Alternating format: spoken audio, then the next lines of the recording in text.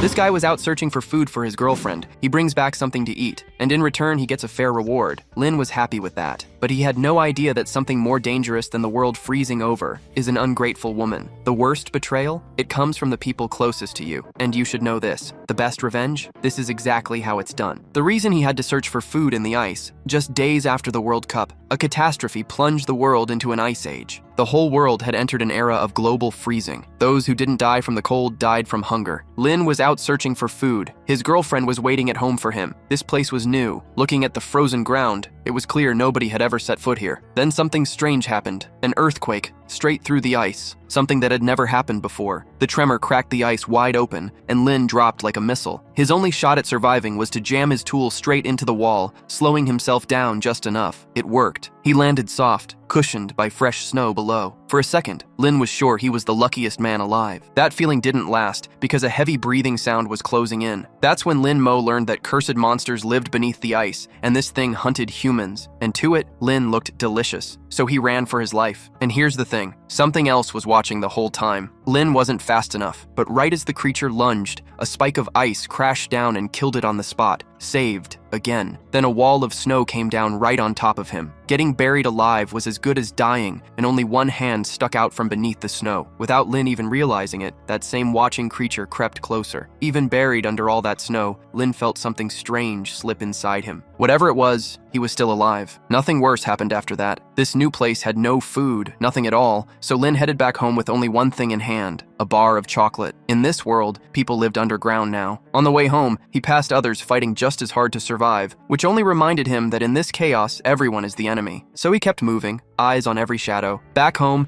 he gave the secret knock so his girlfriend would let him in, and like every time he came back from risking his life out in that frozen hell, she pulled him into her arms and warmed him up, whispering things that lit a fire low in his body. But before any of that, he always locked the door tight first. Safety came before anything else. He handed her the rarity, that bar of chocolate, and she thanked him with a kiss. But the second he admitted he hadn't found anything besides that, her expression changed, and she just walked away. Days passed, and Lin managed to scrape together even more food this time, enough that he could finally start planting. Then his girlfriend gave the secret knock again, and without thinking twice, he opened the door, only for a bat to slam into his skull, the blow so hard it sent him flying clean across the room and into the wall. Chen Ming had betrayed him, and somehow she was the one blaming him for it, accusing him of hiding food from her. Because of that, she'd already picked another man to stand at her side, and that bastard had the nerve to tell Lin that a weakling like him never deserved a girl like her anyway, that he was actually doing him a favor by sparing him a slow death out there alone. Then they beat him, every part of his body, while his girlfriend laughed until the very end, and that's how Lin died. But then something strange happened again, that same sensation. I felt my body tingle, and suddenly I woke up. I was sure I had died. I felt the pain. It couldn't have been just a dream. That's when I looked out the window and understood. There were 24 hours left before the world started to freeze. Somehow I had gone back in time. I remembered that day. In many places, people were protesting against the corrupt government. The rich of high society were having fun and laughing at the poor. The mobsters and thieves were doing their honest work. And now,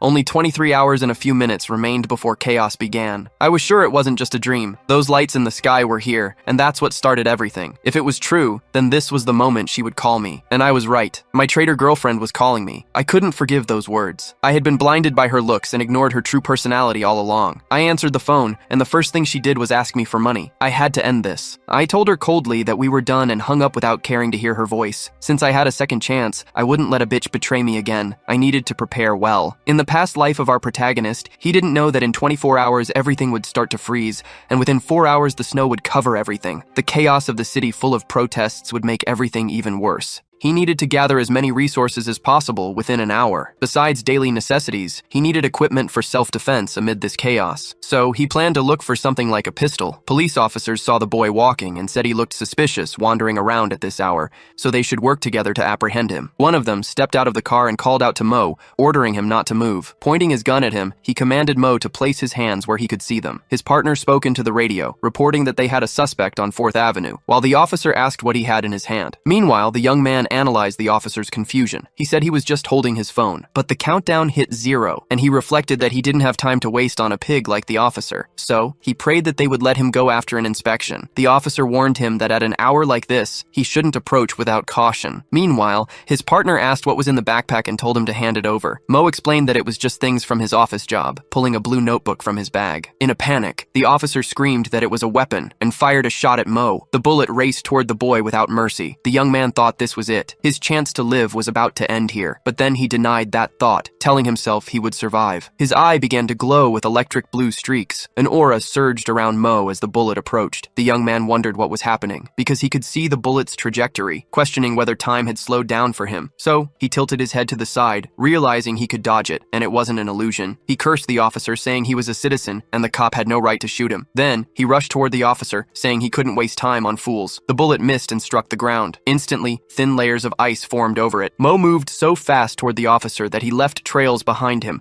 landing a punch to his face, shattering his jaw and making him spit blood. The officer collapsed onto the ground next to his overweight partner. The second officer trembled as he looked behind him, seeing his friend completely wrecked from the impact. Wanting to know what the hell had just happened and what had done that to him, the officer fell to the ground in terror. Pointing his gun at Mo, he demanded to know what the hell he was, but the young man calmly approached the man, saying that even he didn't know what he was. And then, a single scream echoed through the Brooklyn streets. After the incident, the overweight officer reported over the radio that an officer was down and a suspect had fled with their firearm. He repeated his call, urging the station to respond. As a trail of blue energy formed ahead of him, he muttered that his day was cursed. Leaving a glowing trace behind him, Mo sprinted away, heading toward his home in apartment 409, and collapsing onto the floor as the energy dissipated behind him. The young man took deep breaths, shaken, wondering if what had just happened was real, wanting to know how he had managed to do all of that. Then, he picked up the gun, determined to test whether he could do it again. He aimed the pistol at the mirror and fired a shot. His ice power activated, turning one of his eyes cyan. Mo suddenly moved forward, catching the bullet in his hand. He grinned excitedly as he realized what he had just done, wondering if he had awakened some kind of superpower. Looking at his shoulder, which was covered in ice, he questioned why, since the global freeze hadn't even started yet. Could it be because he moved with the bullet, like a supersonic jet perhaps? He concluded that this ability affected his speed. It might not seem too sophisticated on paper, but with his knowledge of the apocalypse, he was already one step ahead of everyone. A knock came at the door,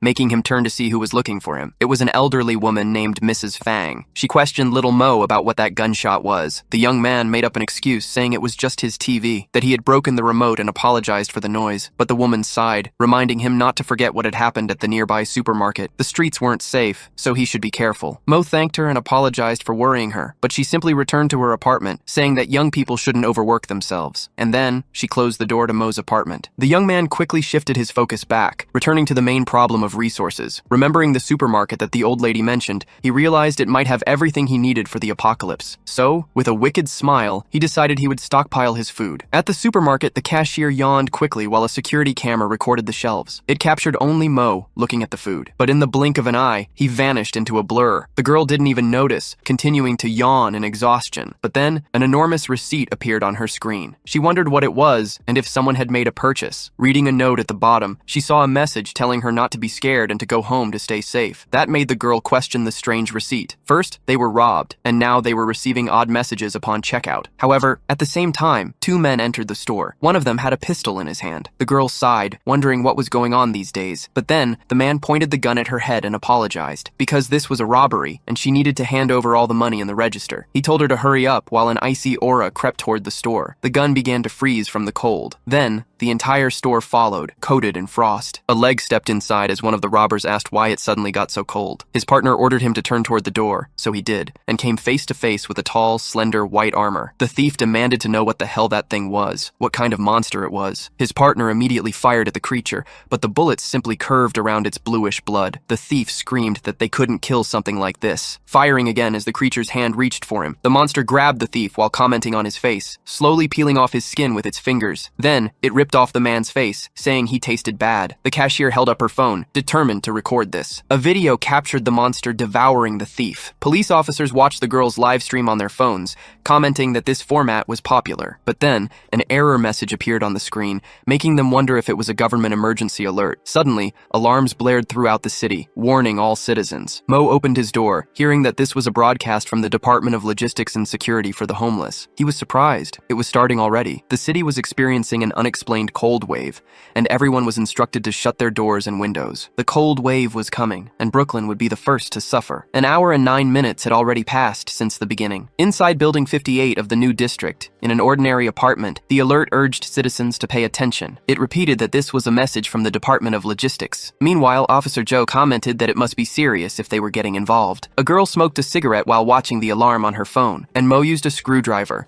thinking that there wouldn't be any setbacks. Luo Delong flicked his lighter and asked if the man wasn't going to talk. Beaten and bloodied, the man weakly said he truly didn't know anything. So Delong pulled out his phone, asking if he still didn't recognize it, demanding to know what was in that photo, because he had drugged the boss's daughter. The man sobbed, insisting he didn't know at the time. But Delong crouched down, telling him that he should start praying, so at least God might have mercy on him. He stretched out the man's hand and drove a knife through it. He mentioned something about counting from 1 to 5 inside his box. Inside the box were 6 severed fingers. One of the henchmen asked DeLong what they should do with this guy, but the young man said that the sin of lust deserved death by fire, so they should throw him into the boiler. The subordinates hurled his body inside. Then, they sealed it shut. One of them muttered that the boiler was old and might explode, but the other told him to shut up. Luo was waiting for them. However, the henchman near the boiler suddenly noticed something was wrong. A massive explosion erupted from the apartment. His friend grabbed onto his arms while his partner cursed, covering himself in the growing shadow. The screwdriver slowed to a stop. Mo declared that the plant cultivation structure was finally complete. With his current supplies, even if he didn't leave, he could survive for quite a while, but it still wasn't enough, because supplies would eventually run out, and sustainable self-sufficiency was the key. His plan was to build the perfect survival chamber, one that could sustain itself indefinitely. He picked up his phone, noting that the freezing phenomenon had been going on for almost an hour now, and he needed to hurry, because this was the time to speed things up, since in this world, time was life. But then, a knock came at his door, and the young man wondered what it could be. As he opened it, he questioned why the sensation felt so familiar. Officer Joe apologized to Mr. Mo for disturbing him. Mo then asked old Joe what the problem was, wondering what was going on. Joe explained that the temperature had suddenly dropped, and the heating system was broken, so he was warning everyone to stay safe. Mo remembered something happening last week. The malfunction wasn't fixed in time, and when he had gone to repair it, it was already completely broken. He couldn't repeat the same mistake. He had to fix it. He asked the officers to let him take a look. Then, he closed the apartment door behind him. Climbing the stairs, the officers asked where he was going, and Mo asked if the boiler room wasn't supposed to be here. Joe explained that the boiler was in the basement. They needed to go downstairs. Mo reflected on how the boiler room was illegal in the apartment complex. Fang had mentioned it before, so it should be upstairs. He wondered if he was developing early amnesia. Inside the basement, Joe commented on how cold it was. Then, Mo noticed something strange about the smoke. It felt like cold air. Joe led him toward the boiler. Mo tinkered with it, saying it should be fine now, but then he noticed a blue liquid on his hand and wondered what it was. Joe's partner asked if there was a problem, and at that moment, 2 white skins appeared behind him, exploding his head while screaming for fingers, saying that they were growing back. Mo questioned how this could be a white armor, while Joe panicked, asking what the hell that thing was. Overcome with terror, he was paralyzed. The white armor prepared to attack. Mo activated his ability immediately, dashing in front of Joe and pushing him down to prevent the white armor from striking him. He sprinted away, muttering that old Joe had almost lost his head. He noticed that the door was still open, so he bolted toward it. If he ran at full speed, he could escape, but the white armor caught up right behind them with its mouth wide open. Mo wondered how it could keep up with his speed. Then, the monster nearly struck him. Mo questioned if this was happening because he was carrying old Joe, so he picked him up in his arms, apologizing mentally, because he would have to throw him toward the door. Then, he hurled old Joe with all his strength. Joe went flying, shouting, "What the hell is going on?" Crashing outside, knocked unconscious. Mo turned back toward the white armor, but the monster attacked with its head. The young man panted as he dodged the blow. That white armor kept repeating the word finger. Mo wondered if his power was connected to old Joe, trying to understand why this was happening and how his ability worked. He recalled holding old Joe and realizing that without him, his speed increased, but his ability was limited. The monster turned to to attack again. Lin Mo blocked the strike, saying that his condition had nothing to do with the white armor, because it was clear that when he threw old Joe, something strange happened due to his energy activation. He wondered if there was some kind of connection between them. Noticing the pebbles on the ground, Mo finally understood his condition. In his past life, humans faced the white armors with no chance of survival, so all he could think about was running. But now, things were different. Now, he was the hunter, and no longer the prey. Mo grabbed a stone from the ground. This time, he wasn't running. He readied an attack, gripping the pebble in his hand, taking a baseball stance, charging his energy into the throw. Then, he hurled it toward the creature. Mo's assumption was correct, just as he thought, because his ability could only affect targets contaminated by his energy. With kinetic acceleration, the energy amplified, and even a tiny stone, when sped up to a certain degree, carried the power of an electromagnetic railgun. Blood splattered onto the ground. It was dripping from Mo's eye. He questioned what was happening, noticing that his blood was blue, and wanting to know what the hell was going on. Mo collapsed onto the ground, vomiting blood, falling unconscious, unable to move. His last thought was about how cold he felt, but before his vision completely darkened, old Joe approached, holding the young man, calling him Lin, and telling him to open his eyes. Inside Joe's house, his wife commented that the wind was too strong. At this rate, they couldn't take him to a hospital. Meanwhile, the boys struggled to get the main door open. Joe ordered them to block the wind and turn on the heating. His wife worriedly remarked that the boy looked poisoned, as they shouted for him not to fall asleep. The officer found Mrs. Fang and started talking about Lin Mo, but the woman cut him off, telling him to stop talking and go find Xiao Zhou. Xiao Zhou approached, asking Joe to excuse him. She told Joe to leave Lin Mo there, and Joe commented that the boy would be fine. The doctor continued, saying the officer should check the stairs because it was a mess, and despite his body temperature being so low, he was still alive. She wondered if he was some kind of cryogenic person. The doctor began recording a report, stating that the male patient was suspected of poisoning and was still in a coma. His vital systems were abnormal, and his body temperature was around 10 degrees Celsius, but his pulse and nerve reflexes were in normal condition. She turned off the phone, saying it was unbelievable. The blood separation process was complete, and she needed to check the results. She realized it was something she had never seen before, because before centrifuging, the blood looked no different from normal blood, but afterward, blue impurities were separated. Since the analysis would take time, she needed to continue observing the patient's surface characteristics. Even on his body, if not looked at closely, the markings could be mistaken for veins, but upon closer inspection, they resembled an allergic reaction. Suddenly, Lin Mo opened his eyes. The doctor asked if he had finally woken up, while the young man tried to understand what was happening to him. The woman continued, telling him not to walk around like a headless chicken, while Lin Mo wanted to know who she was. Xiao Zhou lit a cigarette, saying she was an unlicensed doctor and, for some reasons, couldn't reveal her real name, but he could call her Dr. Zhou. She then asked how he ended up in that state, because, to be honest, she had never seen these symptoms before, and wanted to know what had happened in the basement. She was very interested in him. In Brooklyn, the temperature had dropped to 29 degrees C. The world record for the lowest human body temperature was 13.7 degrees. While the human body could tolerate 0 degrees C, prolonged exposure froze tissue and destroyed cells. Temperatures below 32 degrees C caused hypothermia, and humans couldn't survive in 29 degrees C, or with a body temperature lower than 13.7 degrees C.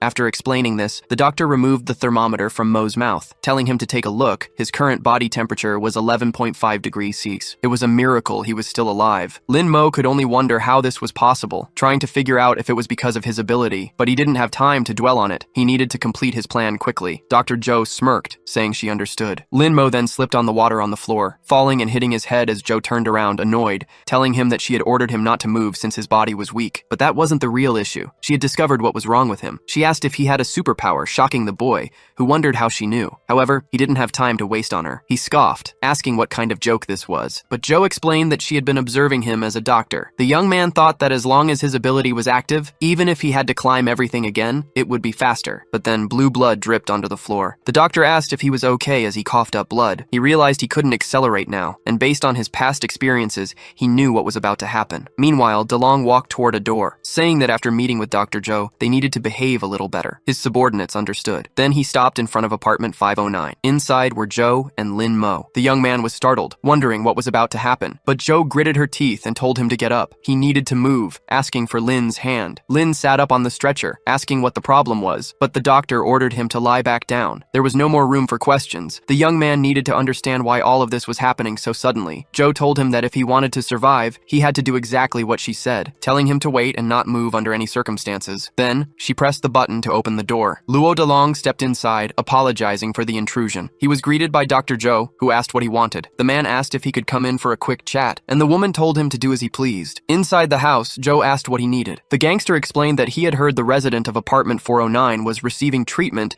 and had something to discuss with him. Joe replied that the person he was looking for had died from poisoning. DeLong simply sighed, saying that was unfortunate. Lin Mo recognized Luo DeLong's voice and wondered why he had appeared here if in his previous life he had been completely frozen before showing up. If he could use his acceleration ability now, he could take DeLong's life himself. The gangster notices something strange and turns around, saying that Dr. Zhou had been working hard all this time, but he had seen the patient blink, so he wanted to be sure that he was lifeless, and asked what she thought about him helping to check. Zhou says that she had already told him the truth. Then DeLong presses the ignition of her lighter, saying that the doctor had saved so many of his brothers on the street, and there was no way to repay her, because it was his fault, and the woman shouldn't be upset, but she shouldn't forget who was taking care of the clinic and her, so she should give a quick answer about something. Then he leaves the apartment, telling her to think about it, and Zhou complains that it was nonsense, but she tells Lin Mo to get up because DeLong had already left, and she thought he had many questions to ask. Lin Mo asks why DeLong wanted to take his life this time, since there was no reason like in the past life, and also why Zhou was protecting him. But before anything else,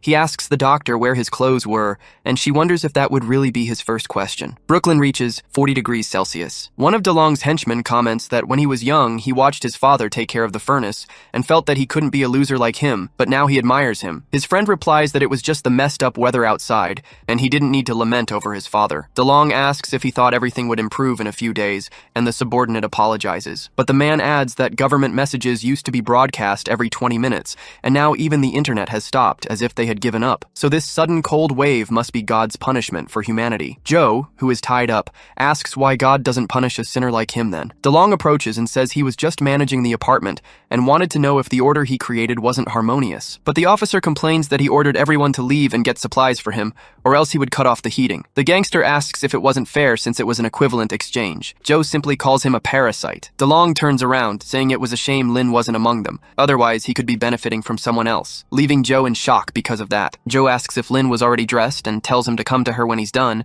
but the young man was struggling even to get dressed. He asks what she needed, and the doctor wanted to know if he had any idea how long he had been unconscious. The young man guesses 6 hours, but she replies that it had been 6 whole days, completely surprising him as she explains everything that happened during those days. Since DeLong controlled the heating system, forcing residents to trade supplies for it, many people were forced to go outside, which was the same as losing their lives willingly, since those who went out thought they were going to heaven anyway. Lin Mo curses him, saying that no matter where he was still a beast. Then he asks if there was any way to recover his body. Joe smiles while the cigarette is still in her mouth, saying yes, and if he wanted her to tell him, there had to be a condition, since she runs an underground clinic and she doesn't do charity, and she asks if he would accept. Lin Mo asks what the condition was because he would agree as long as he could do it. Then she holds his chin and says he has to be her research subject and allow only her to study him, reassuring him that her research wouldn't bring him any harm, since, as she had said, she was very interested in him. Lin Mo, with a smile, responds that the deal is done. Then the woman explains that there was a special substance in his blood, but she hadn't yet discovered what it was. What was certain was that it absorbed thermal radiation and converted thermal energy into usable energy for the entire body, but absorbing too much made his body cold. Simply put, his body suddenly had a way to store energy, so he was just hungry. Lin Mo asks if eating would be enough to recover. The doctor agrees,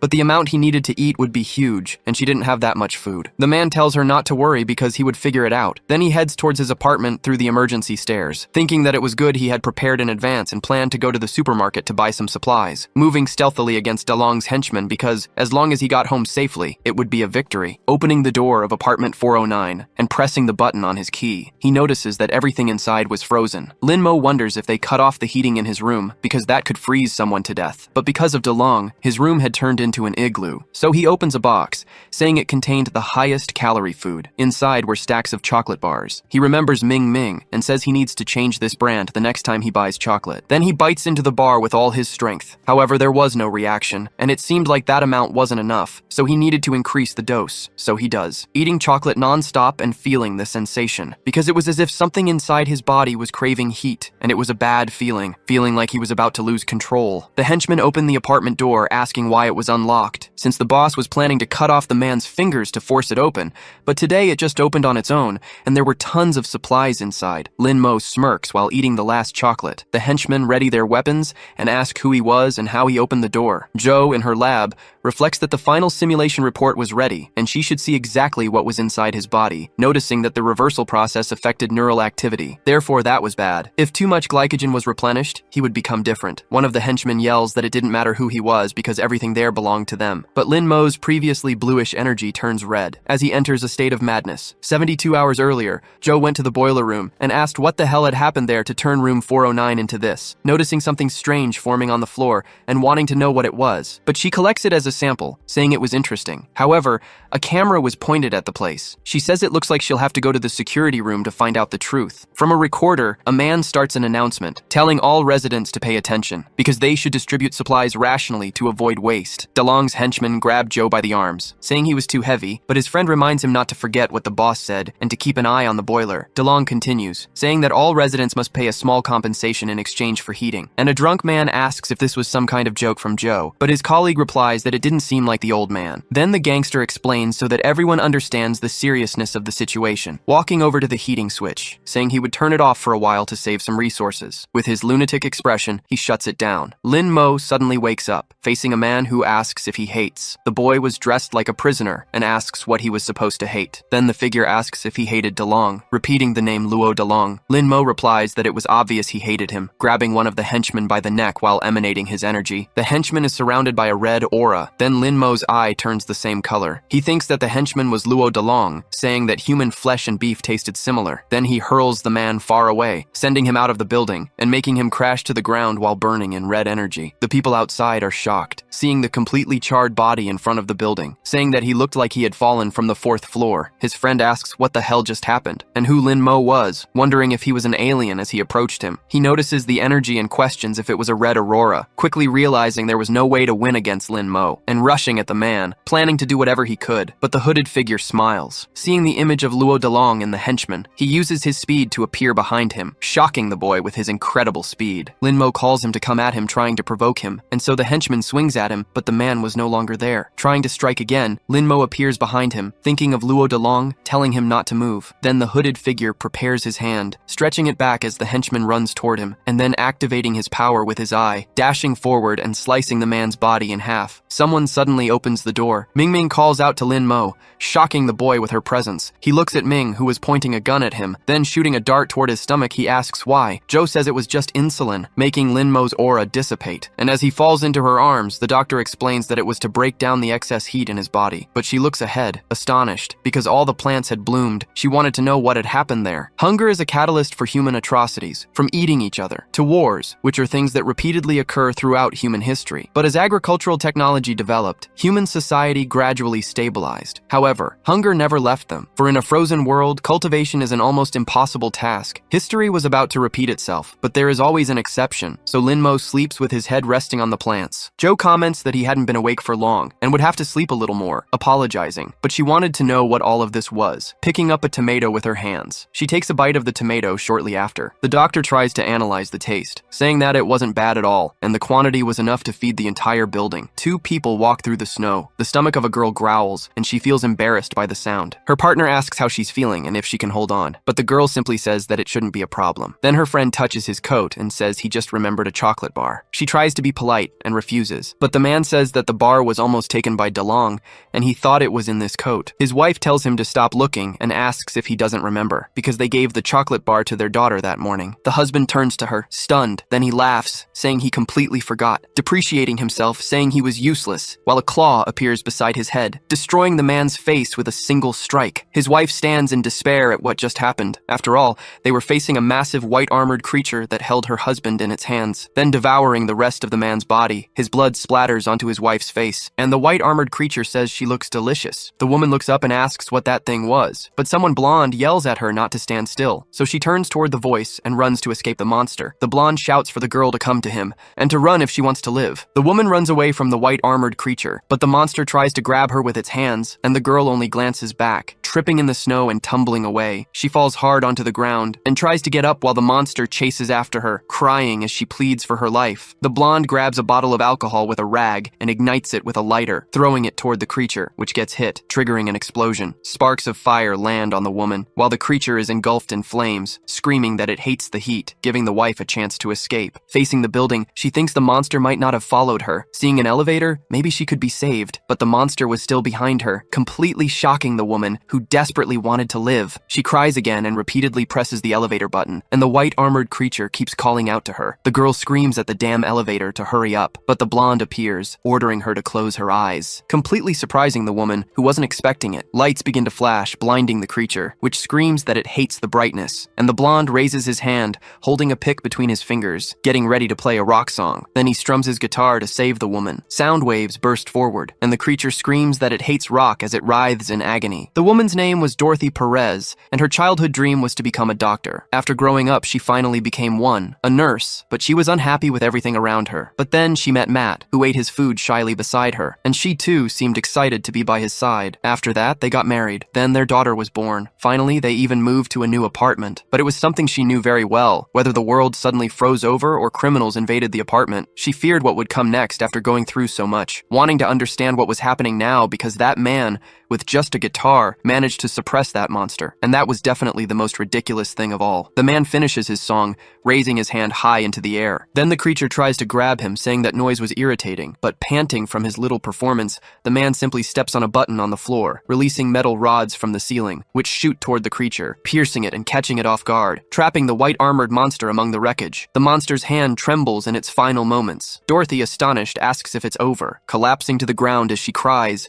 saying that it was finally finished, but she looks ahead cautiously, still overwhelmed by everything that had happened. The blonde extends his hand toward the girl, telling her that everything was fine now. Dorothy sits in front of a campfire, lost in thought. She looks at a picture of her family while her husband's face is covered in blood, and the man hands her a cloth, telling her to let her husband rest in peace, sitting beside her as he continues speaking. Because from dust to dust, from ashes to ashes, they needed to protect the living beyond mourning the ones who lost their lives. Dorothy looks at him with a strange expression. Then the man lights his cigarette and tells her not to worry, creating an awkward atmosphere between them. Dorothy introduces herself while the blonde stammers a bit, saying that she could call him Corbin. The woman thanks him while looking to the side, and Corbin accepts her gratitude. Dorothy asks if he was also going out to look for supplies. However, Corbin says that his situation was a little complicated, opening his guitar case and asking for a second to show her something, since he came from Seattle searching for a friend, but as soon as he arrived, he got trapped by the cold wave. Then he hands her a photo, saying that his friend was the one wearing the hat, and they used to play together in a band during high school. Dorothy immediately recognizes Lin Mo in the photo and says he was the guy who lived in apartment 409. Then a loud noise shakes both of them, and Corbin asks what was happening, because the entire city was trembling from the event. He asks what those things were, as a white armored monster stomps on the ground, while another has its neck slashed open, and a third has elongated arms, a whole army of pale-skinned creatures advancing. Dorothy notices the direction they were heading, since it was toward the apartment building. Lin Mo finally wakes up, wondering how he passed out, and in front of him is a woman's body. Startled, he tries to understand what is going on. Joe finishes doing something behind him, and asks if he was awake already because she had put something on him,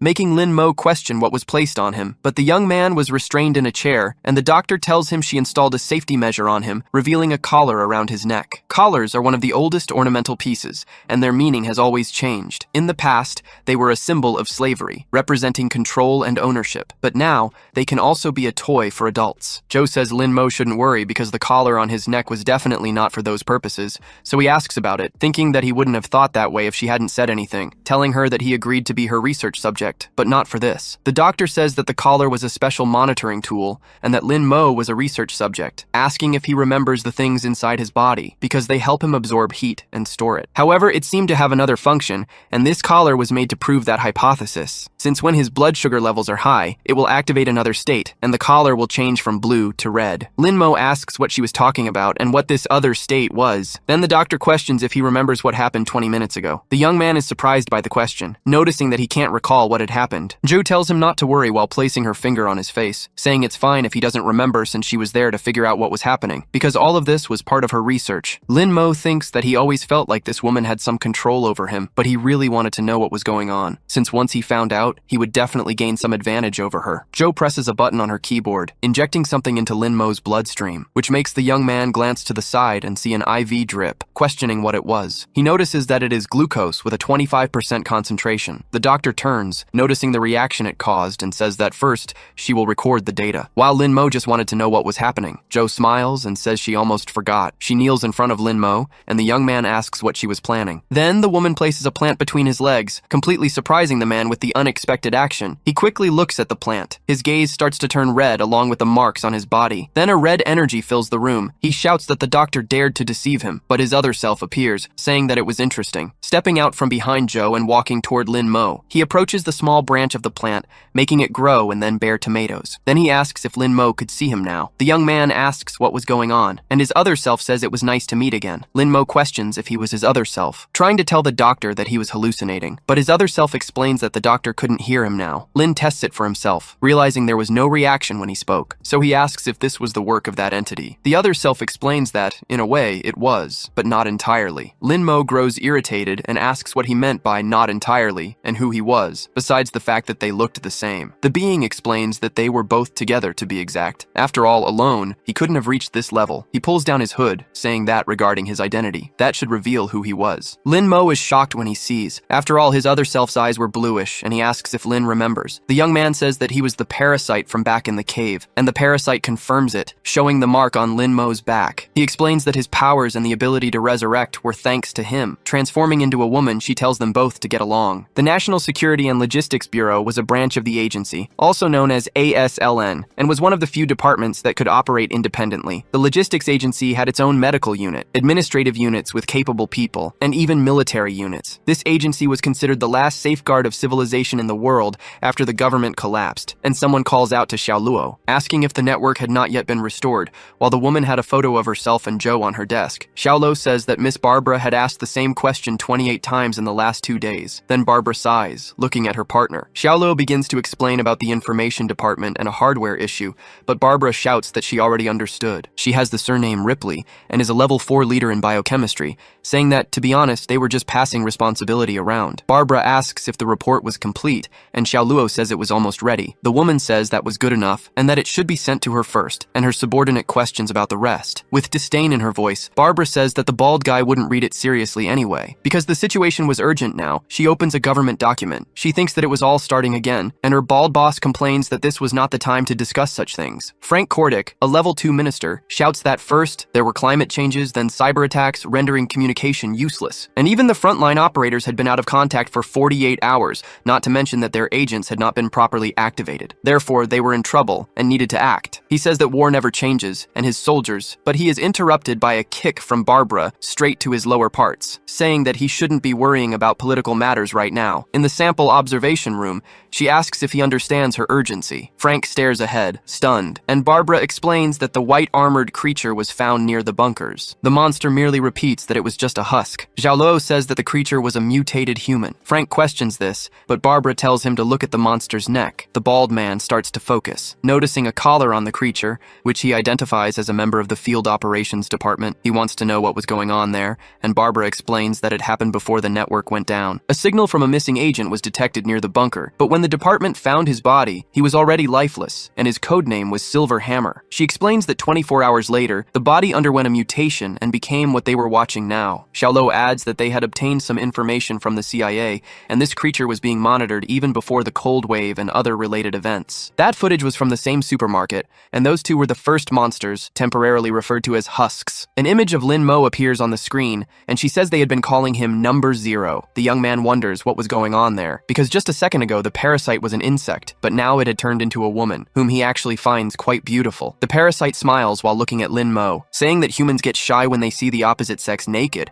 then sitting on the young man's lap, making him wonder if it was an illusion, because the surroundings seemed as if time had frozen. The parasite says he could think of it that way. Lin Mo is startled, asking if she could hear what he was thinking. Then the parasite explains that yes, she could, because they were now fused, and Lin Mo complains that the explanation was weird. The woman says he could only see her because of Joe's sugar, and Lin Mo realizes it was an illusion, then asks if the parasite had been activated. She twirls her hair in her hand and says that, strictly speaking, that was his blood, and that was the part that granted Lin Mo his abilities. The young man asks why she was parasitizing his body, and the woman says he was a curious creature, because she was different from humans and didn't belong to this dimension, making Lin Mo repeat that statement in disbelief. The parasite continues, saying that they needed to parasitize the bodies of natives to gain the ability to understand this dimension. The young man complains that it sounded like something out of a cheap romance novel. The parasite says her race has no name or definition, traveling between dimensions without perceiving time, but unable to interfere, needing hosts to break barriers. However, she admits it must be hard for humans to understand, saying that they wanted to hear their own names and see the castles built over time, yet they couldn't interfere with the world, questioning how they could prove their own existence. Lin Mo asks if this was existentialist philosophy, because from what she was saying, she sounded quite lonely. The parasite is suddenly surprised, then bursts into laughter, asking if he was feeling sorry for her and if this was what humans called empathy. Then choosing humans as hosts seemed to have been the right answer. She embraces him, saying that his current expression was cute, but she had some bad news. Since the moment they fused, Lin Mo had become a target for the husks. The white-armored creatures advance toward the apartment, taking the form of wolves that gather together. Their leader comments that the scent there was of food, but he also smells an enemy, ordering his group to move toward the building. The creatures crash into the structure. Lin Mo asks what the parasite meant by husks, and she responds that he would find out soon. However, if he needed anything, he could seek her out since he now knew how. Then the parasite claps her hands, and time resumes its normal flow. Meanwhile, a vial falls close to the ground. A severed head lands beside it. A girl runs away from a white-armored creature in a corridor filled with lifeless people due to the sudden attack. The building's residents run, rushing down the stairs, but a man is cornered by two monsters, banging on the door and shouting that it had locked itself at the worst possible moment. The white-armored creatures finally reach him, piercing his body as they break through the door. Luo Delong's subordinates had been taking care of Officer Zhou, but they prepare to fight as the creatures invade, asking what the hell those things were. Zhou only watches as the two men are impaled by the monsters, wondering what those things were, since they looked like the creature from before. He notices some red points on the monsters, questioning if they were sucking blood. However, the monsters hadn't noticed him yet, and he needed to find a way to escape. It would be difficult to break the rope without tools, and the pillar had no sharp edges, so he decides to resort to an old trick from his youth, gripping his thumb with the other hand, and pushing it downward to dislocate it, freeing his hand from the rope with ease. Zhou says it was good to have those old injuries from his youth. Now his fingers tend to dislocate easily. He tries to move stealthily since the monsters don't seem to have noticed him. However, he realizes that in this situation, he couldn't leave empty-handed. Zhou thinks he needs to find the security vault, and luckily the thieves hadn't realized it was a weapons cabinet. But then, a white-armored creature appears in front of him. Zhou curses the whole situation out loud. Meanwhile, Zhou comments that, just as she suspected, the plants respond to his influence, capable of growing rapidly, and Lin Mo asks if she could undo everything. The doctor says that, although he can do it, the boy cannot use the ability for long periods, or he would end up weakened. She has collected most of the data she needed, and Lin Mo yells at her to hurry up and help him undo it. A tremor shakes the room, and Zhou questions what that sound was. The door of the room begins to rattle. Frightened, the doctor asks what is happening. Lin Mo is surprised and asks if it could be a monster. One suddenly appears in the room. He notices that it is a white armor. The parasite whispers in his ear that it is the shell. Lin Mo turns around, asking why she is still there, but the creature puts a finger on his mouth, saying that this was not the time to be thinking about that, because if he doesn't act fast, Zhou will lose his life. Lin Mo activates his ability and rushes forward, questioning why all the women around him are so difficult. He picks Zhou up in his arms while apologizing and asking for her permission. Then he flees far away using his powers. The creature attacks the wall since Zhou is no longer in front of it. Lin Mo lands on the ground, still holding the girl, and asks if she is okay. However, he notices the girl's embarrassed expression. She touches his chest and says it was fun to experience his ability like that. Lin Mo helps her up while they both face the monster. Zhou questions what it is, and her friend responds that he doesn't know, but it is definitely dangerous, calling for Dr. Zhou while stepping in front, because he wants to deal with that creature. Zhou reminds him that he shouldn't overuse his abilities, and the boy agrees, saying that he wants to tell her something, since, although she is a bit clumsy,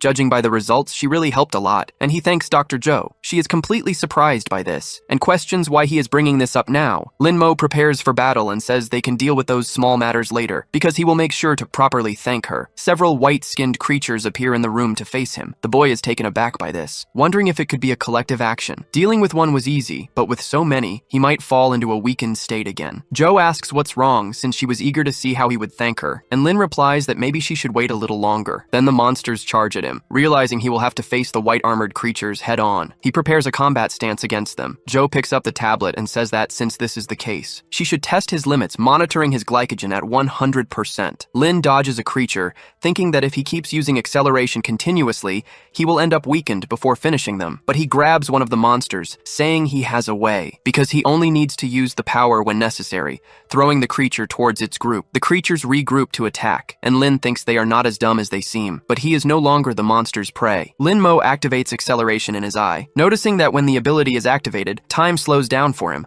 allowing him to observe the beast's movements and predict their attacks. Thus, he dodges the strikes, realizing that with this, he doesn't even need full-body acceleration, and the same applies to his attacks, advancing against the creatures again. Even unarmed, as long as he accelerates his fists to a certain degree, he can trigger a supersonic explosion, destroying everything in the room. Lin Mo turns to the remaining beasts and asks if they are afraid now, since he is just getting started. Zhou, analyzing the data, comments that although calorie consumption hasn't decreased, the efficiency of ability usage has been optimized, since in all this time he has consumed less than 10% of his energy. She finds this interesting, with a smile on her face, calling Lin Mo a test subject, and telling him that he could unleash himself with that previous move. Lin complains that, as he suspected, she was monitoring his body condition. The beasts charge at the boy, who prepares his strike, shouting that the doctor is a fraud while unleashing a blast of power. Lin Mo takes a deep breath after the attack. The veins in his neck have already turned blue, and his arm is still consumed by energy, but his glucose consumption is still at 83%. The doctor approaches, saying he has mastered his abilities very well, and the boy just turns to look at the woman. She continues, saying she has a question, since he seems to know a lot about these things, ordering her test subject to tell her everything he knows while exhaling smoke from her cigarette. In the boiler room, the body of the white-armored creature stretches out in blood. Joe was unconscious beneath the monster, but suddenly, he opens his eyes. Looking around, he asks what is happening and notices the blood on the floor. He pulls the knife from the monster's belly. While trying to understand what just happened, he moves the monster aside. He remembers the fight he had against the creature, and that if he hadn't had the lever, he would have been finished. But he walks out of the room, thinking about what would happen if the monsters appeared again, and he wasn't as lucky. A vibration comes from the phone in his pocket, making the man question whether the network was still down. But the call was from an unknown number. Joe puts the phone in his pocket, and the caller greets him with a, "Good morning, Josh Castillo," asking if he should call him Mr. Curved Blade. Lin Mo explains everything he knows to Joe while thinking that he wouldn't mention having lost his life once and traveled through time. The doctor changes her outfit and comments that she expected as much, but if he was done talking, he should help her with the zipper. The young man zips it up while she explains that it was a prototype environmental protection suit from her previous job, and Lin questions the sudden outfit change. Joe tells him to look at the ceiling. Since the white-skinned creatures had invaded the vents, they might have damaged the ventilation, and asks if Lin hadn't noticed the temperature drop. A noise is heard outside. Both go to the door. Finding Dorothy's daughter, Joe comments that it's just a child, and Lin says she's his neighbor. The little girl runs, and the young man chases after her while the doctor says she hates kids. Lin is surprised when he looks down the hallway, because the path is covered in blood, and the little girl is pointing. Joe notices several corpses on the floor, and says they are residents of the building, while Lin wonders why all of them have gunshot wounds. He approaches the child, telling her it's dangerous around here, but the girl points to old Joe, who is lying on the ground. Lin thinks that he had already lost his life, and in his previous life, it had been Joe who took the initiative to share food, but he also lost to a white-armored creature. So he touches the body's shoulder, saying that in the end, good people never get a happy ending. Suddenly, Joe grabs Lin's hand, which startles him, making him scream dramatically. The old man explains that he hadn't passed on yet, but still owed Lin one. The little girl grabs Joe's hand, asking if she is a doctor, because her mother said that doctors wear clothes with red crosses, and she had one on the back of her hand, asking if she could help Uncle Joe. Joe looks at the child without reacting, but then she steps closer, saying she will make an exception and won't charge anything. She kneels beside Joe and asks what happened to leave him in this state, but Joe says it's a long story. Since after leaving the boiler room, his plan was to get to the security room, but the first floor was full of monsters. He ended up climbing the emergency stairs and found several survivors along the way, and since the monsters were coming, his only option was to keep going up. But that's when something happened. Luo Delong appeared with a firearm, shooting survivors in the head as they climbed the stairs, leaving the bodies for the white-armored creatures to devour. Joe asked what the man was doing, but Delong commented that he was simply using the weak to buy himself time, shooting at the other survivors along the way. While aiming at the girl, he said that the strong had always been above the weak because it was a rule established by God, firing his weapon again, hitting Joe, who stepped in front of the shot. After that, DeLong kept going up, while Joe lay there bleeding until he lost consciousness. Joe says that, fortunately, the bullet didn't hit a vital point, but he lost a lot of blood and needed to get to a safe place. Lin Mo repeats the name Luo Delong with rage, stepping forward as Joe asks what he plans to do. The young man looks back while activating his abilities. Delong shoots at other people along the way, who scream for him to wait, saying they are human, but the man contradicts them, saying they are just weak meat, and that having bodies everywhere was good since it was enough to slow the monsters down, because although that place was an old warehouse, it should be the safest spot in the building. He opens a door, hoping to find supplies inside, but he notices a dark presence coming from the hallway. Lin Mo pulls down his hood, saying that he is facing the man once again, calling out to Luo Delong with anger. The gangster fires at the young man, asking if he wasn't supposed to be in hell, but Lin dodges all the shots while charging toward Delong, landing a kick that severs his leg, then lunging forward with his hand shaped like a claw, slicing off the arm holding the gun, and grabbing DeLong's head with his hand. The man asks why he is doing this while Lin heads toward the balcony, since he hadn't even done anything to him yet. Lin Mo questions how he could say he hadn't done anything, but then he realizes that nothing from his previous life has happened yet. But after coming back, he never sought revenge, as he only wanted to create a safe place for himself. However, looking at the situation now, that had been foolish, as innocent people lost their lives. And all of this made him furious, but it was clear that his anger wasn't just toward DeLong, because he also also felt anger toward himself for being such an idiot, burning DeLong's body with his power, and hurling it toward the white-skinned creatures while declaring that now, if he were to do it again, he would do the same to his enemy 100 times over, because that was the law of the frozen world. Joe and the little girl warm themselves by a fire. Joe comments that the building manager used this place as a storage room, so it could be useful to them since there were still some supplies left. Lin Mo sits in the corner near a crate, thinking that he finally got his revenge, but it didn't feel like it was enough. The doctor interrupts him by smacking his head, asking what he is thinking. Since she already suspected he had issues with that bastard, and it was normal for people to become compulsive when they had great power, but in Lin's case, it was different. Thanking him for getting rid of DeLong, Lin asks if she also had problems with a gangster, and the woman recalls moments from her past, with him pointing a gun at people. The young man stands up and says the doctor doesn't have to answer if she doesn't want to. Since they would be staying there for now, and because it was used as storage, the heater didn't work. And seeing how the place was, everything still seemed intact. But old Joe was injured, and Maggie was just a child, so they wouldn't be able to rely on the fire in the barrel forever. With dangerous white-skinned creatures outside, they needed to reinforce the room's security, and they could use the available materials for that. However, if they wanted real warmth, they needed to go to the power room. Joe comments that the building is full of monsters and fears what could happen if they don't do something about it. Maggie suddenly sneezes while they are talking. Lin says she could end up with hypothermia if she stays still like that, and Joe explains that there is only one way. Inside a garbage tunnel, footsteps are heard. Mo suddenly falls out, landing face first on the ground, grumbling about it being the garbage tunnel of all places. But he is surprised when he looks ahead. Seeing a creature that looks like a core, he wonders if the white-skinned beings have fused with the residents, forming a nest. He turns around, noticing a strange noise, wondering if it could be a white-armored creature, but Joe suddenly falls on top of him. On the ground, Lin comments that the doctor is stopping him from getting up. The doctor retorts that she can move if he takes his hand off her. A sudden noise is heard, and she signals for Lin to stay silent. Then the creature looks to the side, passing by them unnoticed. Joe asks what that thing was, and Lin wants to know why she even came there. She explains that 2 people are needed to operate the power room, and since Lin's body is in a weakened state, he might pass out there. The monster then suddenly charges toward the wall where they are hiding. The young man wonders what kind of monster that is, as it is different from the other white-armored creatures, and he is too weak to fight it now. He could end up dead. According to the doctor, the white-armored creatures don't eat people, they only drain and store their blood, but he wonders where all that blood is going. Maggie looks out the window and asks Joe what is happening, shocking the old man with the terrifying sight. Since the white-armored creatures are spreading across the building, and a female is lying on the ground with an immense belly. Corbin comments that she looks lifeless, and Dorothy says she won't attack them anymore. However, a light appears from the building, and a man is identified as Morse code. Dorothy asks about Morse, and Corbin explains that it is a signal language, allowing communication through different letters of the alphabet and numbers depending on the pattern used. Joe, from the window,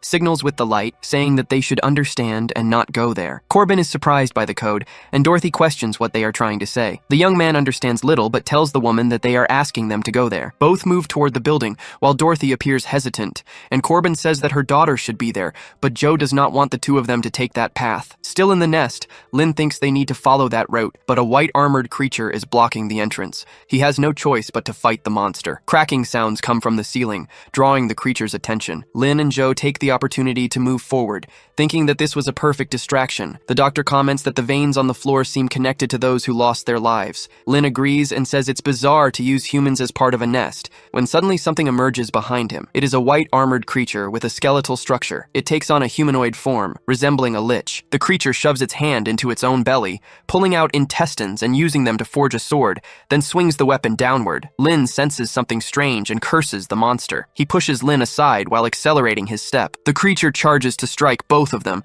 while the young man tries to reach Joe, getting slashed on his back to shield his friend from the attack. He steps back, holding onto the woman, saying that the monster is much faster than he is, because that white-armored creature is far stronger than the others. Lin places his hand on his own shoulder, thinking about how powerful that white-armored creature is. The monster suddenly makes a sound, its vision entirely focused on Joe. Lin Mo wonders why its target is the doctor and not him, but the creature lunges forward with its sword. The young man manages to push Joe aside, but gets slashed by the swords. That monster is too fast, making it difficult for Lin to hold out, because if the creature keeps attacking like this, both he and the doctor might lose their lives here. He wonders if he's about to die again. The parasite appears, talking about running away, asking if that isn't what people of his kind do in situations like this. Because, as he knows, in this frozen world there is no mercy. It is a world where everyone is equal. So if he abandons the doctor, he might still survive. Lin says that he won't run away, because if he does that now, there would be no difference between him and Luo Delong, saying that he does not need to abandon his humanity to survive, surprising the parasite with his response. Lin explains that if she is part of him, she should understand. When innocent people lose their lives, his chest aches and he feels suffocated. That pain is his humanity suffering, just like the fossils of his ancestors, which bear fractures proving that they did not abandon their companions. Therefore, Lin can only think of one thing now. Since he has this power, he will make sure to use it to his advantage, forming veins across his body and horns. The symbol on his necklace begins to be consumed by the veins. As the white armored creature charges toward Joe with its sword, the doctor is frightened and starts sweating, but the creature's attack is blocked. A bluish-white armored creature stands before her, and Joe asks what it is. Lin is that monster and declares that with this power, he will protect people. He notices that he looks similar to that white armored creature, but he clenches his fist, as he does not feel the same as it. The young man releases energy into his hand, and his monstrous body takes on a blue glow. The parasite comments that this is interesting because it seems she made the right choice in selecting him, and the young man will now feel the essence of power. Lin then charges to punch the creature, landing a blow that the monster defends against. He advances again, attempting a horizontal kick, but the monster dodges. Lin has become faster, but it is still not enough, as the monster continues to evade. Joe questions what is happening because he has created a new layer on his skin, as if he is absorbing energy from the air and converting it into power. But given the place they are in, she wonders if this is an unlimited energy source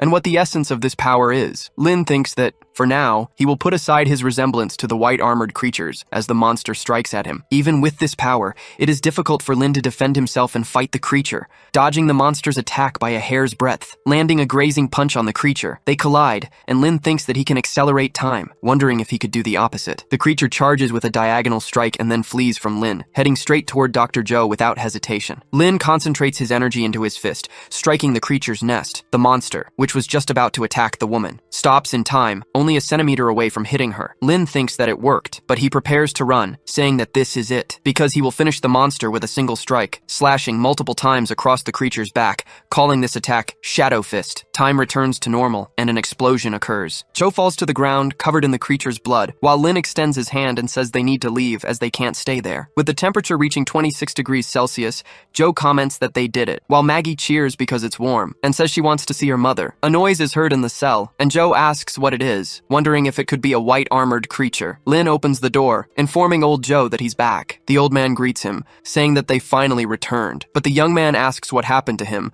while Joe tells him not to get agitated, because if the wound opens again, she will have to stitch it up. Joe says that a while ago, he heard a noise in the ducts, and it could be a white armored creature. Lin looks at the ducts, wondering about the noise, saying that it could just be the old pipes settling. He tells old Joe not to worry, as it's probably just an illusion, and the white-skinned creatures were concentrated on the lower floors. However, the duct suddenly collapses. A strange figure falls in front of them. Joe raises his crowbar, saying that he was right, while Lin activates his power and asks if they had turned into a blood nest, but Maggie calls out for her mother. Dorothy responds to her daughter, asking what she is doing there, while Corbin complains that it's the heating duct and it's way too hot. Maggie explains that a white armored creature invaded their home, and a blonde uncle shot many uncles and aunts, but Uncle Joe saved her, though he got injured, and the dark-haired uncle saved him. Corbin calls Lin Mo a smelly brat, surprising the young man that someone knows him. The blonde man rushes toward him, saying that he missed him a lot. Lin tries to recognize who he is while stepping back, but Corbin hugs him, saying that he walked all the way from Aberdeen and crossed the entire continent. The young man immediately activates his ability, punching Corbin in the face and asking how he dares. He wonders why Corbin feels so familiar,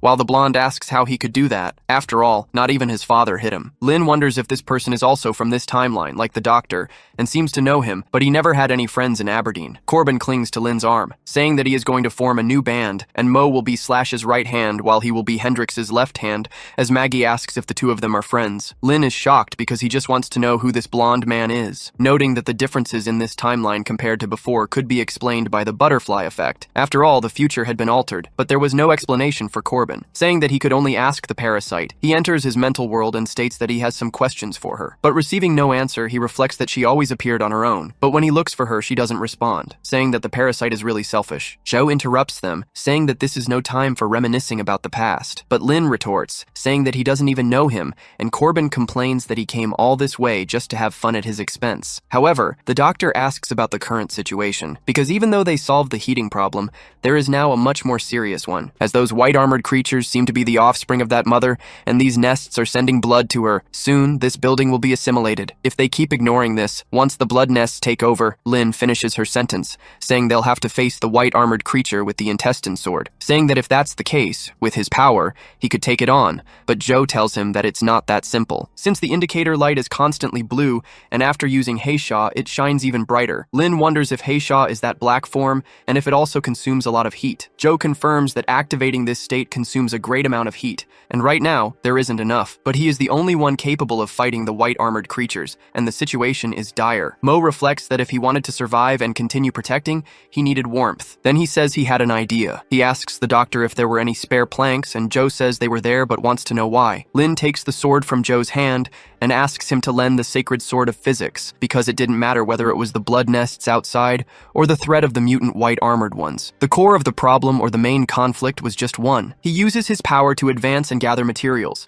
as hunger was the best seasoning for those who lack strength to work, and eating gave strength. Joe says he understands. It was a hydroponic system. Lin's reasoning was truly unique, and Joe asks if he was going to cultivate there, but the young man replies that it was about the value of honest workers and an innate ability. Since more and more people were joining, solving the food problem was a priority, reflecting that they knew what hungry people were capable of doing. Joe blows smoke in Lin's face and asks what the next step was, because the hydroponic system wouldn't produce food out of nowhere. The young man clenches his fists, ready to begin. As he walks through the building, he notices that, as expected, the bodies had disappeared and there were no traces of blood, reflecting that something was collecting the bodies, and it could be that big guy from before. This meant he had little time, and the blood nest would soon reach that floor, so he needed to act fast. Lin wanted to use the black form to eliminate the source completely, but before that, he needed to solve the problem of warmth and food. Corbin interrupts him, calling him Hey Goo and asking where he was sneaking off to alone. Lin questions how he followed him, but the blonde replies that everyone understands, and Lin didn't pay attention because he thought having a bad friend like him was embarrassing. However, he understood his friend, and now that he worked at a big company, a beggar like him wasn't well regarded, and Lin wanted to know what that had to do with this guy. Corbin continues, saying that now they were alone, he could speak freely, but the young man just finds him annoying. The blonde places a hand on his shoulder and asks why his brother wouldn't speak, but Lin simply replies that they were screwed, standing face to face with the big guy in the blood nest room. Under a bridge, Corbin calls Jerry, since they were quite similar. Because they had both been expelled and could only hide under the bridge from now on, he and the rat would depend on each other, but if he didn't want to, he didn't have to leave. Besides, it was raining, and Lin appears, calling him. He says he knew where his friend was, because whenever he got kicked out of somewhere, he hid there, asking how many times his father had beaten him, while Corbin asks if he came just to provoke him. Lin questions how he could do that. However, even if they were running away, they couldn't just hide under an old bridge, and if they were going to flee, they should do it with style. Corbin asks where he learned those cliché lines, but Lin extends his hand and calls Corbin, because if they were going to run away, it should be with a good friend to make it stylish. Corbin says he would only go along so Lin would stop running away from these things, and Lin thanked him. In the present, the young man grabs the blonde by the neck, asking what he was thinking, shouting that they should run while holding his friend. Corbin complains that this escape was not stylish at all. At a distance, Lin says the nests seemed to have spread to the 4th floor, and they needed to go back to get the seeds. Corbin complains that they should be fleeing in style, and his friend responds, wanting to know why he was saying that in a situation like this. The blonde asks if it wasn't him who had said that, and Lin says he never did. The two argue because Corbin thinks Lin is pretending, and the young man denies it, but the discussion is interrupted when an impact breaks the wall. The creature's hand pierces through the structure. Lin dodges, thinking that it was already too late, while Corbin is shocked by the creature breaking through the wall, holding Lin's head, which was close to being crushed. The blonde prepares his Molotov with a bottle, catching the creature's attention, and throwing the Molotov, shouting for the creature to release his brother. The monster tries to defend against the fire with its hand, throwing Lin away while trying to put out the flames. The young man crashes into the blood nest. He notices that the veins were sticking to him, because he was being absorbed by the blood nest, trying to escape. His face becomes covered in veins, and even his hand was being consumed while Lin curses the situation, thinking that everything would end like this. He opens his eyes with his smaller hand. Lin wonders what is happening, wanting to know where he is, but he notices something strange when looking at the roots, seeing that there is a white armored humanoid figure trapped. Lin questions whether it is still alive, and the creature opens its eyes, looking in the young man's direction and startling him. The environment shifts, and Lin touches his foot to the ground, wanting to know what is happening and where he is now. His vision shows his childhood self holding Corbin's hand. He says that was the nosy blonde from Aberdeen and questions who he was talking to, noticing that it was him. Lin wonders if they were really friends and if this was his memory, but his childhood version shouts that it wasn't, because he wasn't the blonde one. He was Kurt Cobain's friend, not Lin's, calling him a thief. Lin opens his eyes, almost entirely consumed by the veins. Kurt pulls his hand, saying that dying like this would be pathetic. He manages to pull Mo out of the veins and asks if he is okay, while the young man reflects that he almost became became food for a blood nest, wondering what had just happened. However, he quickly decides to let it go, as this was no time to think about it, wanting to know what they were going to do about that giant, as it didn't seem afraid of fire. Kurt grabs another Molotov and says that guy was pretty tough, so he would offer him another drink. Lin interrupts him, telling him not to rush. The fat of the white armored ones burns quickly at high temperatures, but the monster absorbed heat and had high regeneration, and Kurt realizes that Lin analyzed everything calmly, something rare, throwing the Molotov with the intention of burning it until it can't regenerate, and Lin asks if he didn't hear him, because this time, the monster doesn't even bother defending against the burst of fire. Lin decides to use the black form, as he can't leave that thing there. But nothing happens despite his attempt. He remembers what the doctor said, that he doesn't have enough energy now to use the black form, meaning he can't fight this thing. However, Lin is suddenly struck by a thought. From the beginning, it seemed somewhat familiar, the monster absorbing heat, and the doctor mentioned that his Heishan state did the same, so he gets an idea. At that moment, the creature slams the ground, sending the monster flying. In his past life, the fortress had been attacked again, and in front of a cross, they hoped for a spirit to find peace. Lin Mo notices they had been losing people for a month. They had already changed locations countless times to avoid the white armored ones,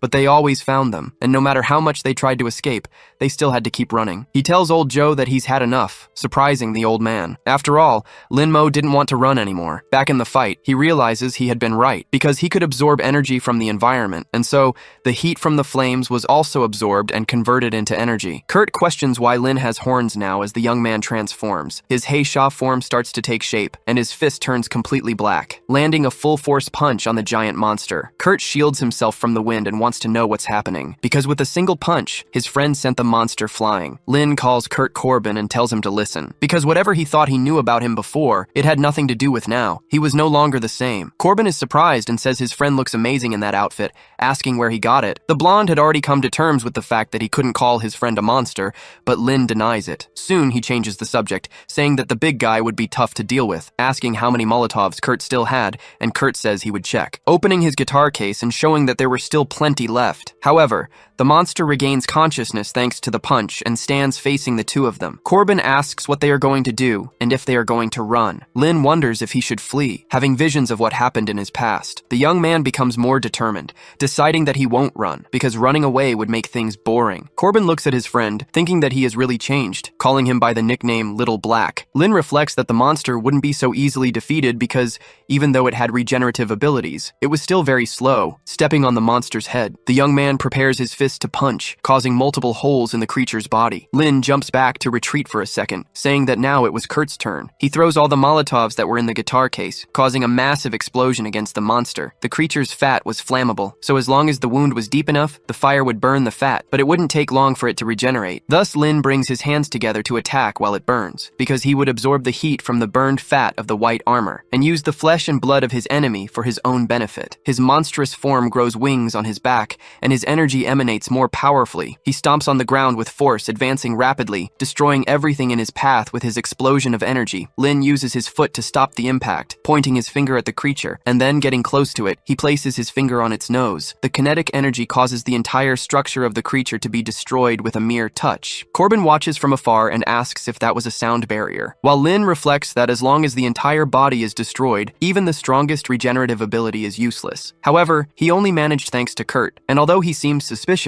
he was truly helpful. He helps his friend up, asking if he is okay while thinking that he looked sloppy but wasn't an idiot, and Kurt questions why he is being so polite, asking if they were going downstairs to do that again, making Lin think he was an idiot. Corbin yells when they enter the apartment. In room 409, he says he finally understands, because they were there to get seeds and the nutrient solution, questioning when his friend learned about agriculture and how he got all these things, wanting to know also when he got his powers, but Lin mentally complains about finding an idiot even after being reborn. On Lin's necklace, a voice is heard trying to communicate. The young man is surprised while Corbin asks where he got such a cool necklace. Mo tells him to shut up and places his fingers on his nose. Corbin yells that he is hurting him and that he is bleeding, and Joe asks what the two are doing. Lin asks if the necklace was for communication, and also explains that he only managed to reach the room. The doctor announces that she has good news, because they found some old things in the warehouse, like this old radio station. They also found gardening supplies, which the housewife probably used for planting flowers. Lin asks if that was the good news, and the doctor continues talking, because she had a personal request. At the doctor's house, Lin reflects that he couldn't believe he had returned to this place. Corbin comments that even that trashy building had a lab, and his friend says it was a clinic, but he was right, as they search for the capsule the doctor wants. Seeing a giant flask, flask and asking what it is for, because it seemed real and what Kurt said might be true. The doctor might not actually be a doctor. He sees a biohazard warning and wonders if the doctor was studying the white armor, wanting to know who the hell the doctor really was. Corbin turns on the computer, and Lin asks what he is doing, hitting his friend on the head and telling him not to mess with other people's computers, asking what if he deleted the doctor's important information, but Kurt says he wasn't an idiot. Lin has a sudden realization and thinks about the information, telling Kurt to leave and calling him a lackey, which enrages his friend. Lin tells him to go and gather useful supplies, but Corbin tells him not to kick his guitar. He sits at the computer because he might find something important. Lin finally finds information on the computer, seeing a photo of her younger self and noting that she was shyer, also noticing the ID on her neck. The young man understands that the doctor was hiding things from him. The base door opens. Joe greets Lin for returning, asking how it went, and Corbin explains that everything went well while Joe listens to the conversation, distant, watching the people. Lin explains that he managed to collect some seeds that were in the room due to the limited number of accessible floors, and unfortunately, he didn't find anything to eat directly, while Joe says it wasn't his fault, but Luo DeLong's for stealing the supplies. Then he asks for help planting, but Lin refuses since old Joe was injured. Zoe offers to help since she knew a bit about botany and biochemistry, and could be useful, asking if Lin didn't think so. The young man agrees, looking suspiciously at the doctor, but Kurt interrupts them, saying that he would help too, then changes his mind upon seeing their looks. Lin tells him to go to the kids' table with Maggie since he wasn't helping. Separated from the others, Joe asks about what she had requested earlier. Lin shows the flask and asks if this is what she was referring to, but when the woman reaches for it, he steps back and tells her to wait, wanting to know if she wasn't going to explain anything before taking it, because he needed to find out who the hell she really was. With a smile on her face, Joe asks if he still hadn't figured it out. Lin notices the expression on her face and questions if the doctor did it on purpose. Joe remains silent, keeping her smile. The young man wonders if the capsule was just bait to lure him to her house, wanting to know what the former biochemical department agent Joe Shuyo was planning. Joe grabs the flask and says he got half of it right, because it wasn't bait, but rather the key to humanity's survival. She asks if he remembers when he became Hei Shan, as he looks similar to the monsters, and she believes there is a connection between him and the creatures. The organ reinforces this theory. Even in that state, it was still absorbing heat, much like what happened to Lin. The young man asks what this has to do with the key to survival, and why she revealed her identity. Joe tells her test subject not to worry, because whether for food or for storing energy to face the mother outside, they needed to solve the planting problem quickly. And if she isn't mistaken, when he created the hydroponic tank, he was thinking about using the red limit state to accelerate plant growth. In other words, the key to everything was Lin entering the red limit, but he didn't have enough energy to fight, let alone reach that state. Even if he could absorb heat from the surroundings, he still wouldn't be able to, because his storage organs weren't efficient enough yet to allow it. So if she could add this organ, they could have a more efficient absorption system that would enable Lin Mo to enter the red limit. Lin stops, intending to think for a moment, but Joe presses the flask against his abdomen, summarizing that to survive, he needs to insert that into himself. The young man asks if there wouldn't be any rejection reaction, but black veins begin to spread over the flask. Joe asks what that is. Then the veins form a face and an immense force. Lin Mo also doesn't know what is happening, wondering if the Black Fury wants a piece of the white armor's flesh. The flask shatters on the ground, and Joe analyzes that the young man's body couldn't wait any longer. Thus, he enters the red limit state, collapsing to the ground as a creature emerges from his back. The doctor wonders if his power source came from a parasite, wanting to know how he could fit such a massive entity inside his body. Lin simply smiles in the red limit state. It was time to plant. He says the seedlings mature naturally, and the shelves were sterilized, free of green algae, with only a few things missing. But he hears a noise from the top of the shelf. Maggie touches a plant and asks what it is because it's so small. Lin says it's a lettuce seedling, and the little girl asks about seedlings. So the young man explains that it's a baby lettuce, just like little Maggie. The girl disagrees, saying that's not true because she is taller, and then she asks what lettuce even is. Dorothy appears and says it's the green vegetable in her favorite burger. So Maggie asks if her mom can take her to eat a burger when her dad comes back. Dorothy tries to talk about her father, but Kurt comes up behind Lin and bluntly tells her that her father is gone, leaving the young man speechless. But he quickly interrupts Dorothy's train of thought and turns to Corbin, asking if he brought the wheat seeds to make bread. Corbin responds that he did, and Lin follows up, asking about tomato and cucumber seeds to make a burger. Then they ask little Maggie if she would like a burger, because they would eat as soon as the little lettuce became big. Maggie asks how long that would take. Lin explains that if they were in ancient Greece, he would be the god of agriculture, and with him, plants would grow super fast. Then Maggie shouts that this is great. Dorothy thanks the guys, and Lin introduces himself as the guy from apartment 409. The woman says that they are trapped in this situation, and if they could at least make plants grow faster, they wouldn't suffer from cold or hunger. Kurt says his friend is super talented and wasn't joking, but Lin interrupts him before he can mention his powers, dragging him away and asking him not to say anything,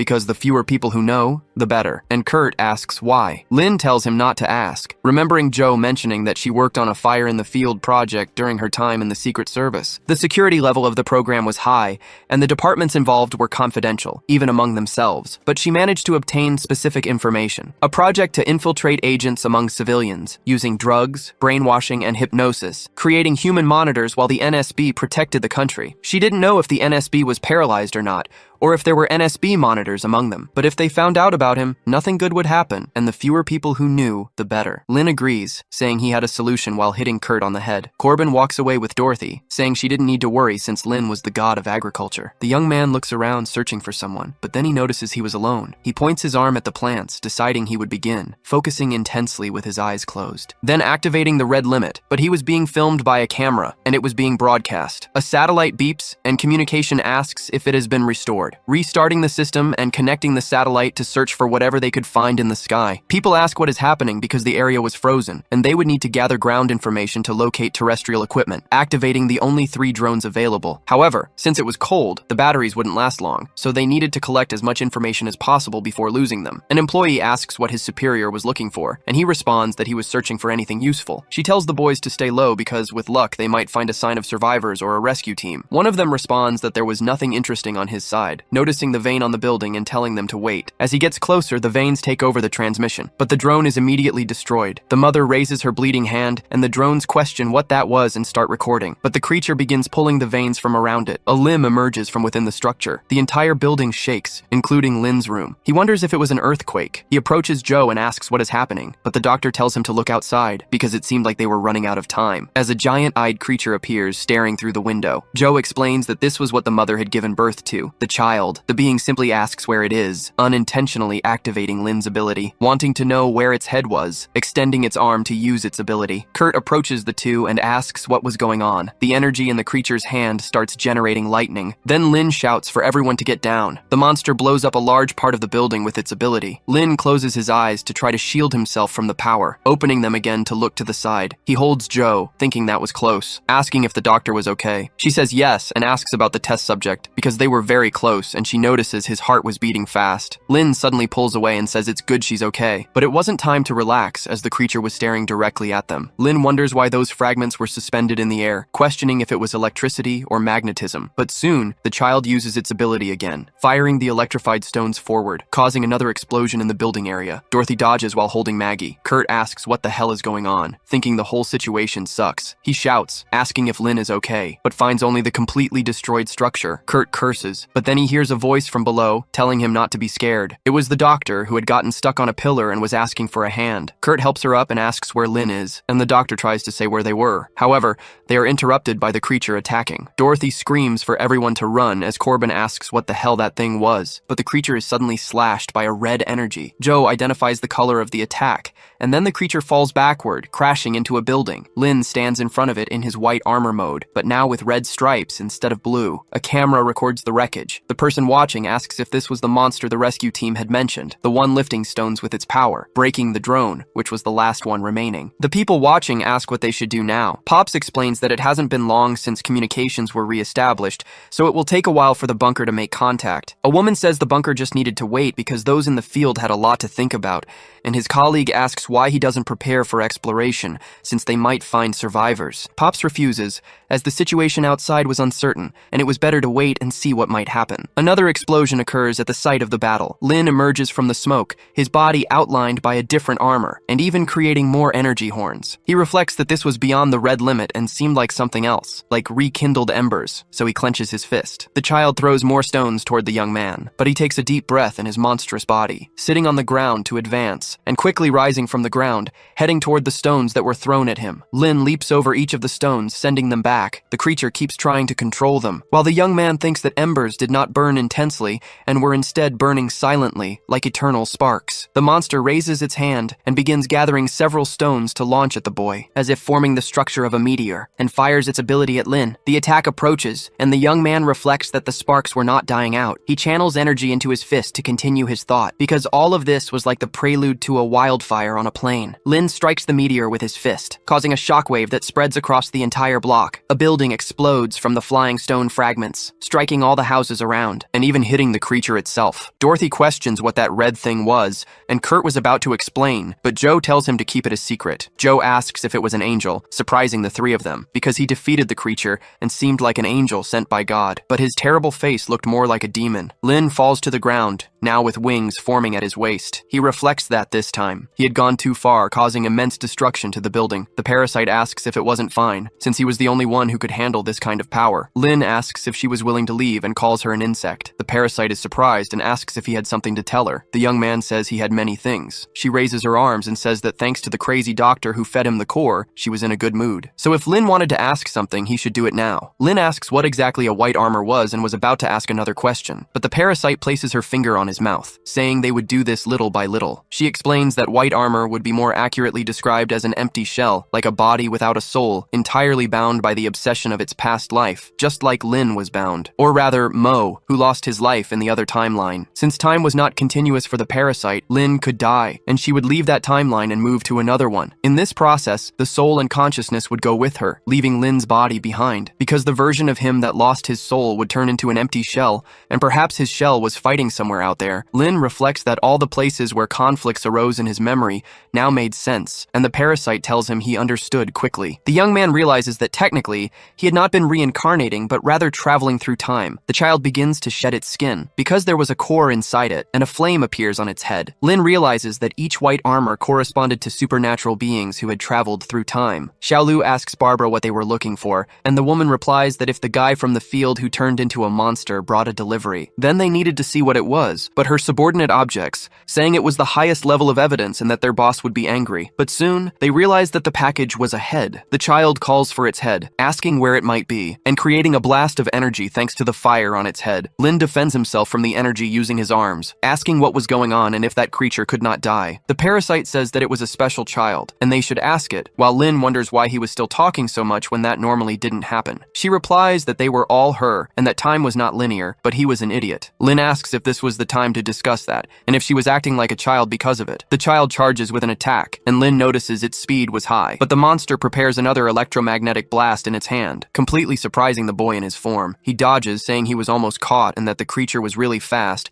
but compared to his new form, it was nothing. The child places his hand on the ground and picks up stones, throwing them toward Lin, who wonders why he was floating and if it was an effect of gravity. Then the creature pulls him closer, grabbing the boy by the neck. Lin notices that the monster is absorbing his heat and says that this is bad, wondering if they were of the same origin. The parasite appears and says that it is difficult for them to drain each other completely, while Lin complains that she came again. Bluish arms emerge from the boy's back, pulling the creature's hand away, throwing it far. Another armor appears behind Lin, taking on a monstrous face but a feminine body. The parasite says she will have to do this herself, considering Lin's condition. The boy looks at her, impressed, while the parasite asks if he thought she would just stay inside him, watching. But the boy shouldn't be surprised because, with the second core, she would create another body. The child charges at both of them, but the parasite says that will destabilize the energy balance. Then she lifts her leg, colliding with the creature while saying she has no time to waste. The creature uses its ability at the tip of its foot. Lin warns the parasite that it's the gravity trick again, but she tells the boy not to worry because since they couldn't escape gravity, they would ascend, and so she touches his chest. A bluish energy is transmitted to Lin, shattering the entire ground around them. The parasite is pulled by gravity, and the creature charges forward with its hand. However, a sword appears in the parasite's hand. Flames envelop the child's head. Then it dodges the parasite's attack, being grazed on the shoulder, leaving the hit area clean of its armor. Someone watches from a distance with binoculars and says they have found 13. Their partner asks if she was around here, and the woman replies that it wasn't too far. But the current situation wasn't suitable for recycling because she had found an interesting guy. The parasite says that this was his true power, and that it was a waste to fight barehanded. Then Lin wonders if there was another function. The creature was repairing its arm, but she suddenly creates a scythe since she could do the same. The man removes his hat and says he didn't expect 13, the Holy Mother,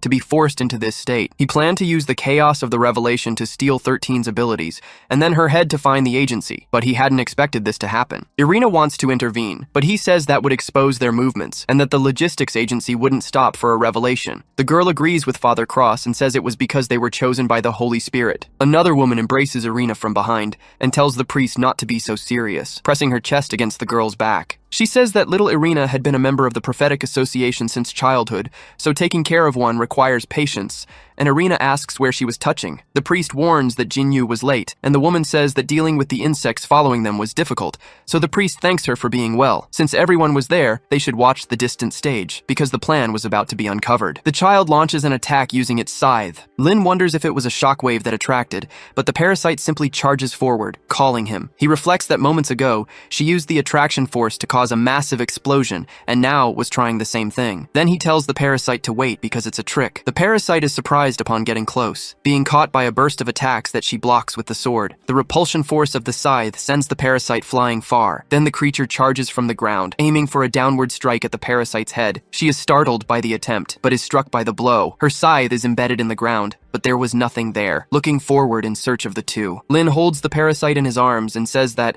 as he mentioned before, she was fast. But compared to him, the child was at least 500 cosmic velocities behind him. The parasite gets up and says that this was the child's ability and not an ordinary shell, while Lin responds that he felt it. She was stronger than the other white armors. Father Cross explains that a body is supposed to be empty, but it is filled with the soul, and it was not in harmony. That's what he thought when he first saw 13. Since she was both a divine child and an empty shell at the same time, her soul and flesh were disconnected, but she was more superhuman than white armor, though still a bit of both. Jo reflects that she thought it was just her imagination, but this situation, she asks her test subject not to disappoint her. Lin just tries to calm himself and not get anxious, because she had released the attraction force before, and her body parts were turning white both times. However, the bronze parts could use repulsion force. He then realizes the creature's ability. Lin asks if the parasite hadn't told him to incinerate her a moment ago, so they should increase their firepower. The parasite repeats that phrase, but with a smile she agrees and says she understands, asking Lin to extend his hand. The young man is surprised by the parasite's action. She places his hand between her breasts, and Lin questions what she was trying to do. A rupture forms in her body, shaping the hilt of a weapon for Lin. The child charges again with her scythe,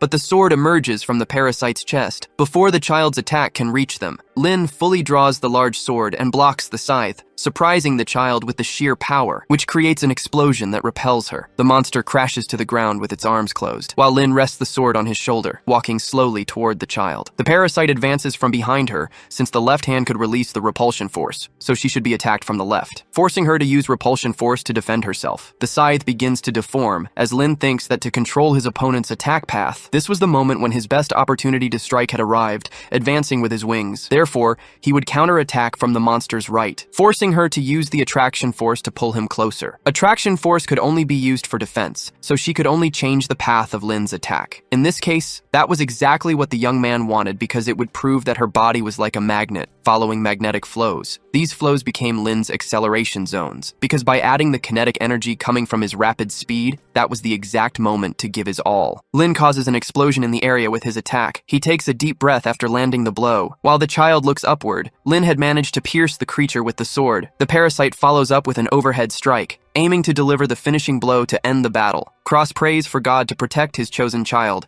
using his golden pilgrimage attack. Lights carry Irina onto the battlefield. Jinyu questions whether she was sent correctly since it might cause some discomfort, but the girl says she's fine and summons the holy coffin. The parasite was about to strike from above when Irina draws her sword. She says it's interesting because it's like looking in a mirror. Irina had a protective covering over her eye, shielding her. She finally unsheathes her sword, slashing at the parasite. Lin asks who this girl was as she approaches, because he thought she was a superhuman. 13 deconstructs in front of them both. Irina grabs its core with her hand, and as the parasite tries to intervene, Jinyu warns of a sneak attack. The girl flips her sword around, blocking the parasite's strike. She hurls the monster far away. Lin catches her by the waist. Irina, holding the core in her hand, says that 13 is safe, and she wants to return quickly, but Cross asks for a moment. The priest says he could see her from there and would mark her as a direct target, so she should jump when the time came because he didn't want to bring the ground beneath her down as well. Lin wonders what Irina is trying to do as the girl crouches and says it's troublesome. The young man wants to know why a human is trying to save a white armor, but Irina just jumps off the ground. Cross instructs Jinyu to capture her properly. Then the woman appears, holding Irina in her arms and welcoming her. The girl is surprised to be received by Jinyu. She tells Irina not to worry about 13, but the girl curses Cross for doing it on purpose. The priest asks if she also wanted to crash into the ground when she was taken there because his ability had limits. Irina, irritated, throws 13's core at Cross, who reflects that it might take a little longer to incubate a new body, while Jinyu annoys Irina. Cross asks 13 to be a good girl and sleep in the process, since the leader of the prophetic association had told them before to move carefully, and he couldn't challenge a leader. However, he really wanted to talk to the other two who had defeated 13, while Lin says they escaped. The battlefield was completely destroyed. Joe comments that there was too much smoke, and he couldn't see the situation.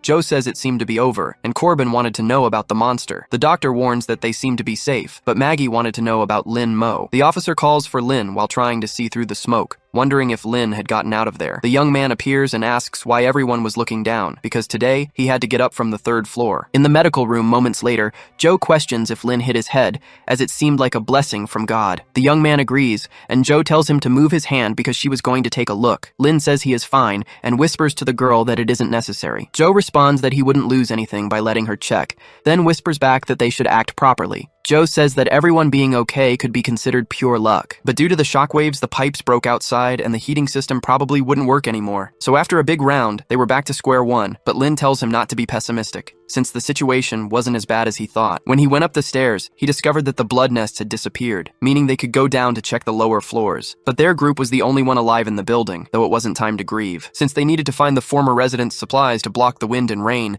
So he tells Joe not to worry too much, because he would let everyone know to relocate, while Joe trembles with his phone in hand, saying that the agency wasted no time. Outside, someone knocks on a truck. The doors open, and the soldier greets Captain Pops, Sergeant Rhodes, and Corporal Lee, saying that he was Secret Agent Zion White and was there to deliver the bunker's orders to capture the superhuman Lin Mo. Corbin asks if that was what Lin meant by dirty business, while Maggie wonders if that meant they were safe now. And Joe wouldn't say they were completely safe because after all, the situation outside was bad, since the heater was broken. Lin says they had to use this opportunity to move the base. It was the best decision, since, in any case, they still had the building and could use the lower floors, and the central heating system was still working. Joe comments that it wasn't enough because they weren't just fighting the cold and needed defensive structures, and Lin says she was right and that he would do his best, asking if Joe still had some personal defense equipment in the security department, and the officer says he thinks so. Not just personal defense equipment, because before the disaster, Brooklyn's public security had upgraded its gear, and now they had some weapons and vests. So if they used everything, they might be able to take care of the entire building, though he wasn't sure if they would be effective against monsters. Corbin tries to say that he has an idea, because he discovered that if he played a certain tone, the monsters couldn't move, and that should be the power of music. Lin says that's ridiculous, and Joe agrees, making Corbin angry. The young man tells everyone that he and Kurt would go down first to check the situation, while Corbin complains, asking them to hear his explanation. Lin orders him to stop wasting time, and Corbin asks for a moment. As they are being recorded, Mo says they should just inspect the lower floors, but Kurt wants to put his guitar back in its case. In an apartment, Corbin comments that he hadn't noticed before, but Lin was living really well, since he had been living in a small town in Seattle, asking if his friend was doing something illegal, while the young man asks if that's all. Reflecting that, given his current situation, even the ordinary seemed extravagant, because a sudden freeze and those white armors appeared so abruptly that even living a normal life was extravagant. Even this rare moment of serenity, Lin wondered how long it would last, because after all, everyone was tired and needed time to rest. Joe looks at a card while taking a bath, realizing she needed to sort out her feelings. Maggie was looking at a photo of her father with Dorothy, because no matter how hard it was, there was no reason to give up, because even with their bodies and minds covered in wounds, they needed to survive without scruples. So for Lin, there were some things that needed to be explained clearly. He calls Corbin, and his friend asks what it is. Mo says that what he was about to tell Kurt might be unbelievable. His friend then asks why he was suddenly saying things like that, but Lin says that whether he accepted it or not, what he was saying was the truth. Kurt asks if his brain disappeared after fighting the monsters, but Lin questions whether the Lin Mo who was his friend wouldn't recognize him, and even his good friend, whom he had known for years, had become a superhuman. Kurt should have doubts about that. The young man explains that the person standing in front of him was someone who should not be alive, a Lin Mo from another timeline who had taken over the body of Kurt's friend, and the real owner of the body was no longer there, surprising Kurt with the exaggerated explanation. Lin says it was difficult to accept, and not believing him was part of what he expected, but he was telling him because he was a good friend of the original owner of this body, and after days, it would only get more difficult, so he didn't want to put him in trouble by hiding the truth from Kurt. Corbin comments that he was basically a Lin Mo who never had a bad friend during childhood, and asks if that was correct. Lin is surprised by the young man's response, but Kurt continues, saying they should get to know each other again, introducing introducing himself as Kurt Corbin, a good friend of Lin Mo. The young man just laughs at the introduction. Then Kurt puts his cigarette in his mouth, asking about all that he had just said, because in the end, he was still Lin Mo. And if this Lin Mo lost his life and crossed into someone else's body, he probably thought he sounded cool saying things like that. Lin grabs his friend's hand and introduces himself as Lin Mo, but tells Kurt not to smoke in his room, and Kurt apologizes. Outside the building, a car drives through the snow. Rhodes calls Pops an old man, asking why they should join the field workers if they were just a rescue team. The man stays silent for a second and says he knew that Agent White was being pressured by time, but asks if they didn't need to exchange some information first. White replies that there was no time to waste because he knew what they were going to ask, and as a rescue team, they must have noticed that very little information had been provided beforehand. There was a group of humans trying to capture the target before them. It would take too long to explain everything,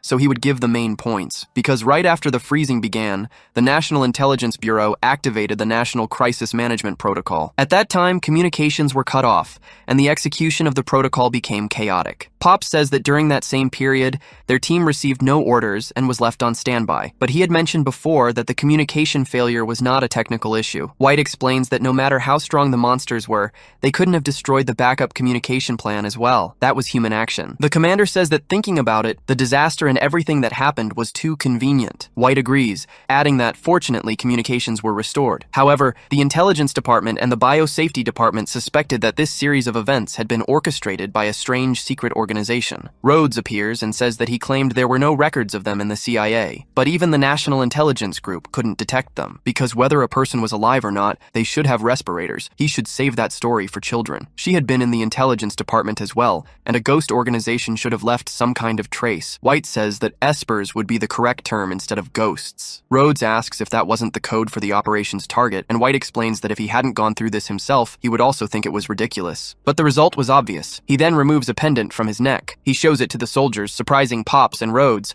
who offer their condolences. White explains that the Esper organization was as secret as a ghost, but they knew they were the enemy. Pops deduces that the higher-ups believed the target was another Esper. Lee drives the car and assumes that the Esper organization was trying to recruit others, but asks for forgiveness if he was wrong. White explains that his clearance level wasn't high enough to know the details of the matter, and perhaps Corporal Lee was right, because as far as he understood, Subject Zero was the only detected Esper, and given their current situation, he was the only option for understanding. Hence, the bunker had targeted him. The car stops suddenly. Pops asks what happened, and Lee calls his chief, because there were two survivors standing in front of the truck. The captain looks through the car's rearview mirror and says it's strange, but he'll step out first to check. He gets out in front of the two and asks if they are okay, introducing himself as an agent of the National Intelligence Bureau, offering to help them. Both survivors thank him, asking for help to get out because Brooklyn had turned into hell, while White listens to the conversation, holding his weapon. Pops explains that it's a bit complicated, thinking that although they are a combat team, they have an urgent mission now,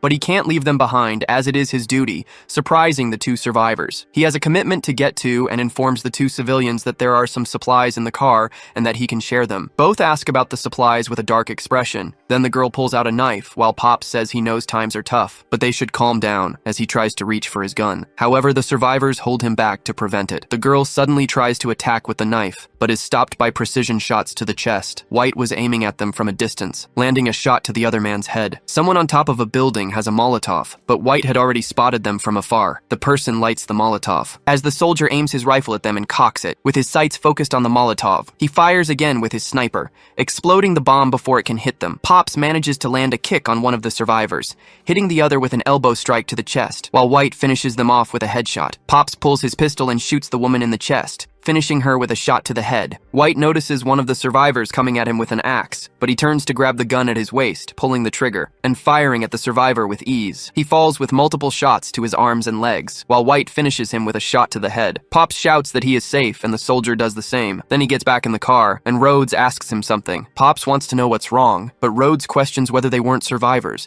saying that people are driven to madness and hoping that Subject Zero wasn't. Corbin warns his friend that he had placed it there, but Lin is drawing along with Joe, who comments that the place could be used as a greenhouse. Kurt says that people who don't know any better would think they're doing $0 shopping. To summarize the group's plan, the east side of the third floor would be converted into a plant greenhouse, while the west side would be suitable for living. Since the sixth floor was severely damaged and the others were affected, it was safer for everyone to stay on the third. As for the first and second floors, they would be set with traps, and the security room would serve as a forward outpost or command center. But Lin felt like something was missing. Joe comments that he could handle it with one hand when he was younger, and Corbin tells him he's bragging. The officer asks if they're going to the garage to try it out. Then Kurt accepts the old man's challenge. Lin thinks this is really childish, but Joe warns him through the communicator that he should come to her. The young man asks what it is, but the doctor tells him he'll know when he gets there. So the young man does and goes to her, asking what she needs. But Joe says that in the last battle, he had mentioned seeing his own kind. The young man agrees and says she was the one who stole the white armor's core. Joe says she has something to tell him, playing a message from someone telling the survivors not to blame themselves amid the frost. Lin asks why she's making him listen to this, but the doctor tells him to keep listening. The audio states that in the past, God sent the flood to wash away the sins of the world. This place had always been brainwashed by the government, which monitored everything, and public and private debts were contracts forcing them to sin. But God was merciful to people, so the pure souls would be blessed, and then Jinyu finds a white armor. She touches its chest, making her hand intangible, pulling out a rocket launcher from inside and aiming at the monster. She fires, obliterating the creature in just a second. Thus, it ceases to exist instantly. The message states that the lost lambs would find hope in the apocalypse, led by the holy children. So this was judgment upon the evil government. Surprising Corporal Lee as he listens to the message, Cross touches the girl's hand with his power. The message continues,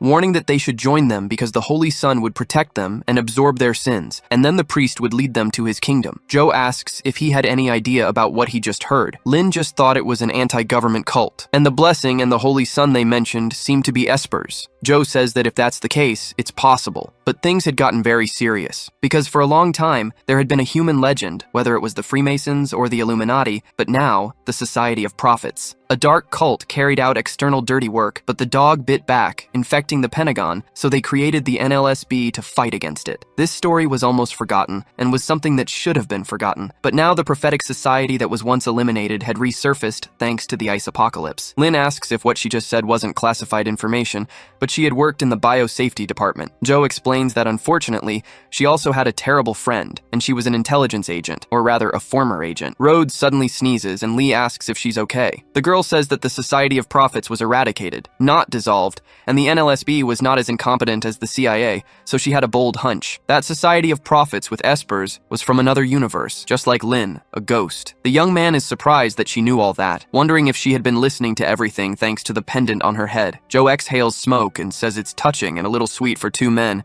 but Lin yells that it's a bond between friends. The doctor continues, saying that if that's the case, maybe the Society of Prophets had noticed Lin, and in any case, they had an enemy to protect themselves against. She asks if he wasn't going to move, and they should help carry his things, without forgetting the ashtray, while Lin says she called him just for that. Lee turns off the radio and says that it wasn't surprising that the intelligence department hadn't found records if it was the Society of Prophets, asking Rhodes if there was any secret. The woman says it was more than a secret. It was related to the National Intelligence Cabinet, but the superiors had thoughts.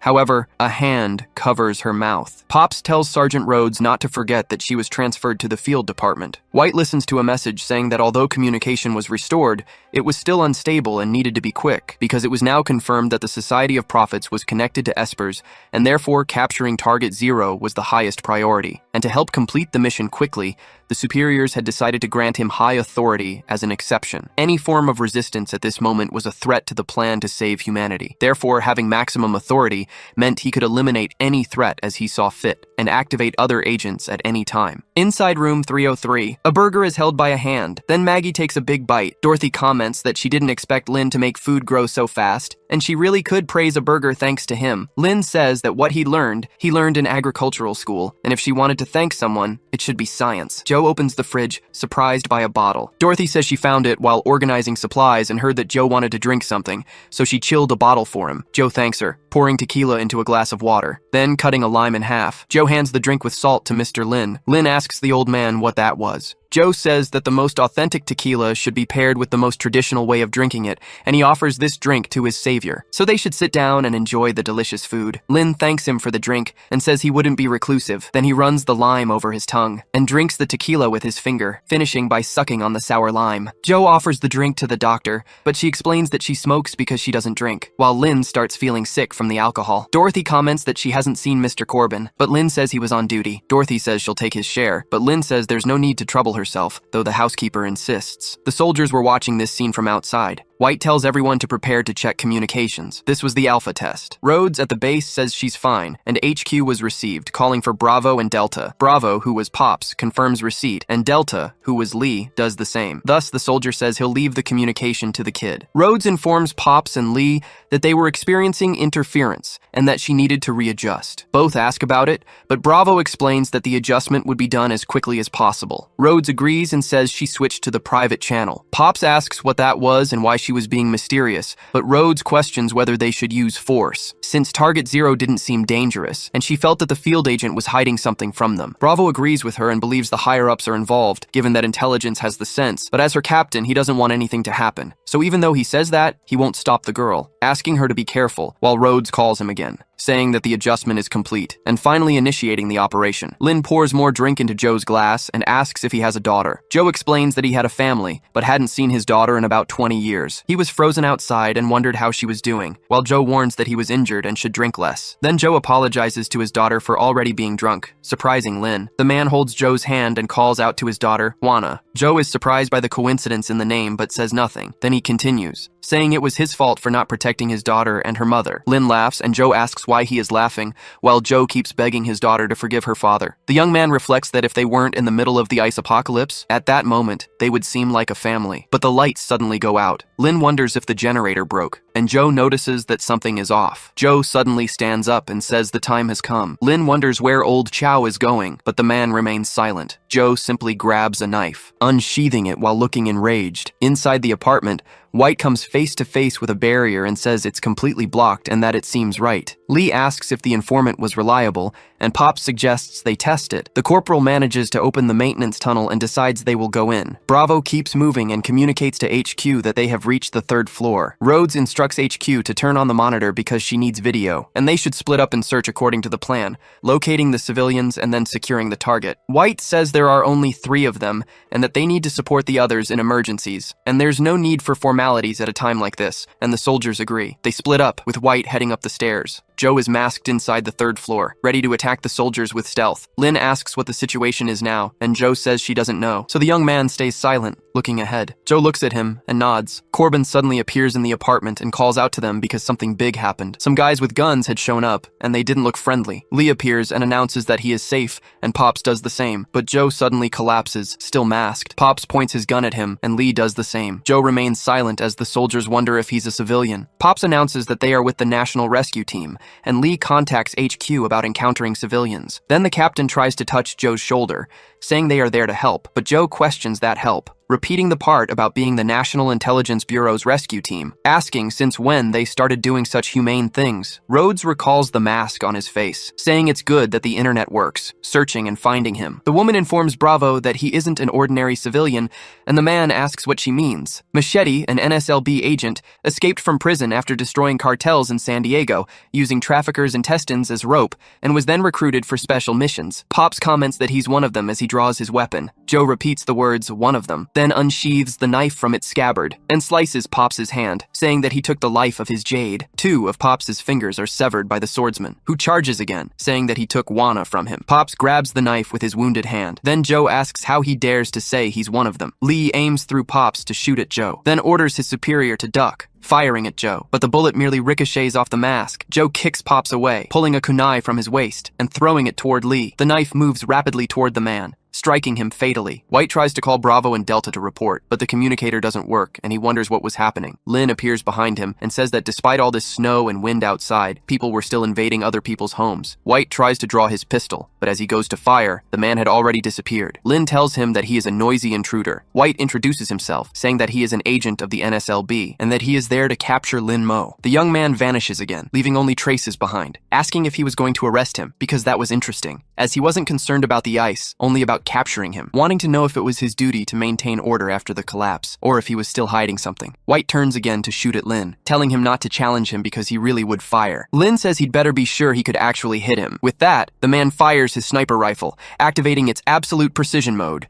Lin dodges the bullets using his acceleration and rushes forward, striking White's head with just one one blow, the man's focus device falls to the ground. Lin notices that something was off, because he had clearly aimed at his head, but White says it was close. But luckily, his intuition had always been sharp, and Lin must be wondering why he didn't twist his head. His intuition told him the trajectory of Lin's attack. Simply put, he could even predict if Lin was going to fart just by the way he lifted his butt. Lin asks who the hell he was, but White activates a similar ability and asks if he hadn't already told him, because he was the National Intelligence Bureau agent Zeon White, and people called him an Esper. Rhodes tries to contact Alpha, saying she can't see his screen. She whistles, trying to reach Zeon, calling HQ and requesting reinforcements. Lee panics, shouting for reinforcements while yelling that he and Pops had been hit. Several knives fly toward the pair, striking their backs and vests. Joe slowly approaches the fallen duo, while Lee points his weapon at him. They are surprised to see that the man is no longer in their line of sight. Then Joe suddenly appears behind them. Stones hit him out of nowhere, saving the two. Lin collides with his old friend Joe. He reflects that he was careless, just as a creature invades the room. Lin looks back, wondering who he bumped into, but soon smells alcohol and realizes it was the old man, Chow. The young man helps Joe up and asks who the two of them were. Pops asks them to listen to what they had to say about their identities, but the creature stomps its foot on the ground. Lin explains that they need to deal with that guy first. Pops just reports to HQ through the radio, asking if it was an empty shell and informing them that he had made contact with one. The creature swiftly moves its pupil downward, preparing an electricity attack against Pops, but White pulls the strings and orders it to wait, stopping the creature from moving its arm. Zeon explains that Lin Mo was the target. He warns Lin with just a look, while the young man grits his teeth preparing for combat, responding that it seemed like a tough and unavoidable fight. Then he gently places Joe on the ground and apologizes. Since he owed him another drink, he begins transforming into a monster. White says it was expected from Subject Zero, and seeing it with his own eyes was still shocking, but Lin asks if that meant Zeon knew something. The monster lunges to capture Lin. However, he simply activates his acceleration, seeing the attack in slow motion. Lin looks back, thinking he couldn't fight there, clenching his energy-infused fist and striking the sound barrier to divert the blow. The creature is startled by this. White wonders if that was a sound barrier, and if Lin really managed to deflect attacks using it. Lin charges toward the two, leaping from the third floor with the creature. He strikes the shield again, questioning whether it was made of energy. A dust explosion erupts as the three hit the ground. Lin rises, saying this was going to be complicated, since the monster itself was a type of power, but the shield was the biggest problem. However, he still didn't see himself as completely without hope, noticing chains. So he decides he should capture the leader first, while White tells him to give up because everything he does is futile. Lin crouches and generates his energy wings and horn, thinking that speed was his advantage, and yells. How would he know without testing it? Launching off the ground with force, destroying everything in his wake. White dodges, asking if he hadn't already said so, since his intuition had already foreseen the trajectory of Lin's attack. Then its forearm forms a blade, preparing to charge forward as well. White says that Lin wasn't the only one there with a speed advantage. The attack wounds Lin Mo. He wonders what is happening. As the creature rushes to attack again, he notices that despite its size, it is still fast. Thus the monster thrusts the blade from its forearm, surprised by the boy because its strike didn't hit his throat. Lin holds the blade, saying it was too close. White tells Lin Mo to stop resisting, pointing his weapon at Lin's head, because dragging a corpse in that kind of weather was troublesome. Lin says not to talk to him like that, and wonders if the higher-ups would allow him to die there, since White was just a dog of the National Intelligence Bureau. Some fragments of stone rise from the ground, surprising White as he notices the shards, which come together and form something. Lin knocks the weapon aside, and the shard structure finishes forming, making the boy run toward it. White tries to keep aiming at the monster, but Lin was already close to the sword, gripping its hilt tightly and causing a massive blast of destruction behind White, who wonders what is happening. Because as soon as Lin grabs the sword, more lightning appears. His face partially turns white. Then he pulls the shard sword from the ground, spinning the hilt and revealing it's actually a spear. His armor, now in blue and white tones, prepares for combat. Lin plants the spear into the ground and says they should begin the second round of battle. White thinks intelligence was right. Lin had evolved steadily, and if it continued, things would only get harder. So he should end it quickly, and couldn't let Lin evolve more, raising his arm and saying he'd fight a bit. The creature forms another blade from its forearm, launching energy slashes at Lin Mo. The boy watches the attacks, thinking the doctor mentioned blue meant absorption, so he spins the spear defensively, blocking the attacks like a shield, but his spear turns reddish, changing the entire color of the armor to a deep red. White wonders what is happening. As Lin prepares to throw the spear, he hurls it at maximum speed toward the two of them, destroying everything in its path. White realizes he not only dodged the attack, but also converted it into his own energy. Noticing the spear approaching his white armor, it prepares to receive the blow. The spear strikes the barrier in front of it, gradually turning the barrier red. Lin says the strength strength of the field can neutralize both, since the spear was made of black shard fragments and can generate the same force field after absorbing energy. But unlike the neutralizing soap bubbles, once force fields cancel each other out, an explosion erupts in front of the creature, sending it flying behind White. The soldier wonders how this could happen, since his white armor had been knocked out by the blow. White sends the creature back into the barrier, saying it was hurt and could return to rest for a while. He wanted to know if Lin was going to continue. The boy explains he wasn't stupid and couldn't do anything about White's intuition, but without a pet, White couldn't do anything to him either. White repeats the part about being a pet. Lin points the spear, saying they were at a standstill, and White repeats it, wondering if Subject Zero had been mistaken, because he should look at himself, since he resembled the white monsters that come from the snow and ice. Still, Lin thought it was a standoff, but White didn't see it the same way. So he yells for his partner to do something. His partner starts playing the guitar. Lin looks back, recognizing the sound, while a massive speaker blares. The boy asks what's going on because his head is hurting. The blonde person begins to sing, continuing to play their guitar. Lin notices the parasite was resisting the music, but the song says to wake up when September ends, and so the parasite begins to leave his form, falling to the ground, separated from Linmo, and closing the eyes of the boy who reaches out for the guitar. Corbin was in front of him and held his hand. White warned that he was late, and Corbin apologized, wanting to know if he missed anything exciting, and White agreed, but none of that mattered since the mission was complete, thanking Agent Corbin for the help. Kurt told him not to mention it. 30 minutes earlier, he accessed the computer, sleepy while taking a nap in the surveillance room, watching the recording of the agents breaking in, and then opening the surveillance room door. White pointed a gun at Corbin's head, frightening the young man because of it, since he was sleeping and now awakened by 3 men. Kurt stated there were no hidden herbs and that he had stopped that a long time ago. White started saying strange things to Corbin, making the young man repeat the words in a trance about the bad boys unit. White said it was the weapons answer, and Corbin responded that it was 21, answering and saying he was ready. Lee questioned what that was, but Bravo explained they were field agents, also known as secret agents of the bad boys. Corbin banged his head on the keyboard, now unconscious in front of White. Bravo questioned what was happening and if Rhodes did this, while Lee didn't know. Rhodes replied that he didn't, and the facilities were old, but he couldn't control them remotely, so it was likely a malfunction. Corbin suddenly woke up. White stated they needed to apprehend Subject Zero Lin Mo and rescue survivors, as per the briefing, but they needed their current location, and Corbin picked up his phone, asking them to wait. Since with the power outage, Subject Zero and the survivors might have moved, it was better to split up, and when apprehending Subject Zero, their firepower wasn't enough to capture him, but he had a way, so he needed something first. Maggie asked what was going on and why Mr. Lin had left as well. Then Maggie found a camera, and Dorothy asked what it was and if they were monsters, but Corbin denied it. Zoe noticed what Maggie was taking from Corbin's box. Maggie apologized, and the doctor approached, asking what it was. She noticed it was a camera, and on top of that, it had the address of the National Intelligence Bureau. Corbin pointed his gun and ordered the doctor to raise her hands. Dorothy asked what he was doing, but Corbin continued, saying she was the head of the Anti-Bioterrorism Combat Force. Joe said that he had been the bad guy, but Corbin shouted at her not to toy with hope. The doctor drew a gun from her jacket. Then Corbin fired at her. The bullet from the gun was hot, but it fell to the ground in front of Joe. Dorothy and Maggie were frightened on the floor, but Joe kept walking, with only her hair touching the ground. Corbin said she should restrain herself because he wouldn't miss the target next time, so she should keep her hands where he could see them and turn around. Joe complained that field agents were always so heavy-handed now with her short hair. She asked if the main target was her test subject, and if he was pretending to be his friend while monitoring him, though he probably didn't have those memories. Corbin questioned what she was talking about, but the radio reported that Alpha was not responding, and Bravo and Delta were injured. Corbin stated he had located survivors,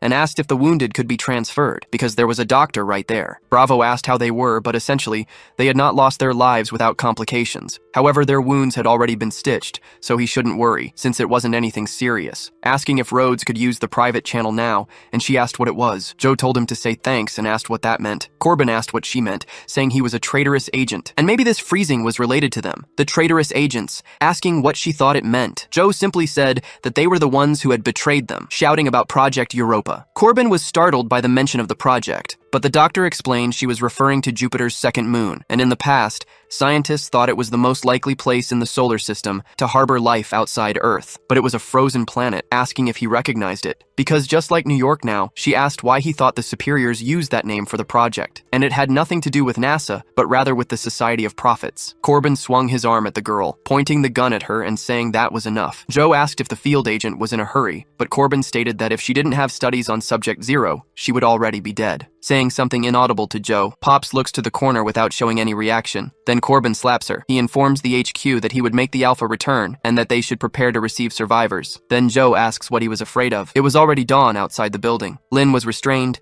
and the soldier referred to him as a packaged parcel. Lee questioned what would happen if he woke up, but Corbin told him not to worry, because even if he woke up, it would be useless since he wouldn't be able to use his powers for a while. A sufficient amount of insulin had been injected into him, thanks to the research of the traitorous doctor. Corbin informs Lee that he would carry him, and the young man agrees, apologizing to his unconscious and gagged friend. Lee asks his boss what they would do now. Pops only wanted to know why he had joined the National Intelligence Bureau. The corporal wonders why he wanted that answer all of a sudden. But Pops realizes that he might be involved in something terrible. White asks how the injuries were, because he had good news. The main communication had been restored, and they had just made contact with the nearest shelter to a hospital, though it was a bit far. Lee thanks him, saying that was great. But White explains that there was something else before they left, asking if they saw a monster in the apartment that resembled empty husks. Lee denies having seen anything like that, and White asks the lieutenant, who also denies it, saying that aside from the civilians, there had been no other notable encounters. White says that's very good, thanking his rescue team colleagues, saying it had been a pleasure working with the group, and so they leave. Cross asks why Jinyu didn't act immediately, and she responds that after cutting the power, she noticed there were rats among the flock of sheep. And then, among the rats, there was a wolf, so she waited for the fight to end before acting. Cross replies that,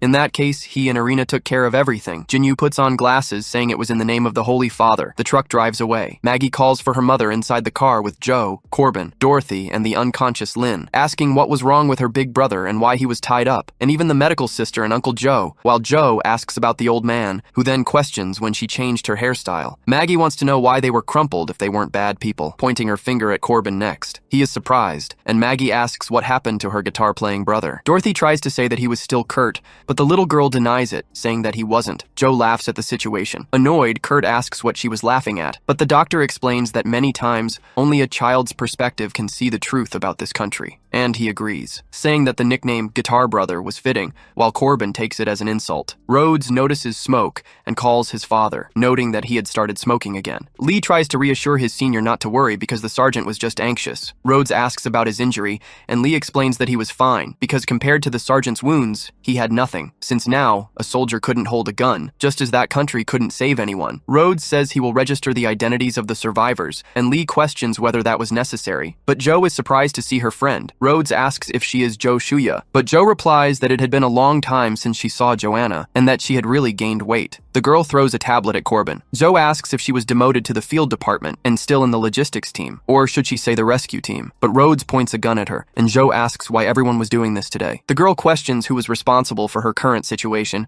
because she thought they were friends but shouldn't have trusted Joe back then. Joe asks if she didn't find the truth she was looking for, as they both knew the risks. White looks inside through a window, telling Rhodes to calm down for a minute, since they had a motorcycle pursuing them. A camera captures its movement. Jinyu accelerates the motorcycle while using her ability. Rhodes asks what that person was. Something wasn't right, wanting to know if she didn't feel cold in this temperature. Joe warns that she's an Esper. They absorb ambient energy and maintain low temperatures for long periods, while Rhodes asks if they still move at absolute zero. The doctor agrees and says they have adapted to freezing. Jinyu pulls a revolver from her chest, calibrating it while driving and pulling out another one, aiming at the truck with it energized, causing a massive explosion in the area, forcing the truck to fall. Everything inside the location shook rapidly. Jinyu threw the weapon away, saying she missed the target. Lee wondered what had happened and if it was a grenade, but Pops ordered him to drive faster, because she was getting closer and closer. Jinyu pointed her pistol at them again, while White opened the back doors of the truck and started shooting at the motorcycle. Jinyu reloaded her weapon with energy, frightening the soldier with the damage it would cause, but it was launched toward him rapidly, causing an explosion that overturned the truck, crashing it into a building. From within the smoke of the explosion, Jinyu emerged, still riding the motorcycle, stopping it using her leg. She drew her revolver again, saying that this time she overdid it a bit,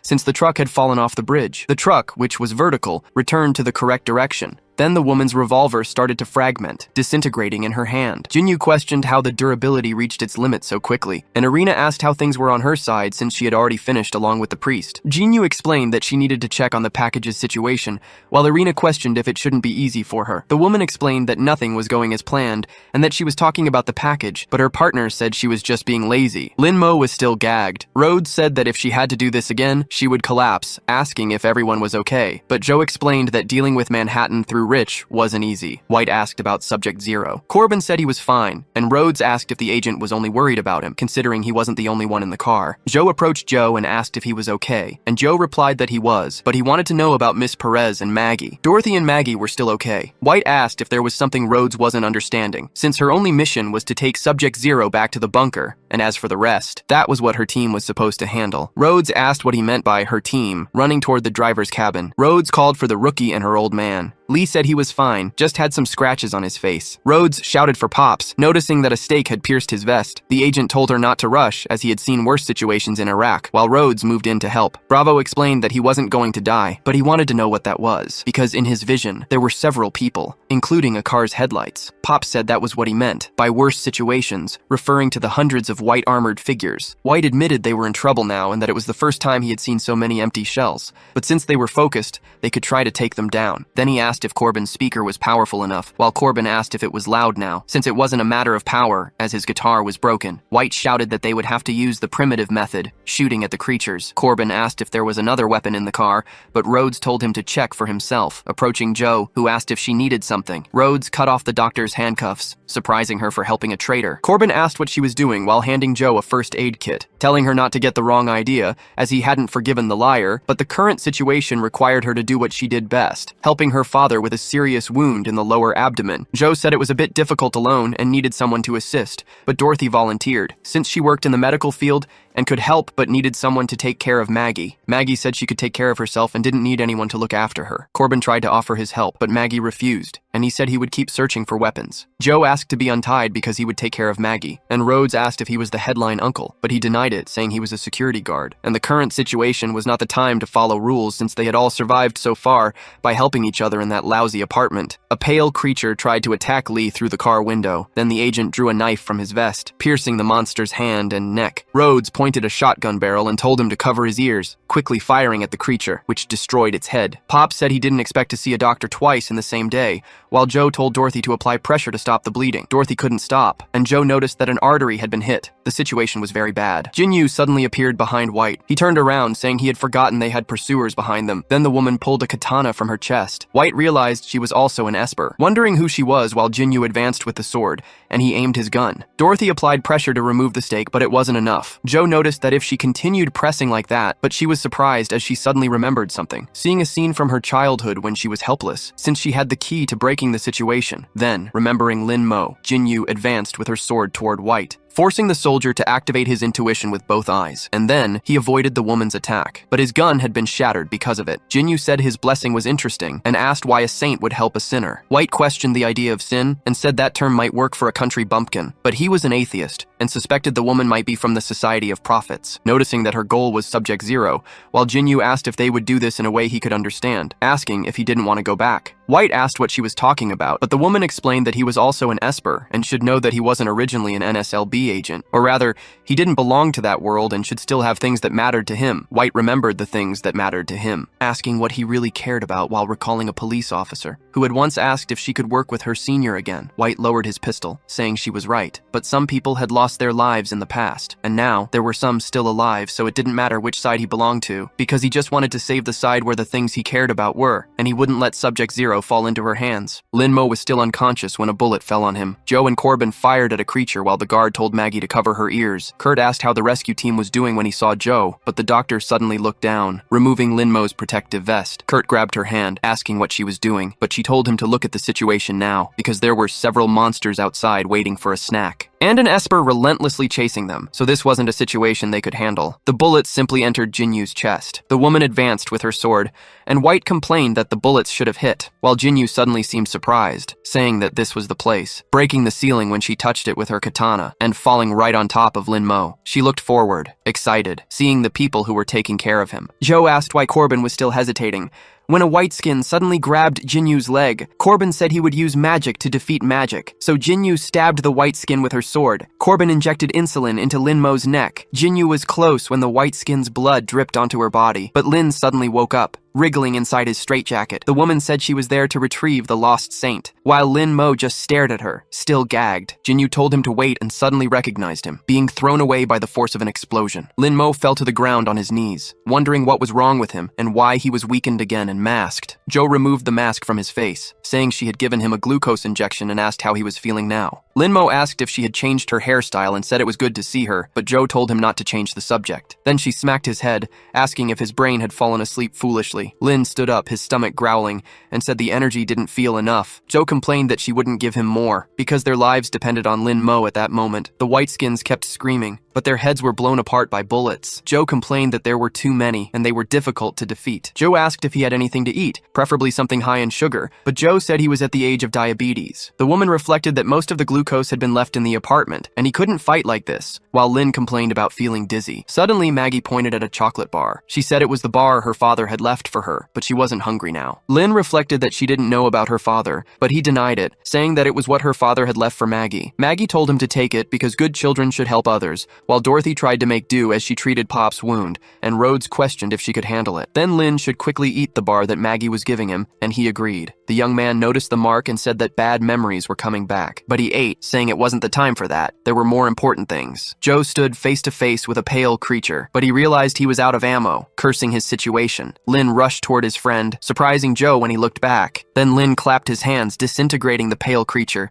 completely destroying it with ease. Joe noticed that he had obliterated it with just one clap, and wondered if it was a sound barrier effect. Lin smiled and said he was starting to enjoy this feeling. The monsters were frightened by the display of power. Then Lin stepped on the guts of one of them, noticing that there were many pale creatures trembling in fear, but he felt something different about them, wondering why they were running from him. White was astonished and wanted to know what was happening, because the pale creatures were fleeing. The tablet stated that Agent White was past his deadline and should reveal the status, but he explained he had some problems. Jinyu commented that even soulless empty shells could feel fear. Since they were originally human, it made sense to fear the most powerful holy child, and Lin questioned who she was. Han Jinyu introduced herself and asked him to join them to fulfill the mission entrusted by the sacred girl through the Lord. Lin refused, saying he had more important things to do while thinking that this was the anti-government cult the doctor had mentioned. Jinyu reflected that the pastor had ordered her to prioritize bringing him back. Then she moved her hands to her chest, saying that in this case, she reached into space, drawing another fragmented katana from her power. Lin wondered if her ability was to pull weapons from her body, and what the cracks were, since they seemed like layers of emptiness. Jinyu excused herself to Lin Mo, charging at him with both katanas in hand, aiming to cut the man down with the black sword, launching an upward attack with both weapons. Lin questioned what was happening, and if she could have more than one ability, but he noticed something strange about the shards, denying that possibility, because the shards were crumbling. He grabbed a shard with his hand, preparing to throw it while thinking he should give it a try. The projectile blast caused an explosion in the area. Lin was suddenly surprised, wondering how her body absorbed the attack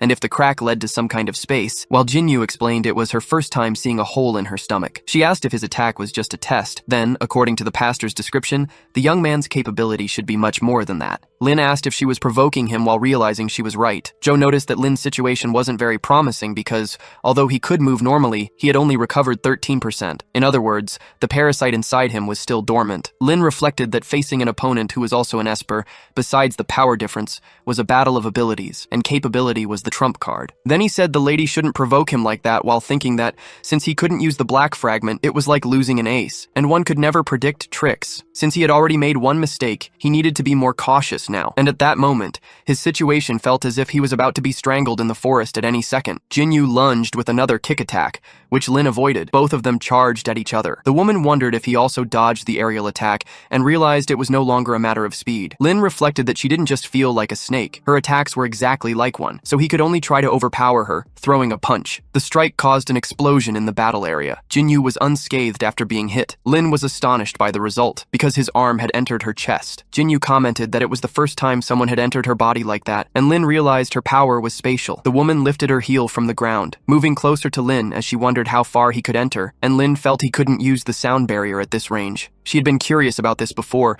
and felt that Lin's gaze was familiar to her. Lin was startled by this as she embraced him and said he was the speaker, expelling him forcefully. Lin's arm shattered due to the attack, but the pastor warns Jinyu to stop what she is doing immediately. Because they had received the NSLB at the base and were holding the head of 13 with great force, this was her chance, beyond the orders of the speaker. However, the speaker had also received a revelation, and they would find Lin again. Jinyu complains that good times were always short and that they would have to stop there. She sticks out her tongue and says that next time, she will make sure he learns the words of the prophet. Then she clashes her two swords together, causing a massive explosion in the area. Lin tries to observe through the smoke, but they notice that she had escaped, and something about it seemed strange. Joe approaches, asking if he is okay and what the current situation is, while the young man says he is fine and that they were safe at that moment. A helicopter descends from the sky. Lin questions what they will do now, and Joe realizes it is a helicopter, which was descending towards White, who comments on them finally arriving. The helicopter lands, stopping its rotors on the ground. The soldiers step out and order Alpha 1 and 2 to rescue the civilians, while the others should follow the plan. They place Pops on a stretcher, and Rhodes asks who they were, while one of the soldiers introduces himself, saying they were colleagues and thanking them for their hard work. Rhodes looks back, surprised, while White salutes and says he didn't expect his boss to come personally. Frank simply states that his soldier did well, and he thanks him. Then the light from their weapons shines on Joe and Lin's faces. The doctor asks why the security department was on a bunker mission, and even brought high-ranking officials while Lin is just confused. The soldiers say that Subject Zero is under control for Frank, who is the head of the strategy and decision department, and Barbara is the leader of the biosafety department, who comments that this was unexpected. Joe calls out to her friend, Barbara. Then Barbara responds that she'll see her in hell, and now the situation seemed clear. Joe comments that her and the bald idiot from the Department of Fools showing up there wasn't a good sign, and Barbara asks if her image was really that bad to her. Either way, Frank intervenes to explain, stating the reason why he and Barbara were there. Since Subject Zero, Esper Linmo, was necessary to uncover the truth about the freezing incident. The young man asks what that has to do with him, but Joe stops him, telling him not to believe Frank's nonsense, because all he wanted was to continue Project Europa. Barbara questions that name, saying she had never heard of it before, and she wants to know what the bald man was hiding. Frank simply asks how Joe knew about Project Europa, looking startled. The doctor reveals that she was right, and Lin questions if she was just trying to get information out of him, to which the doctor confirms. Frank responds that since she had left intelligence,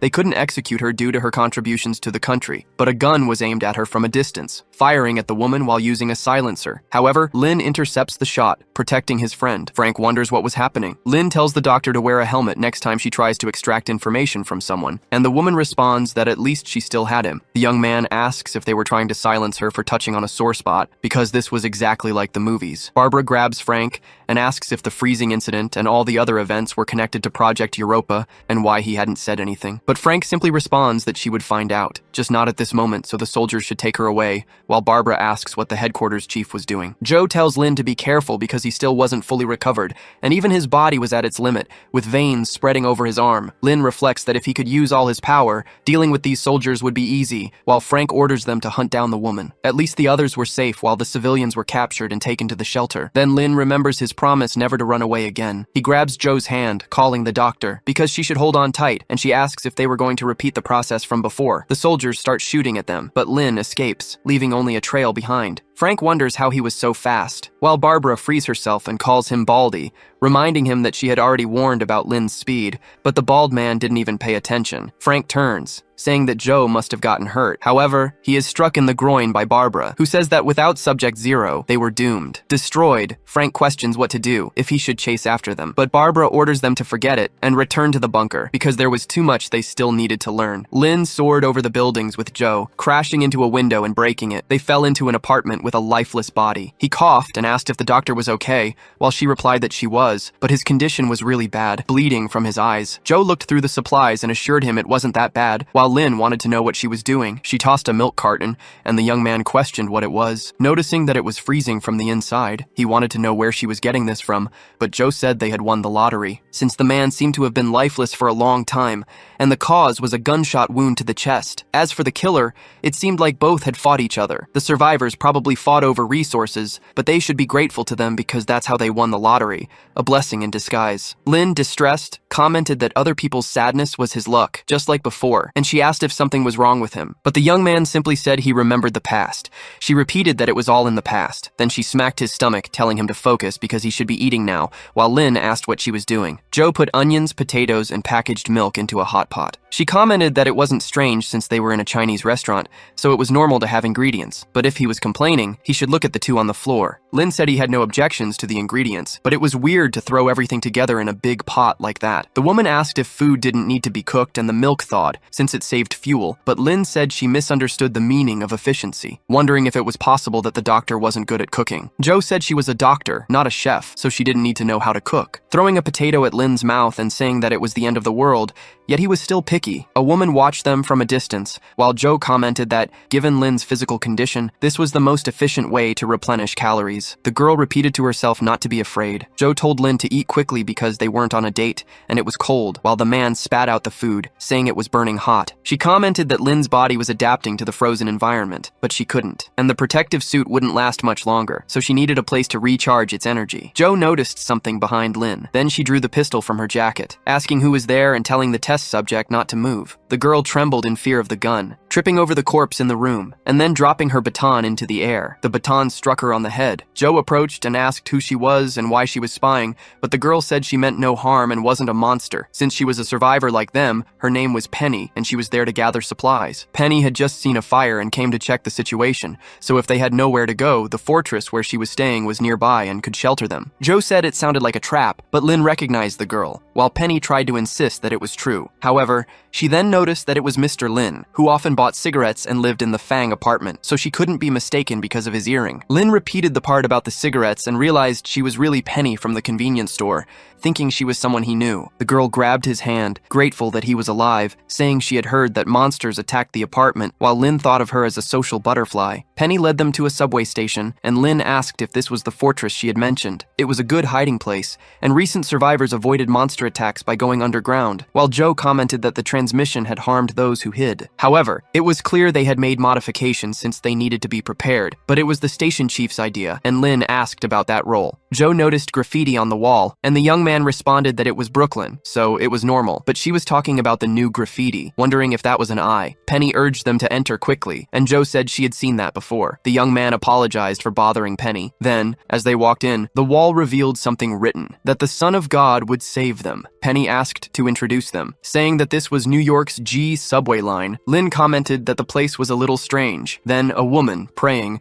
asked if Penny had returned and brought new people. Penny says it was enough for the month, but her friend warns her of the danger, even if it was to help the divine child, while the redhead only wanted to know about the station chief. A woman in boots approaches. Penny greets the station chief, who wore a beret over one eye, and walked with armed and masked guards. The chief asks if Penny left the hideout again. Penny responds that this time, she just wanted to finish the quota quickly since her brother was sick and she wanted to do her part. Then, putting that aside, she had found new survivors. They were her former neighbors, and she knew the situation of the apartments, while Lin wonders if she was the Luo Delong of that place. But Joe tells him not to jump to conclusions. The station chief approaches, saying she had noticed that, but they should follow the usual rules. The soldiers surround Lin, and he asks what she is doing, but the chief tells him not to get nervous, because it was just a quick inspection, and Lin questions what exactly she was going to inspect. The woman shines a flashlight in his eye, impressed that his pupil was circular. Then she says it was impossible and that he was kneeling and welcoming the sacred child. Lin questions what is going on. Joe responds that they must be members of the Society of the Prophet, and Lin comments that she got it right, but Joe doesn't find them hostile and thinks they might not be the same group. The chief says they had been waiting for him, and that the saint possessed a holy ring. Since the apocalypse began, they had been hiding there with no one to save them, believing they had been forgotten. But the empty husks kept appearing. At first, she thought the gods didn't exist in the world, until the day she saw the robed ones, and that was the first time she witnessed a miracle and saw the saints with her own eyes. Since that attack, they converted to the prophets, sheltering those wounded by the apocalypse while the saints returned to their mission, so the survivors were worried. But before leaving, the most venerable of the saints prophesied that a saint possessing the eye of the sacred ring would come there. And they had been waiting for the prophecy, wondering if it would really happen, never expecting to actually witness it today, since the survivors needed the saint, and his appearance had given everyone hope. Lin asks about hope, since it was the most important thing in this apocalypse. Then Penny brings food for the saint. He looks at the plate, impressed. Even the food had eyes drawn on it. The chief says that offering the sacred communion was a duty, and as a saint he should prioritize his combat power, as he was the only one protecting them in the apocalypse. Joe says they risked their lives for the sacred communion, and, on the surface, saved people for the Society of the Prophet, and Lin responds that this was hypocrisy. One of the priests says they were running out of food and should distribute the sacred communion now. But she whispers that it wasn't the time to talk about this, and they would resolve the situation later because they needed to keep the saint to protect them there. Lin thinks that the leader, Penny, and the survivors had been deceived by the prophets, and his appearance only strengthened a false belief. Because he had been used without realizing it, and that was frustrating. He had something to do, so he calls the doctor. Joe waves at him and tells him to wait, because even if he exposes the lies now,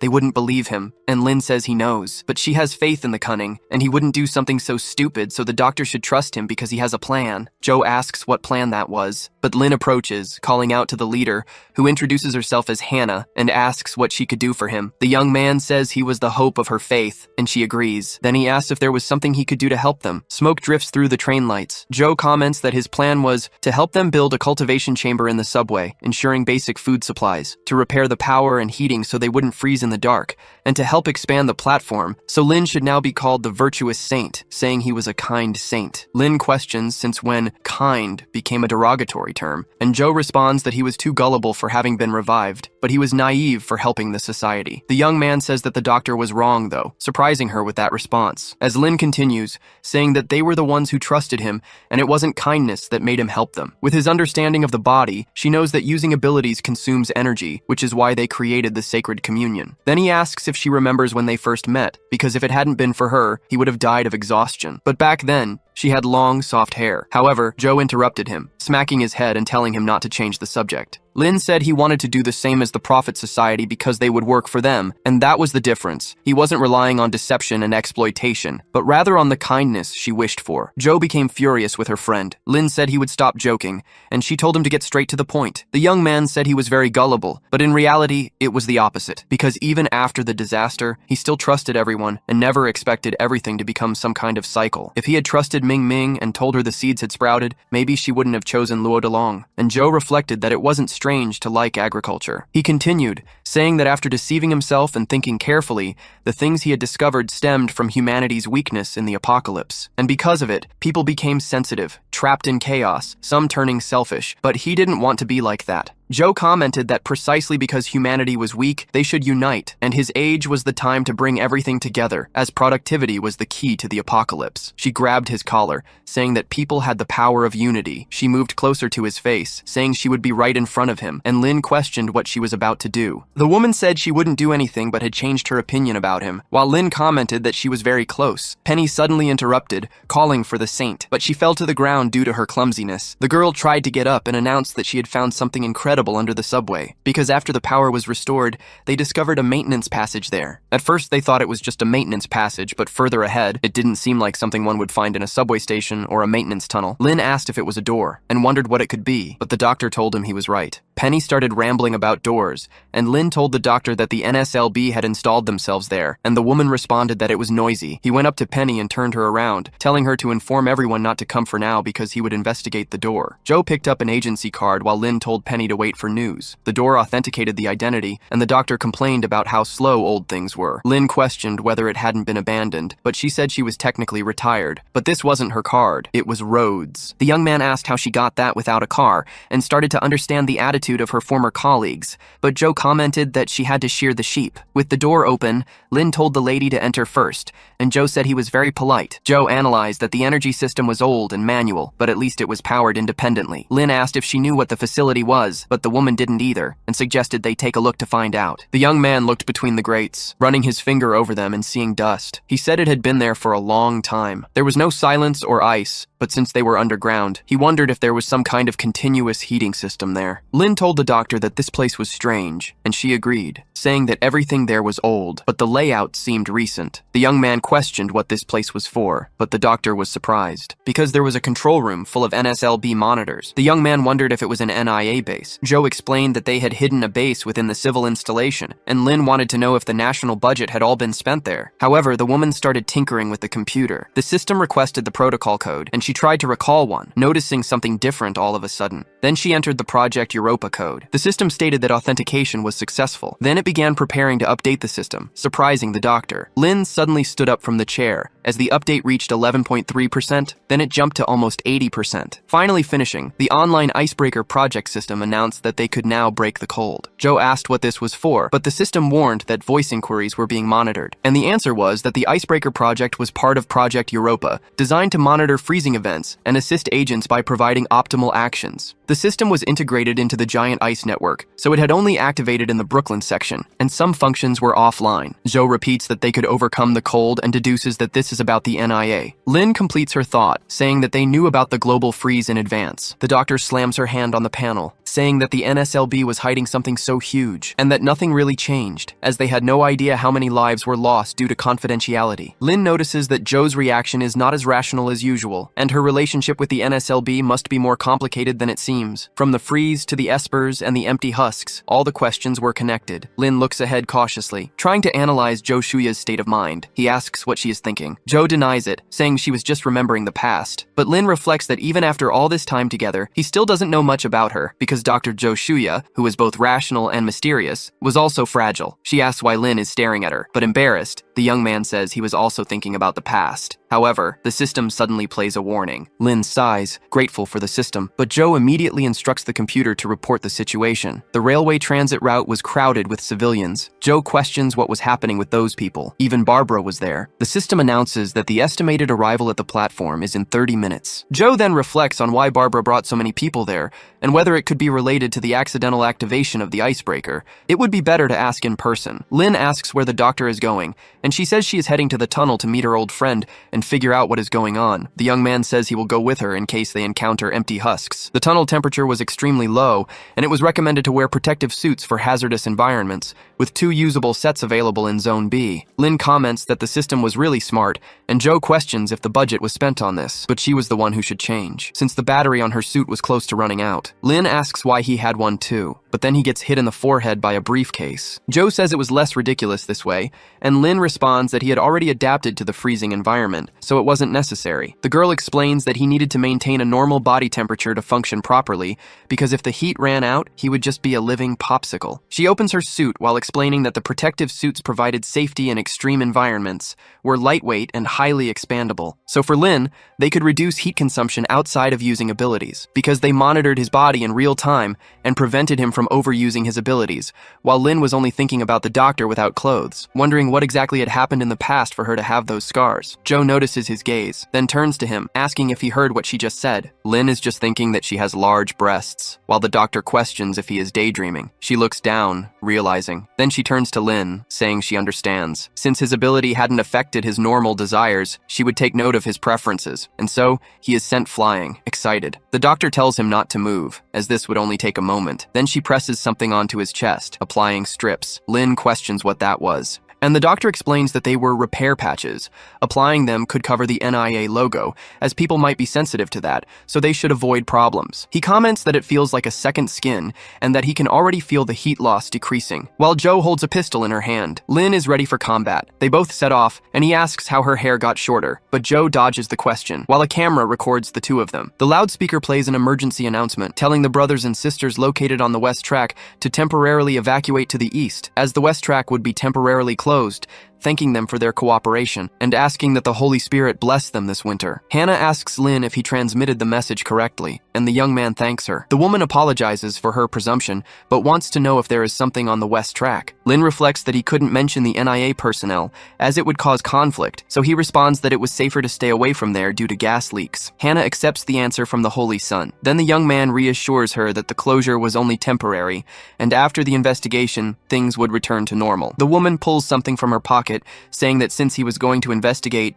he should take that radio, because she had tuned it to the central control channel, and he could contact them at any time. But there was something else, as his tape had come loose. The woman touched his shoulder, saying that everyone trusted him, because the holy children who came after the speaker only wanted sacred communion, but he had truly helped them. Lin told her not to worry because he wasn't going to run away. Then the tape was back in place on his arm. She asked the Lord to light the path for the Holy Child and for Joe. Lin commented that the power supply to the section had been cut, but the doctor told him to wait because they were approaching the estimated location and should hold on. Lin put the flashlight in his mouth, and she asked what he was doing while the young man tried to fix the lighting there. He touched the generator, saying he had learned to fix things in a parallel world, turning on the train car's lights. Lin said it was expected from the New York subway, but the doctor said it was a new line. However, she told him to be quiet and look over there, surprising Lin with the view, since there were hundreds of people standing still, waiting for something. Joe commented that most of them seemed to be civilians, and wanted to know why they were just standing there like that. But then she noticed Barbara among the civilians. She had a lifeless expression. Then Joe shouted,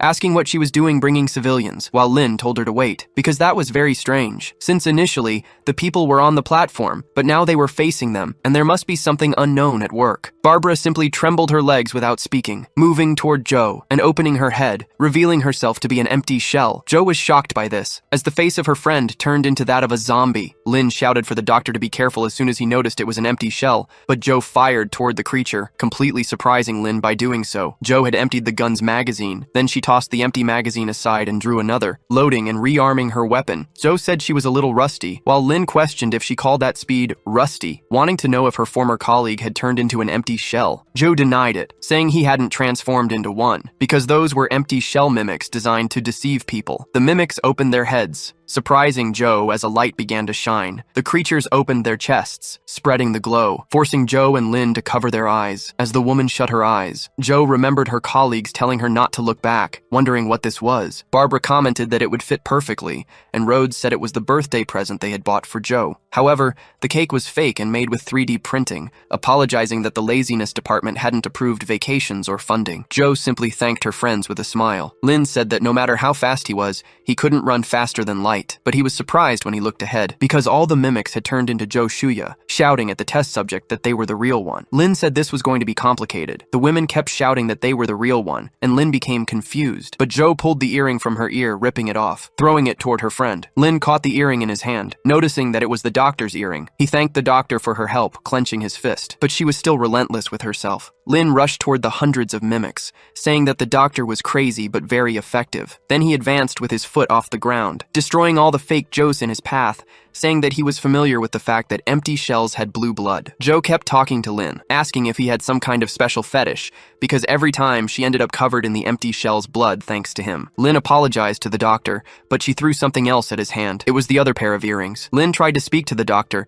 but she said it was a gift, because there was no real reason. She had wanted to throw them away 3 years ago, but now she couldn't use them as a pair anyway, so she might as well toss them to him since they had no trash bins. He thanked her, wondering what kind of reasoning that was, since it made him feel like a garbage can. Joe looked to the side, hesitant. Then Lin noticed the doctor's expression and wondered if there was a story behind the earring. But it wasn't important now, as they needed to figure out why the monsters were there. Joe told him to stop getting distracted and help her look, while Lin asked what she was looking for. The girl said it was the core and a vesicle he had seen before, because it was the same as the one that had been absorbed into his body, and the young man wondered what kind of discoveries had been made about this. Joe asks if he remembers the hive-type empty husks that destroyed the apartment since they had no core. Lin agrees and says that the progenitor body of 13 had a core. Then he questions if the empty husks without a core were descendants of a more powerful one, and Joe explains that the parent continued producing new offspring. Because going back to these monsters, they were indeed coreless descendants. If they had a core, they would have found it by now. Lin asks if that was really the case, and she questions what he meant. The young man finds them in the tunnel strange. They seem to obey orders, but only descendants without a parental body could mimic, as if someone had placed them there. However, someone approaches the duo, asking what kind of joke this was, and what was going on there, demanding to know if she was responsible, while Lin groans in annoyance, recognizing her, and Joe asks who she is. Irina says that there were finally mimics there, but thanks to the two of them, the plan was completely ruined, which was infuriating. Cross asks Irina what happened, and the woman calls him back. She shouts that just thinking about it makes her furious, because the mimic she was supposed to defeat was snatched away by those two. But the person on the communication channel says they both could handle it. She denies it, saying that one of them was just an ordinary person. Joe raises her gun, calling the girl foul-mouthed. Irina suddenly takes a deep breath, saying that, so that's how it is. Because that was Subject Zero, and she questions what Jinyu was doing, but the priest says she just had bad luck today. Cross warns Irina not to act rashly because the speaker emphasized avoiding conflict. contact, as he had his own plan. But the girl takes off her earpiece, saying that such insistence was irritating and that her plan was ruined. She stomps on the earpiece, now completely enraged. Then she prepares her sword, saying that everyone loved to give her orders. But she didn't care about any plan, and the two of them needed to get out of her way. Irina charges forward with her sword toward Lin. Joe fires a few shots at the girl, but they are easily dodged thanks to her agility. The doctor complains about wasting bullets, but the attack is blocked by Lin Mo with his bare hands. Irina grits her teeth, calling him black. However, Lin Mo transforms, saying that since she chose to fight, there was no reason to avoid combat. Thus, he transforms into his monstrous form. His mask becomes part of his face. Irina comments that he looks different from their last battle, since now he had hair and had become just armor, and even Joe is impressed, questioning if the test subject had evolved again. The young man wonders what is happening because it feels different from the last 2 times. The parasite appears, fused with his suit,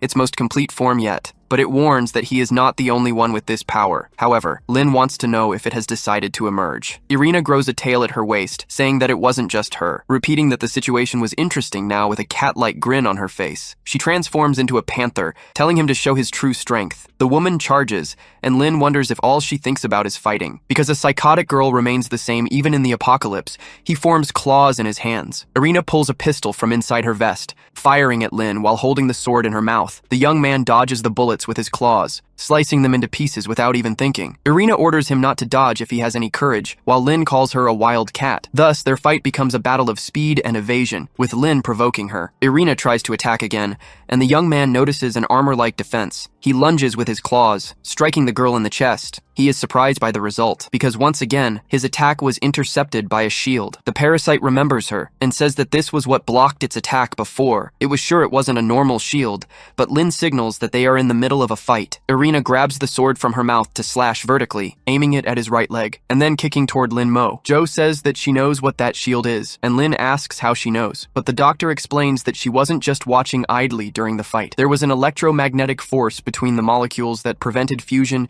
and deflected bullets instead of blocking them. Therefore, the ability was to manipulate that force. Then her extraordinary movements reinforced the theory, because following that logic, she could manipulate the force between herself and the air molecules, as well as the ground. Lin asks her to wait, because the tips of her fingers spun, and they were starting to turn red. He asks the doctor if this force was a form of energy, and she says it could be converted into one. The young man states that it was very good, and that he knew how to break through her shield. Zhu notices his reckless attitude and mentally urges him to wait, questioning what he was talking about, while Irina attacks him. Lin defends against the strike using his reddened claw. Then he realizes that it was just as he expected. His opponent spins 360 degrees to strike him again. She steps back and asks what was wrong and if he had decided to stop dodging, but Lin looks behind, calling for her, asking if the girl was ready now, with a scar on his eye, because if she couldn't hold on any longer, it was his turn, advancing toward her with his crimson claws. Irina is surprised by his action, being struck before she even realizes it or can do anything. She says that even though she has her coffin of Sata, her speed doesn't mean, thinking that Lin Mo now had clones attacking her from behind. Irina reflects that it was an afterimage of high-speed movement and questions how this man is so fast, noticing that now he had turned completely red. Even his face had taken on that color, and she asks how it was possible that her energy was being drained, because Lin Mo was absorbing all her power, just like a vampire. Joe analyzes from a distance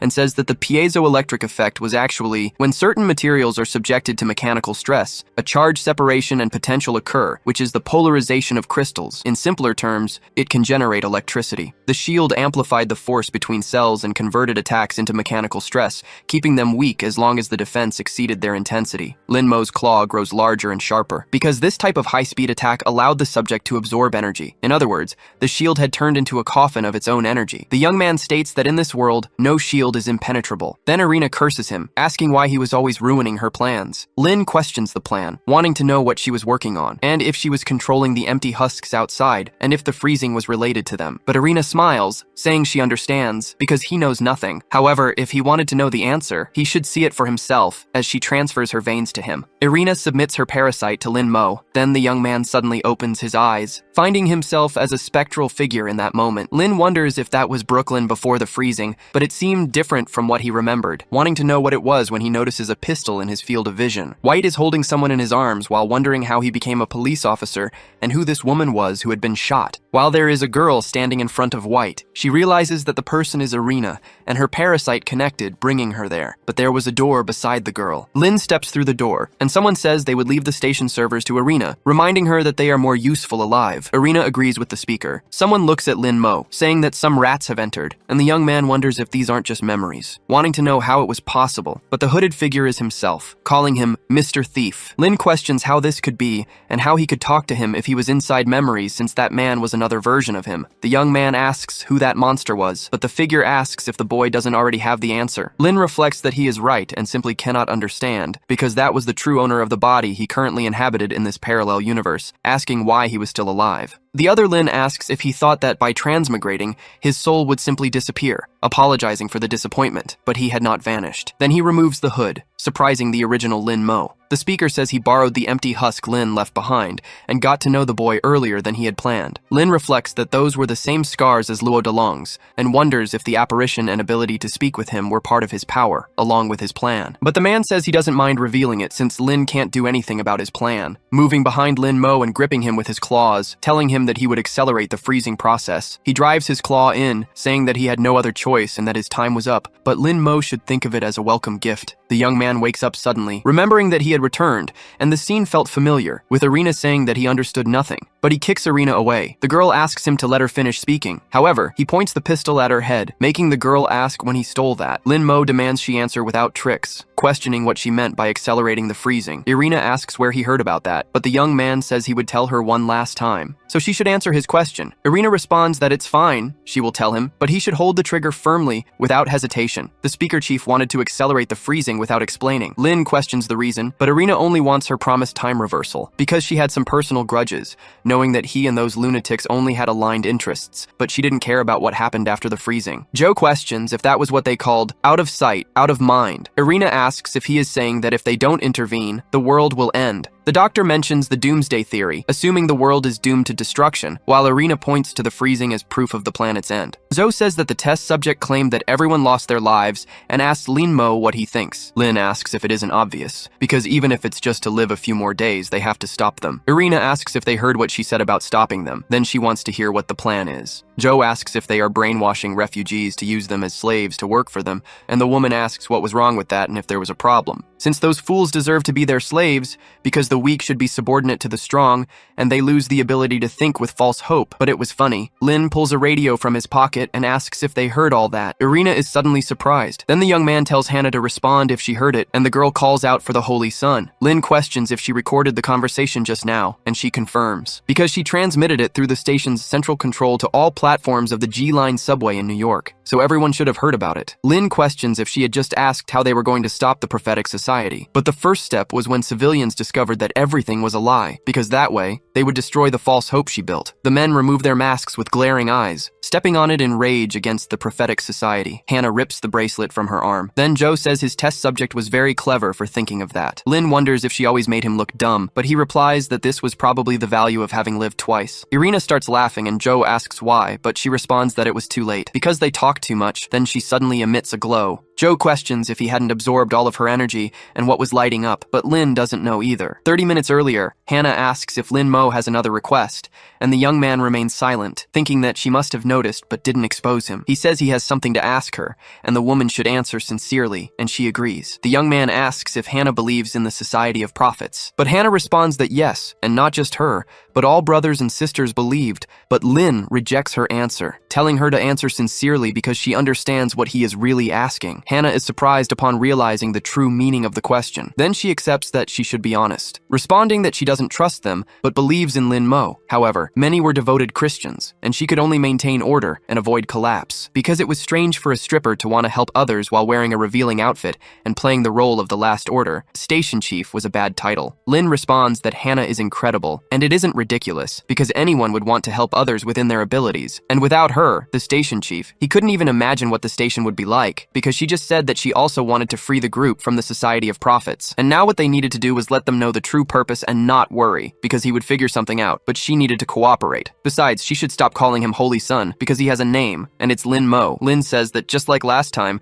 she was trying to escape, while Joe opens fire. Both shoot at maximum speed at Irina, trying to send her beyond, piercing the woman with several bullets. However, Lin orders them to cease fire when a light appears. They are surprised by the magnitude of the light. It explodes shortly after, with Lin holding onto Joe. Both fall side by side. Lin is still shocked by the explosion, and Joe warns that it was close. Getting up, the girl asks what is happening, and the man responds that she should remember what he said after the last fight, because that had been the teleportation he mentioned. Outside, in the isolated city, Cross walks through the snow carrying Irina's wounded body. Irina says nothing, and Cross remarks that even though Grace can repair her body, the girl apologizes, and the priest is surprised that she can even apologize for her actions. However, Irina raises her middle finger at Cross, telling him not to get carried away. Then she apologizes because she lost to the black-haired guy, and tells him not to inform Han Jinyu, as she would only become more annoying, but Cross just tells her to rest. Lin is startled as he looks ahead, wondering why he feels this way. The atmosphere is entirely wrong compared to what he expected, and the people in the subway look downcast. Lin tries to talk to them, but he wonders why they are like this, and if all of them are afraid of him. Joe asks if he has guessed the reason, and the young man agrees. Lin says that naturally this was bound to happen, because in a collapse of faith, people become paranoid, and paranoia breeds restlessness and suspicion, especially in this apocalypse. Then, he says that he has experienced this firsthand. He tells the people that they must already know that the empty shells deliberately attacked the fortress, put the saints on display, and enslaved them. One of the people asks what the point is in listening to Lin, since both he and the others are holy sons, and a girl pleads with them not to say that. Lin responds that he understands why they don't trust him, but he is just feeling a little restless, while thinking that this is a problem. However, he is not like them because he is not trying to enslave them. A man shouts for Linmo to prove it, and a woman tries to stop him, while Joe asks what they should do since the people are not welcoming them, and whether they should fight, but Lin refuses. He says that resorting to violence, while it may provide an immediate solution, would still leave people unsettled and could even escalate things, causing trust and prestige to vanish. Joe asks what he intends to do in this case, because this will devastate the people, and Lin says that it will crumble from within, just like it did to him in the past. Suddenly, Hannah fires into the air, shouting for everyone to be silent. The protagonist, frightened by what Hannah had done. Once again, she asks everyone to be calm, as she has something to say. It was promised by the Lord that when the rain of destruction falls, the Messiah will come. She used to believe this was true, but it's possible the Messiah has already been among them for a long time, and they just couldn't see him. If the Lord doesn't love them, then their eyes will remain clouded by deception, unable to see what is truly before them. Curious, Lin asks Joe what Hannah is doing, but she doesn't know. She manages to calm the people by speaking of the Lord's love for his children. No matter how impulsive they are, he loves them, and everyone there seems to understand. The devotees were calmer now. The climate of paranoia was beginning to fade. All of this happened as everyone understood Hannah's words. Finally, she asks everyone there who their savior is, who was their Messiah. The Lord pours his love upon his children, bringing food when they are hungry and teaching them to produce more. He also shows his love when he gives the gift of fire in the cold and keeps them warm. If there is someone out there who can do all of this, then there is no doubt that person is the Messiah sent to save them. Lin finally understands Hannah's plan with these words. He remains quiet for a moment until someone shouts that he was the chosen one. The red-haired girl says that he fixed the heater and solved the food shortage. Hannah then shouts that she was right, because the MC also exposed the false prophets acting in the Lord's name. He was their hope in this world. Everyone there begins to worship the boy before them as the Messiah. Zhou watches from a distance, impressed by what she had done. She truly knew what she was doing, and her expression showed it clearly. The situation had finally calmed down. Lin approaches Hannah and thanks her for helping them, and she says it's all right. Still, she had something to ask the MC. Who was speaking to her? The human Lin or the venerated Messiah? He wonders if this is some kind of test, but he answers that he is just a human. Hannah gives a slight smile and says that he is truly different from the others. Shaking his hands, she says she also has to thank the MC. But first, she needed to give the boy a warning, and he asks what it is. Sometimes you can only speak to the masses in the language they understand. This leaves the MC confused. Hannah says that most of the refugees there are religious and can only be led from a perspective of faith, which is why they needed to seize these chances when they appear. Joe approaches and says that fools can only see pain and despair in farces. The wise, on the other hand, can see the truth of things and can guide the fools. This reaction from Joe makes the MC curious. When did she become so wise? Hannah says she has to leave now to take care of some things, and the MC agrees. After she leaves, the boy asks Joe if she isn't getting the wrong idea. She returns the same question to him, which he can't answer properly. Now it was time to get back to business. Joe looks at the MC and asks what their next move is. The refugees' minds are clear now, and the place is safe, for now. now. Still, this balance could easily be broken by any accident. Lin says that knowing her, he imagines she already has the solution to this problem. She discovered there was a disaster protection sector there, but she's never been to it. It has a power system with medical facilities and other things, as if it were the perfect bunker for a situation like this. Joe asks if he wants to go there, and he says it seems like a good idea. An emergency message appears for all to hear. The message is from a little girl named Maggie, and she seems to be hurt. The two of them recognize her and are frightened to see her in this message. She was asking for help because her parents had been taken by monsters. We change the scene to Chinatown, where things seem quite peaceful. A cell phone inside a room begins to announce that a new message has arrived. The person who was sleeping emerges from under the covers, wanting to know who was calling him on New Year's Day. Yawning, the person answers the phone, and we see that it is the protagonist. It was Joe who had called him, and she says it's rare for him to answer a call. Smiling, she comments that he's been quite responsive lately, the #1 investigator in Chinatown. Pouring coffee into a cup, he asks if she's being sarcastic. Annoyed, he tells her to stop beating around the bush and say what she wants, as she must have a case in mind for him to solve. Because of this, he says he doesn't take cases on holidays and that he will hang up. The girl screams so loudly for him not to hang up that the MC is startled. Nervously, she says this is an emergency and promises it will be quick to resolve. Furious, he says he doesn't care. Whenever she says that, he ends up getting screwed in the end. Joe apologizes for the last time, but this was a real emergency, and if he accepts the case, she can even pay off his debt. She reminds him that he was being sought by none other than Luo Delong. Quickly, he asks where they should meet, and she says the same place as always. We are in a restaurant. The MC, Joe, and another person are at the table in front of them. He introduces himself as Kurt Cobain and says he is the manager of the influencer, Ming Ming. He starts trying to praise the MC, but he just wants the guy to get straight to the point. Kurt says that Ming Ming is a new streamer, but has already achieved great success with her 500,000 followers. They wanted to organize an event for her, but they can no longer get in touch with her, and not even the NYPD seems to be able to find her. His hope was for the MC to find her, and he makes a large advance payment. Opening the suitcase, we see that its contents leave the two of them impressed. Kurt says they can't cancel the stream, and the MC stands up, complaining. Standing before the man, he says he will take this case and start immediately. The three of them go to the streamer's apartment to look for clues to her whereabouts. He approaches the door and pulls out his lockpicking equipment, which makes Kurt a little nervous.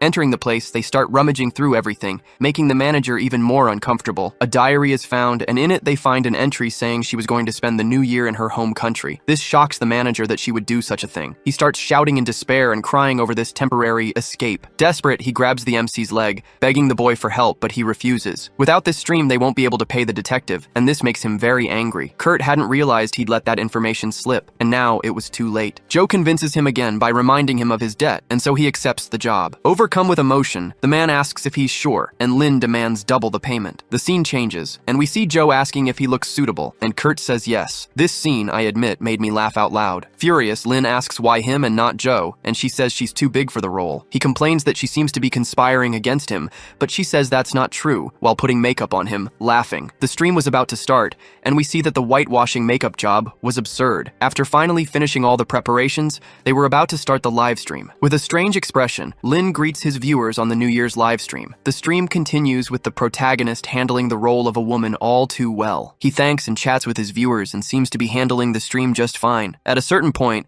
Kurt shouts that he forgot something, and Joe asks what it is. He had scheduled a backstage meeting with Ming Ming's #1 fan. The problem is that this fan was a mobster from the Yamaguchi gang, who was very dangerous. He was right there in the studio, and it was none other than Luo Delong. The boy tries to hide his face, nervous about the possibility of being recognized. Approaching Kurt, Luo shouts, asking where his Ming Ming was. He hadn't recognized the protagonist. Looking at Lin, Luo asks who he was, and his subordinate approaches him with a phone in his hand. On the live stream, he sees that Ming Ming was online, and this surprises him. He looks at the phone and then at the MC, and quickly understands the situation. Furious, he shouts, asking who he was, while the MC remains silent. Tears begin to fall from Luo Delong's eyes, believing his Ming Ming was a fake. His two subordinates are already thinking of eliminating the MC for being a lie, and then the story suddenly ends. We return to the original timeline. Lin gets up from a chair, saying that this was the perfect timeline. Approaching a containment tank, he asks if the girl agrees. Inside it was test subject number 13, known as 13 the Fool. For the sake of the world's future, they would need her power. The test subject opens her eyes and begins to see the protagonist, ending the chapter. We return to the NSBL refugee center, and someone inside a helicopter shouts to prioritize the treatment of the wounded. An old man was using a respirator, and someone says his blood type was AB+.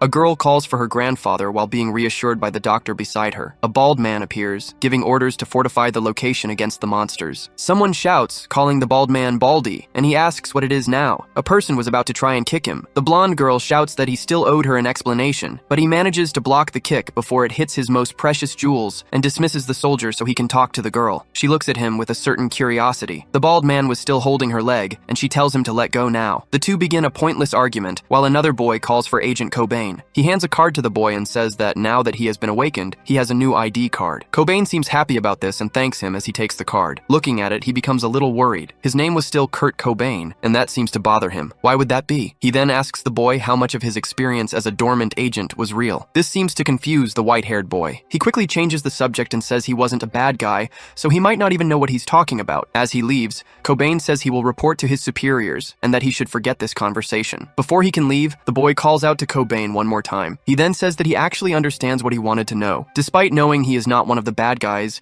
he has doubts about his past, as he has already given it up once and hoped that everything that had happened so far was just a nightmare. He was about to continue the conversation when he is interrupted by the arrival of another person, greeting Cobain. A girl who looks a lot like MASH from Fate Grand Order appears. She apologizes for the intrusion and introduces herself as Marguerite from the NYPD. Blushing, the white-haired boy apologizes for not having noticed her, and she says it's okay, he doesn't need to be formal with her. The boy was still blushing heavily and says it was a habit from his past. She says she heard they found survivors in Brooklyn and wanted to see them. The civilians were undergoing a checkup at the moment, but they would inform her as soon as it was over. The white-haired boy is impressed by her diligence, and she says it was necessary. These were disastrous times. Someone had to do something. The girl was about to continue her speech but suddenly sneezes, which makes Cobain curious. He asks if the girl is okay, and she says she is. Looking at him, MASH 2 asks if he wasn't cold. The boy replies that he's not. He seems to have gotten used to the cold. Looking back, Marguerite comments that she hopes she gets used to it too. Behind the two of them was the Statue of Liberty, which would only freeze at 150 degrees below zero. The scene changes. We are now in the NSLB underground fort. The white-haired boy enters a room to give a report to a superior. Inviting him in,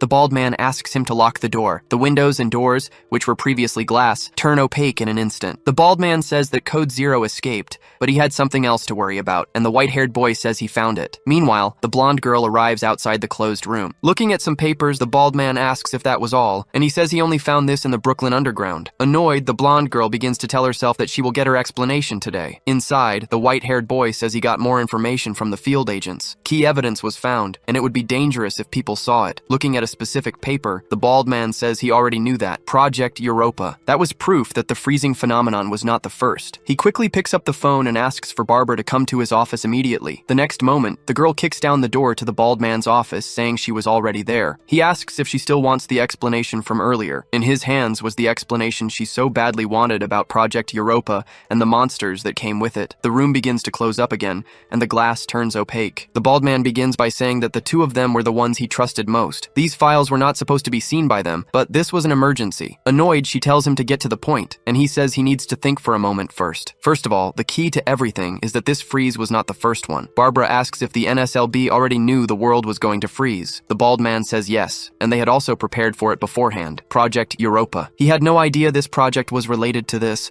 which makes him even more curious about why the superiors hid this information. Now that they had countermeasures, Barbara asks what the situation is. All government departments are frozen, literally and figuratively, and the refugees can only stay in these concentration camps. Whitehair says there were also some of those there, and he says he saw it in the report. To be able to disable the national engine, you would need to be like Code Zero, basically a superhuman. Looking at Whitehair, the bald man asks if he has any questions. The boy quickly says no. They must know more about Project Europa there than they do here, which means they had been infiltrated in the government system from the very beginning. We see a different man there, receiving refugees very helpfully. Barbara then asks the bald man what their objective was, but he doesn't know. The document he had only mentions the ice disaster. They still need more clues. Curious, the bald man asks if Whitehair sent them anything before the fall of Brooklyn, and he says yes. This makes him think that he might have an idea of what happened through that agent. We once again see one of the white-skinned monsters that seems to be looking for a host. Someone appears in a monitoring room, and the women there ask if it's time to change shifts. A person gives a strange smile and says yes, it was time to clock out. This girl seems dangerous. The bald man says that if they brought down Brooklyn because they found something important, it could only mean one thing. What the agent brought back was the key to everything. The scene changes, and we see that the two girls have been eliminated. The one who caused the damage begins to tamper with the controls in the room. One of the white monster's containment doors opens,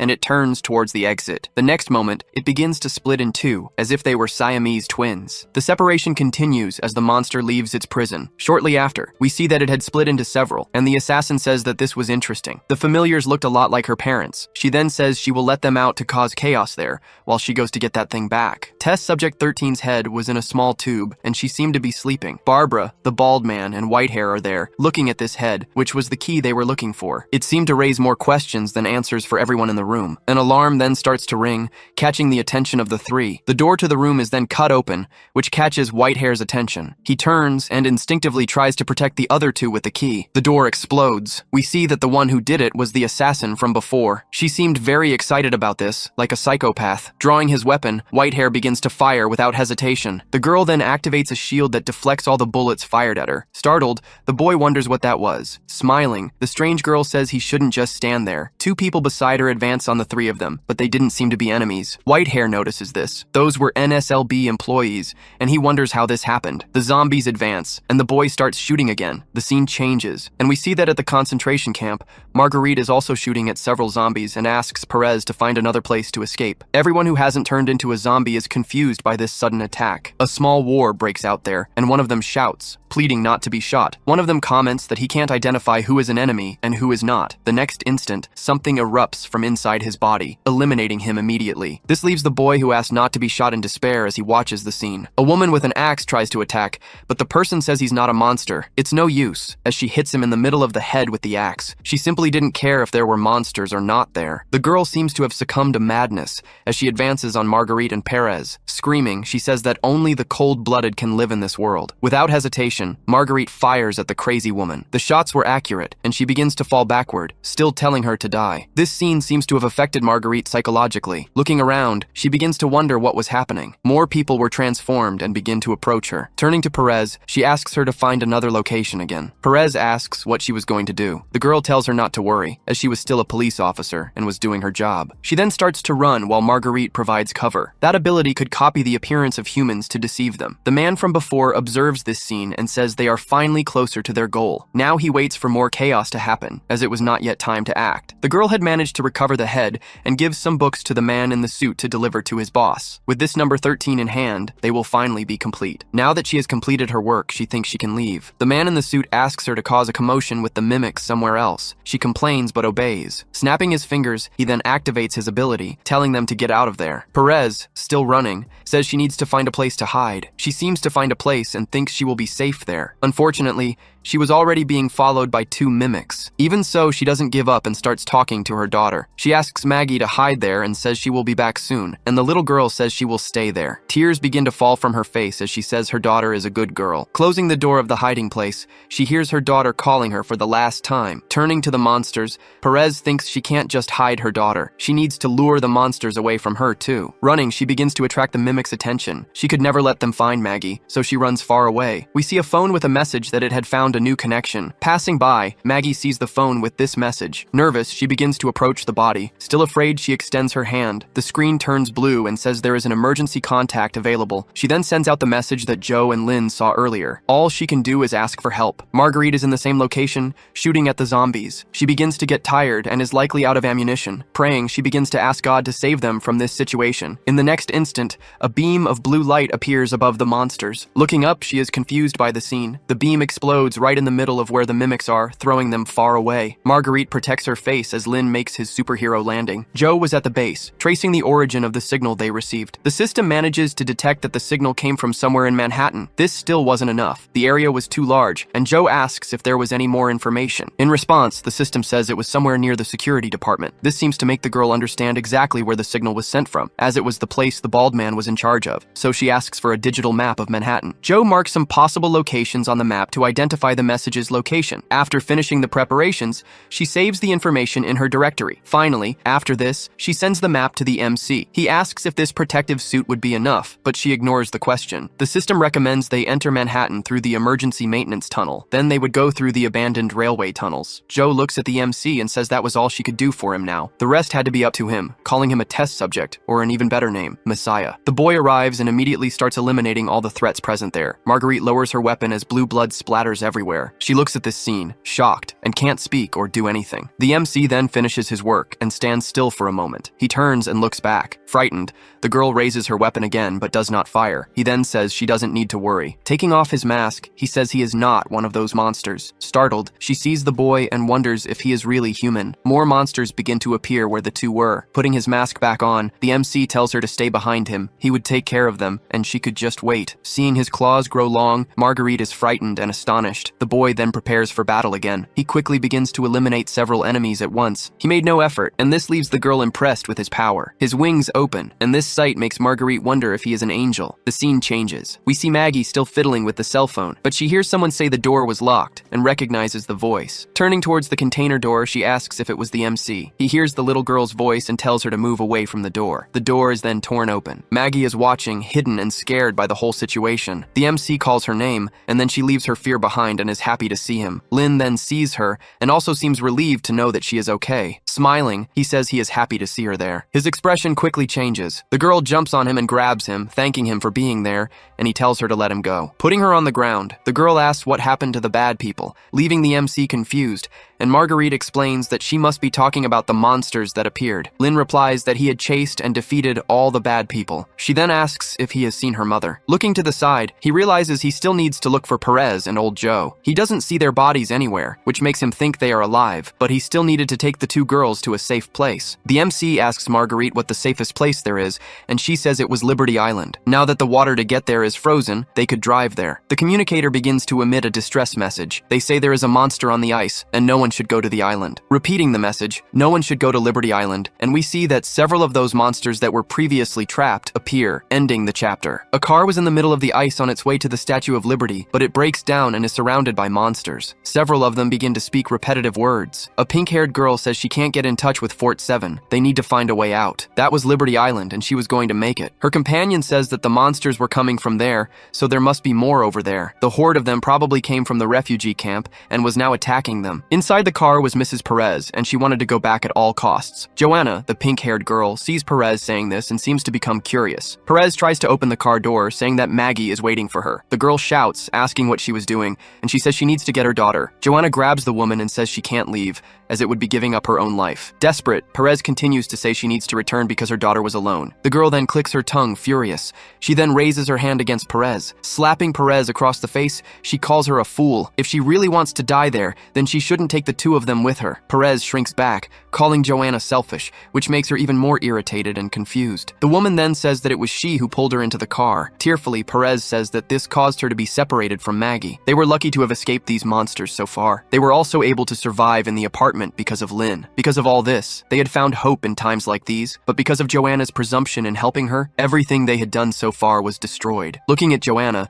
she asks if that wasn't selfish of her. The words seem to have hit the girl hard because she can't answer. Calming down, Joanna says they are not her enemies. That was their responsibility as the NSLB rescue team. Personally, she is grateful that Perez saved her grandfather, and the desire to help her was genuine, so she didn't want anything bad to happen to the woman. She just didn't expect things to get so complicated and apologizes for reacting badly. Perez also apologizes, but she can't think of anything but her daughter trapped in a container. Joanna then says they can take a risk and pulls out her communication radio. Marguerite's radio buzzes again, and it's Joanna's message saying they are trapped but with a saved civilian. Lynn wonders if it could be Perez, and Marguerite answers the call. Joanna repeats that they have a civilian and are asking for assistance. Maggie asks on the radio if it was her mother, and Perez recognizes her daughter's voice. The two begin to shout to each other to see if they were okay. The radio seems to fail, and the communication is cut off. The signal signal was gone. Still, it was good news to know that Maggie was okay. All they needed to do at the moment was to stay safe there. The driver shouts that they have a situation. Suddenly, the monsters started to get agitated for no reason. A car starts to accelerate. Joanna asks what that noise was, and the driver says it sounds like an engine.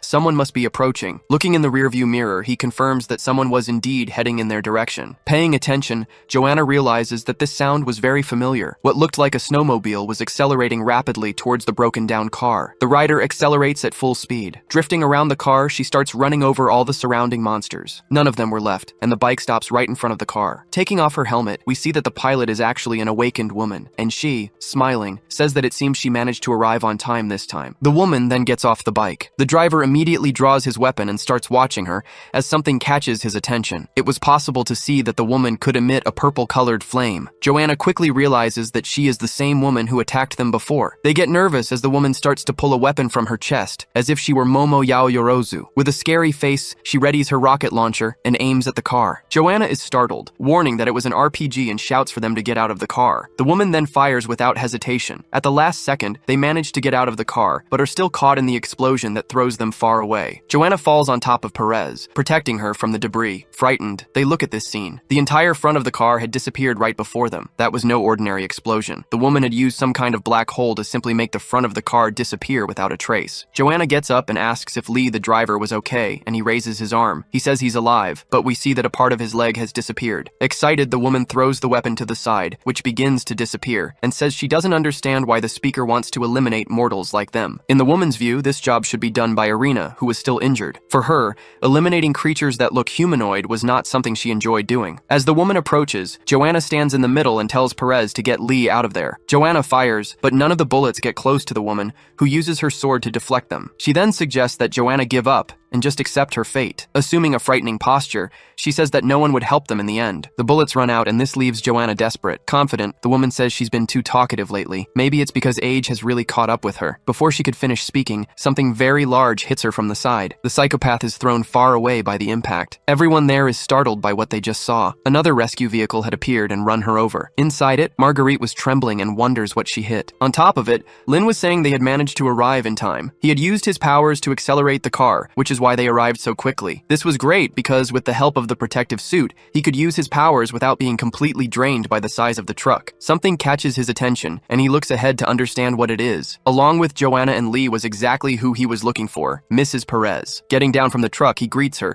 and she recognizes his voice. His mask is removed, and she shouts his name. Joanna recognizes the MC, but by the code name Code Zero, and he tells her to calm down. Is this how the NSLB treats someone who just saved their life? She was suspicious of the appearance of two awakened individuals there and wanted to protect her own. Maggie appears and asks why she was pointing a gun at the MC. Perez sees her daughter and shouts. Lin looks at Joanna and says he is not her enemy. Did she really want to resort to violence there? Her friend didn't look well at all. Perez tries to explain that she was alive thanks to the MC. Joanna then understands the situation and lowers her weapon. She wanted to know how Sonia was, and he asks what's wrong. Joanna says that Lee needs her because there is no other doctor on the island. She is the only doctor she knows. This makes the MC think it was a huge coincidence as he tries to contact Joe. She answers and asks what's wrong. Lin says he found the two of them, but there was a problem with a member of the rescue squad. The woman had managed to get up and, injured, she gives a smile and says that this was interesting. The chapter begins with Joe talking to the MC, but the communication is poor. He realizes he's not able to speak with her properly. Taking action, he puts everyone inside the truck,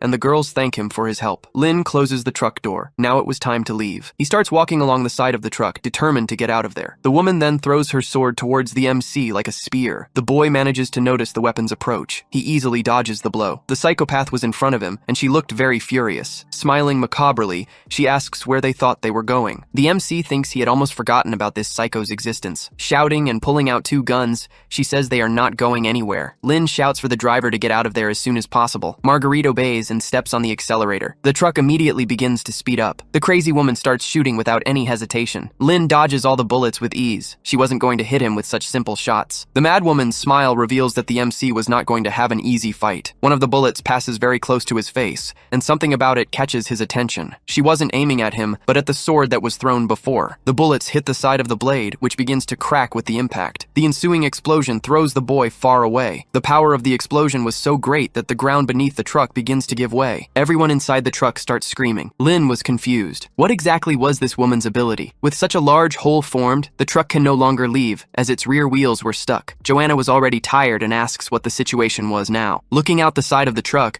Marguerite can barely analyze it. This situation was the worst possible, as they were very close to falling into the water. The psychopath jumps on top of the truck and stands right in front of everyone there. The ground gives way even more, pushing the truck back, almost falling into the water. She then points her gun at Marguerite, who seems to be in shock. Saying goodbye, the woman then prepares to shoot. Lin leaps towards her. Joanna and Marguerite are already seeing their lives flash before their eyes, but it won't last long. The MC manages to arrive in time and punches the woman in the face, interrupting her. Grabbing her by the neck, he tries to pull the woman off the truck. The force with which the MC grabbed her and threw her to the ground managed to create another hole in the ice. The MC watches her, his eye burning with hatred. Confused, the woman asks why he was helping them. The truck begins to fall further back, and the women inside it become desperate. Still confused, the woman says they have nothing to do with the MC, and he was still the Holy Child. He should know that. From the beginning, he never even belonged to this place. This seems to affect the MC, who asks if he really doesn't belong here. Smiling, she calls him brother and says he should be with them, his family. His mind goes back to the beginning of the story, where he was betrayed, and this makes him suspicious. He had already died once. He had been abandoned a long time ago, but things were different here. In this place, things were completely different. He had people who cared about him. Even if it's still the same frozen hell, he will stay here. With a punch, the ice floor shatters completely and the chapter ends. The scene changes and we see someone being eliminated. A red-haired woman asks why. Someone apologizes while having a knife stuck in their belly. The killer says that this was all for survival. Pulling the knife down, he finishes his work and eliminates the girl. Falling to the ground, her last words to the MC are to call him a traitor. She continues to ask why he did this. The boy replies that if anyone is to blame, it's better to blame this frozen world. He steals the bags from the dead and says that with this, he can survive for another month. Something inside the woman's body says that now he will pay the price, and red veins appear on her lifeless face. The MC hadn't noticed this, and a monster begins to appear behind him. He finally notices the movement and looks back to see what it is. A white skin appears and lunges to attack Lin Mo, which startles him. The giant snake manages to grab his backpack with its mouth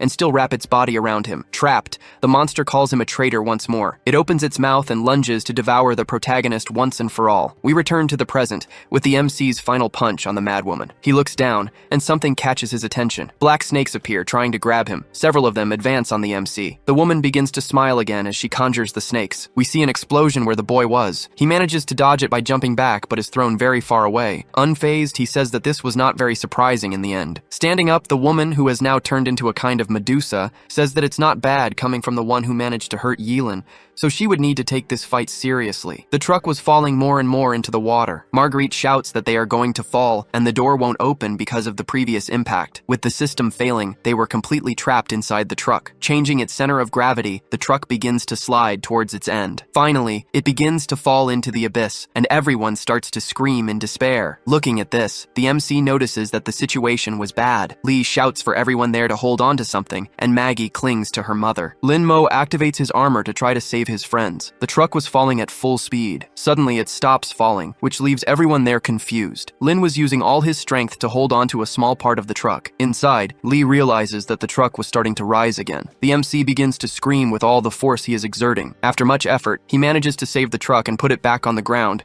and I have no idea how the psycho didn't take that opportunity to split the boy in two. Looking up, we see something strange and purple-colored above them. The madwoman's weird snakes advance on the MC. They manage to bite the boy through the armor. This seems to have poisoned the MC as he falls to his knees while the woman approaches. She asks if he still doesn't understand what was happening. Look at him now. To her, he was just a child playing hero. She had told him this before. Those people inside the truck were insignificant. She wanted to know if he would choose for the truck to sink into the sea with them, or would he prefer her poison to devour the boy completely. The truck hits the ground. Joanna then asks if this was the work of Code Zero, and Marguerite says they are safe. The MC was transformed into his berserk form, yet he seemed very calm. Curious, he looks at his hand for a moment. Lin then calls for the parasite and asks if she was the one who did this, but she says says she only used the energy from the protective suit. He should thank that dangerous woman who gave him the suit. The MC asks if she was talking about Joe and asks if she hates her. The parasite changes the subject, saying now is not the time to talk about that, and points forward. Charging at full speed was the mad woman, ready to strike the MC. It wasn't exactly the woman, but a rocket she had conjured. Lin deflects it with ease, and the missile flies past him. The explosion occurs far from where he was, in a safe place. Safe for him, at least. Who's to say he didn't just destroy the refugee camp with it? Looking at the woman, he says that once again, he had almost forgotten about her. Once more, she says this was interesting. Was this the power that defeated number 13? It was understandable now why the speaker was so interested in him. The stronger the opponent, the stronger the MC became, and that was enviable. The speaker always instructed them to act according to the plan, but he would probably want to take this gift from the MC when the time was right. All this talk makes the boy curious. The parasite is already aware and says that the so-called gift was her. Continuing her speech, the woman says the speaker emphasized that she should not attack the MC, only eliminate the mortals. However, if he continues to interfere, she will have no other choice. For her, disobeying the speaker's orders wouldn't be a problem, and so she lunges at the MC. She wanted to test the boy's strength, so she charges in a straight line, which the MC finds perfect. Lin starts running towards her, excited as well, wanting to test his own power. Advancing, the woman uses her legs to make an X-shaped cut in the air. As if she had opened a portal, she steps into the gash. The next instant, she was behind Lin Mo. He turns to try and defend himself. Unfortunately, he wasn't fast enough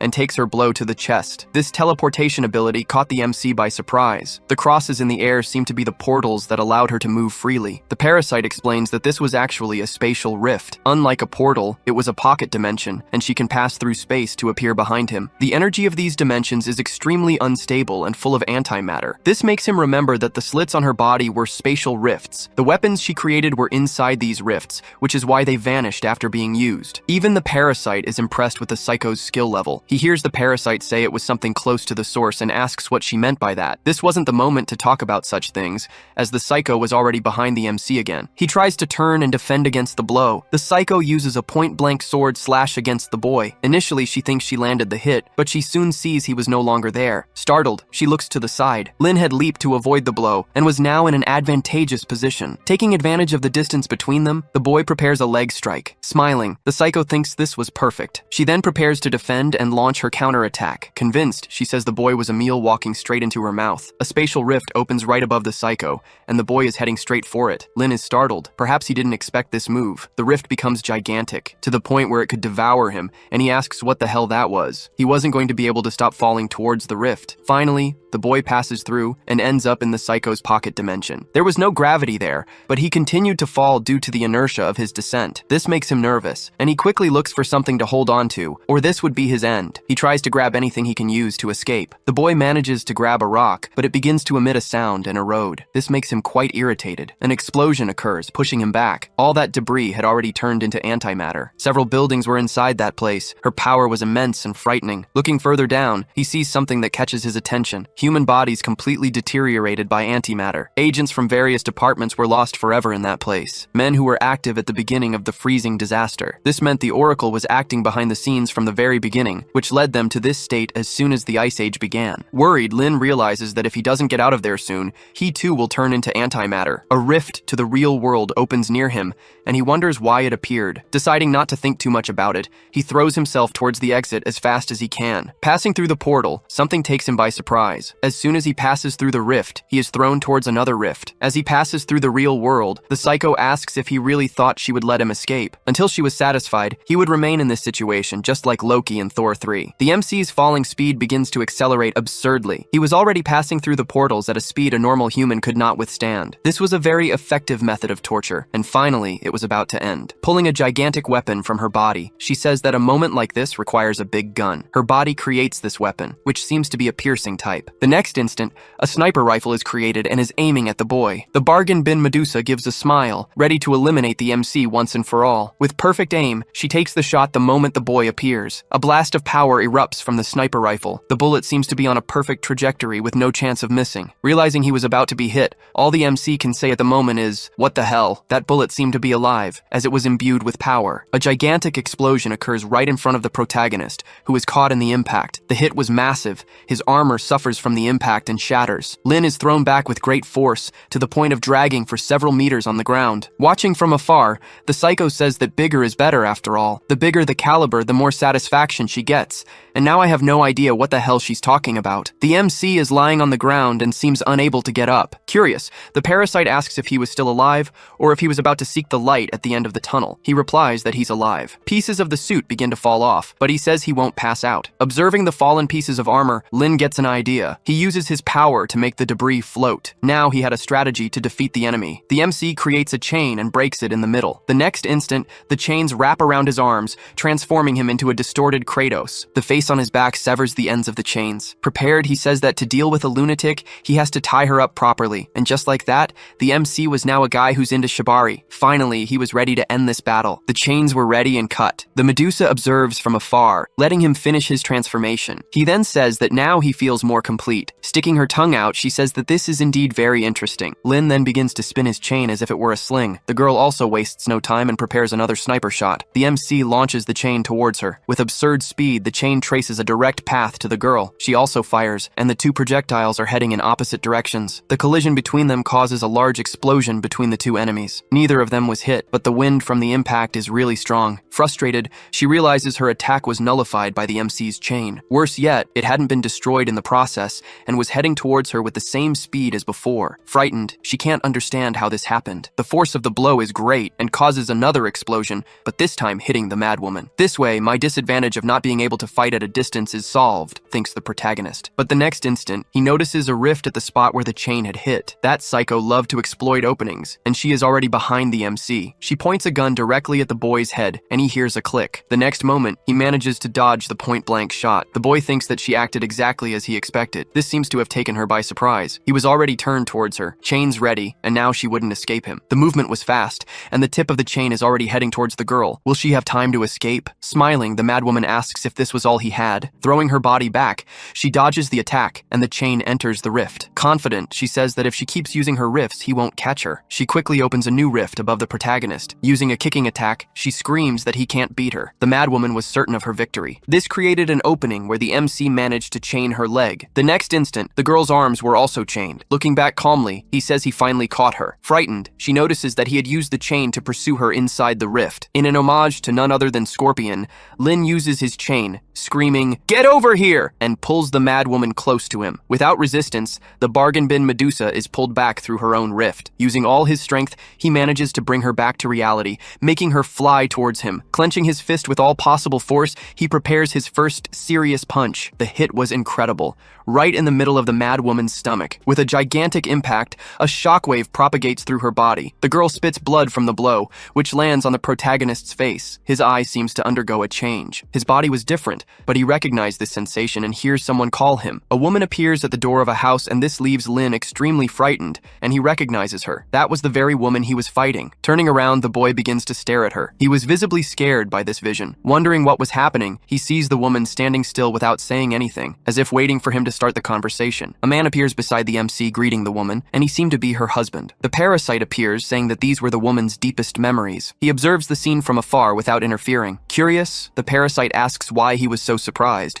It wasn't the first time he had seen someone's memories. He looks at this scene for a moment and says nothing. The memory continues, and she seemed very happy there, talking with her husband. Wanting to leave, he says he has no time to waste there. That woman was still outside trying to eliminate him. Frustrated, the parasite asks if he isn't curious to know more about her. There could lie the true purpose of the Oracle, and also something else. Why are they so interested in the MC? This seems to catch his attention. Returning to the scene, he asks if they don't already know this, but she says he should at least try to understand this issue more deeply. Quoting Sun Tzu, she says, "Know yourself and know your enemy, and you will never be defeated." This was a unique opportunity, and the MC knew it, the parasite tells him. The battles against the Oracle Society were becoming increasingly difficult. Even if they win now, there's no guarantee they will win the next one. Resolved, he says she can do what she wants, to which she replies that it's an excellent choice. Opening a portal within the memory, she says they can go now. Someone opens their eyes, and this person is badly injured. It was the madwoman. She was pregnant and trying to console the fetus. That was a car accident. The parasite sees this scene and feigns pity. Curious, the MC asks what this had to do with the Oracle's society. She replies that everything has a cause and effect,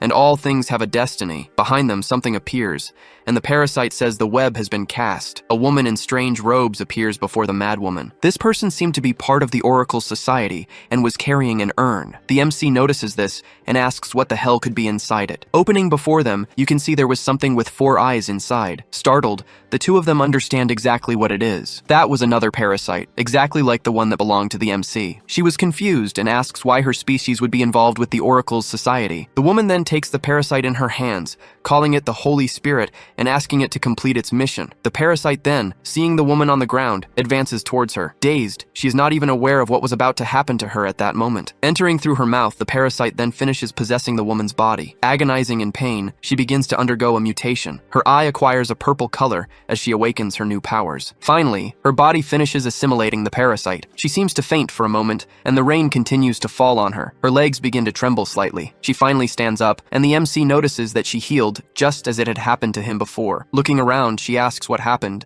and he notices that she had lost her memories. This confuses him. How could he be in her memories of something she doesn't even know? It doesn't make sense. The parasite laughs and says this also happened to him, but he doesn't remember. Conjuring a golden magic, the woman from the society begins to aim at the madwoman. She then tells her to travel through death and go to the other shore. Finally, she launches the spell directly at the madwoman, which passes through her easily. The hit was exactly on her neck. She had no chance of survival there. The cultist then says that death is not the end. The Lord would guide her on the path she should follow, and then the chapter ends. Death is not the end. These words make the madwoman open her eyes. For some reason, she is in a different place with different clothes and people. She has no idea where she is, nor who this man trying to lick her is. His tongue starts to make the girl feel disgusted. Standing up quickly, she slaps the man across the face. This leaves her very confused, and then she realizes something. Looking at her belly, she notices her child was gone and doesn't understand. Then the woman remembers the masked woman, and this gives her a bad feeling. She had done something to her. She had stolen her child. Now she was in a situation she couldn't explain. A new life began after her previous life was taken, and everything was broken. These broken parts only brought her emptiness. The man who was slapped gets angry, and another woman tries to calm him down. Furious, he pulls a gun from his clothes and points it at the woman. With a scary face,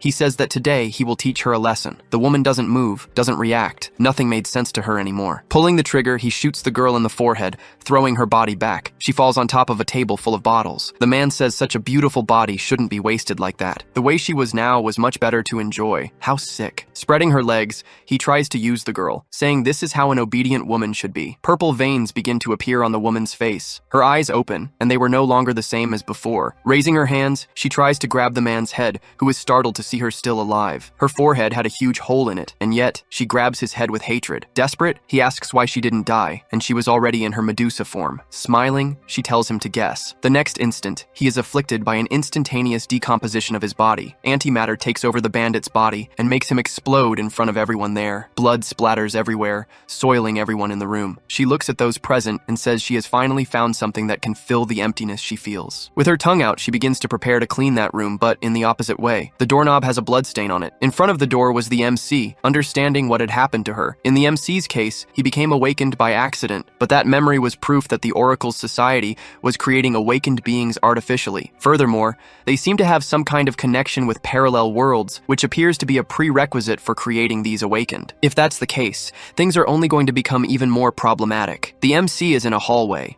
What appears to be another version of the MC is talking to someone named Cross. He approaches the room where the madwoman is and says he will leave her with him, to which Cross asks why he came there personally. The alternate MC jokes that Cross is a kind of pastor who can persuade anyone, which makes him embarrassed. They had to deal with that problem, so Cross enters to talk with Han. Something strange happens. The alternate MC knows of the real MC's presence there and speaks to him. Once again, Lin had been through this before. He had already seen that he was seen by his other version. He says they have already met in the near future, and it was the last time they saw each other. Lin is confused. His future self would meet this alternate MC. Seeing that the MC is confused, the alternate realizes that he is a projection from someone's memory. He should have realized that in the end, this is the true reality. This scares the MC, and the alternate says that everything has cause and effect, everything has its destiny. Time is not continuous. The present is 1 hour before the freeze. At this moment, his past self must be contemplating the prelude to the disaster. His current self and his past self can coexist, so cause and effect can be reversed. These words leave the MC in shock for a moment, and he remains silent. Finally, he speaks and asks what the hell his alternate self was talking about. Laughing, he apologizes for forgetting that he couldn't understand this yet. In the end, reality was harsh. His current self was still pathetically weak. Annoyed, he tells his alternate self to repeat what he said. The alternate tells him to calm down, as he knows what he's thinking right now. At this moment, he was nothing more than a projection in that timeline. He was not physical like the alternate. He couldn't interfere with anything there, even if it was his past, because of cause and effect, and that made him weak weak in the end. It was obvious that the original MC still didn't understand it well, so the alternate says he will give an example. After thinking for a few moments, he has an idea. Just like that time, he could only watch as he was dismembered by Luo Dalong. He was unable to even offer resistance and had to slowly watch his own death. That was a hilarious way to die, so weak and pathetic. These words irritate the MC more and more, and he curses his alternate version. Confident, the alternate says that was a great expression. He still wants to tell a little more about what happened next. The Luo Dalong he eliminated was a mere counterpart from another universe. The alternate asks the MC if he had understood that yet. If he eliminates him for revenge, then he eliminated the wrong person. Laughing even more, the alternate asks what he thought about that. If he continues just seeking revenge, he will always find the wrong target. Lin is speechless. He doesn't know what to say, but is very angry. The second one then approaches and says he has good news to share. The guy who eliminated him the first time has already become an empty husk out there. In other words, this meant the MC could still eliminate him. All Lin 2 wanted was to offer his help to Lin 1 and asks for his trust. With his face close to the MC, he then invites him to join them. Lin 1 looks at Lin 2 and asks if that was all. The alternate then notices something strange. Lin then says that Lin 2's attempt at provocation was useless against him because it was so obvious. Trying to control him with anger? This kind of cheap trick only works on children. Lin 2 shouldn't underestimate him. Still confident, Lin 2 then apologizes for his presumption. The MC then says that his present self is no longer his past self. Luo Dalong was not the true cause, only the effect caused by the freeze. If, as he says, cause and effect can be reversed, then his true target for revenge was precisely this cause and effect. This brings another smile to Lin 2's face, who says that this was very interesting. The MC knows that the alternate was seeking to accelerate the freeze even further. This makes him furious to the point of saying that stopping Lin 2 was the first step of his revenge against the freeze. Without losing his composure, the alternate finds the MC's attitude very good. He is pleased to see that the MC was really much better than before, not letting himself be controlled by emotions. This Lin was completely different from the others. Confused, the MC asks who these others are. Putting his hands in his robes, he says he will give the MC a reward. He removes his cloak, showing his left arm, which is larger than his right, probably from continuous use if you know what I mean. Showing his true nature, Lin 2 will tell him something even crueler. If an awakened wants to become stronger, he had to do one thing. The parasite appears and, impressed, sees that his arm has become like Danzo's. The MC becomes furious, which gives the alternate an opening to attack him from behind. Turning quickly, he manages to defend against the blow in a hurry. Whispering in his ear, he repeats Luo Dalong's phrase from the beginning of the story to the MC. The weak are prey to the strong. If he really wants to get stronger, he had to go out and devour other awakened. Opening a portal to leave, the alternate welcomes the MC to the survival of the fittest. The MC was thrown into the portal and now had his other self's last words in his mind. He needed to find this source of power, and then he finally returns to reality. Even back, he notices something different. He had returned a few seconds before entering the madwoman's memory, and this confuses him. Again, he prepares his final punch to defeat the girl. As he clenches his fist, he thinks that he can't do the same thing as before. If he does everything the same, it could put him in an infinite loop. Lin then decides to bind her with the chains instead of using his final punch. Right after that, he realizes that this might not have been his best idea. She creates a spear tip from the palm of her hand and prepares to pierce the protagonist. The girl, freaking out, screams, asking why he is distracted at this moment. Raising his arm, the MC uses the chains as a shield against the attack. It was two monsters fighting each other. The pressure of the blows and defenses was enormous. Excited again, she says he can't lower his guard in a fight. Bringing her face close to the MC, she says she will devour him soon. The girl's snakes begin to move towards the MC, ready to attack. Hissing, they open their mouths, their fangs poisoned with antimatter. The MC quickly conjures new chains from his back. Several of them begin to emerge from behind him to help with the defense. The battle was now being fought on two fronts at the same time, the snakes against the chains, and the MC against the psycho. The MC was getting the upper hand, defeating the snakes one by one. This surprises the girl. She starts to get nervous about being subdued. Lin then takes the opportunity to attack in conjunction. Finally,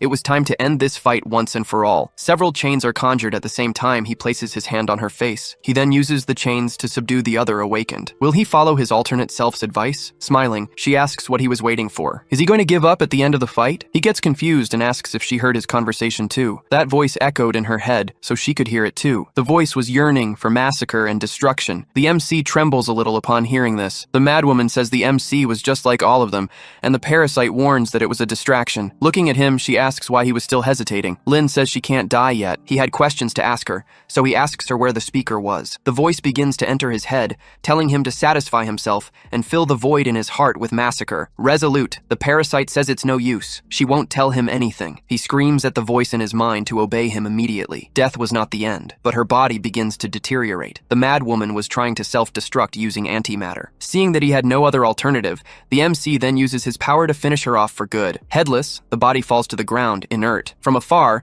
the truck with the humans was still nearby. Marguerite says it was finally over, and Joanna looks on, stunned. Lin watches the body, which now looks like an empty husk. His only clue to get revenge against the Freeze was gone. That voice continued to echo in his mind, talking about satisfaction. He looks at the parasite, who is confused by the boy, but it wasn't her voice saying these things to him. All things have a cause and effect. The MC turns to leave, accepting that he will need to find more clues to achieve his goal. But wait, a hand appears from inside the empty husk of the madwoman's body. She had not been completely defeated yet, and the MC thinks that all this has only created more questions in his head than it has given answers. As the madwoman moved, Lin realizes she was still alive. Looking back, he waits to see what she will do. Coming completely out of the husk, we see she looks like she's made of mud and falls to the ground. This leaves the MC very disturbed. Finally, the girl stands up, and her presence was like that of a serpent. She begins to grow gigantic, and the parasite explains that the MC had destroyed her brain. Her body could still function, and when that happens, she becomes something much worse than before, an empty husk. The monster seemed to be about 8 meters tall, something like the female Titan from SNK. Furious, Lin asks why she didn't warn him about this before. With a silly face, she slaps her own head and says she only remembered it now. Activating his armor, he decides to let it go and eliminate the madwoman again. The parasite says she doesn't want to be a spoilsport, but she needs to remind him of something. His energy was drained, as he had given almost everything in the last battle. He needed to be careful, as he might not be able to maintain his infinite state, so he needed to end this quickly. Advancing, he hears her say that in the end, his greatest advantage was his speed. Lin is in Lightning McQueen mode, and runs while the husk summons snakes. He manages to dodge them and makes a direct charge to try and end this. With a few leaps, he reaches the height of the monster's face. Lin then begins to conjure his chains again. Covering his arm with them, he prepares to deliver his final blow. Raising his arm,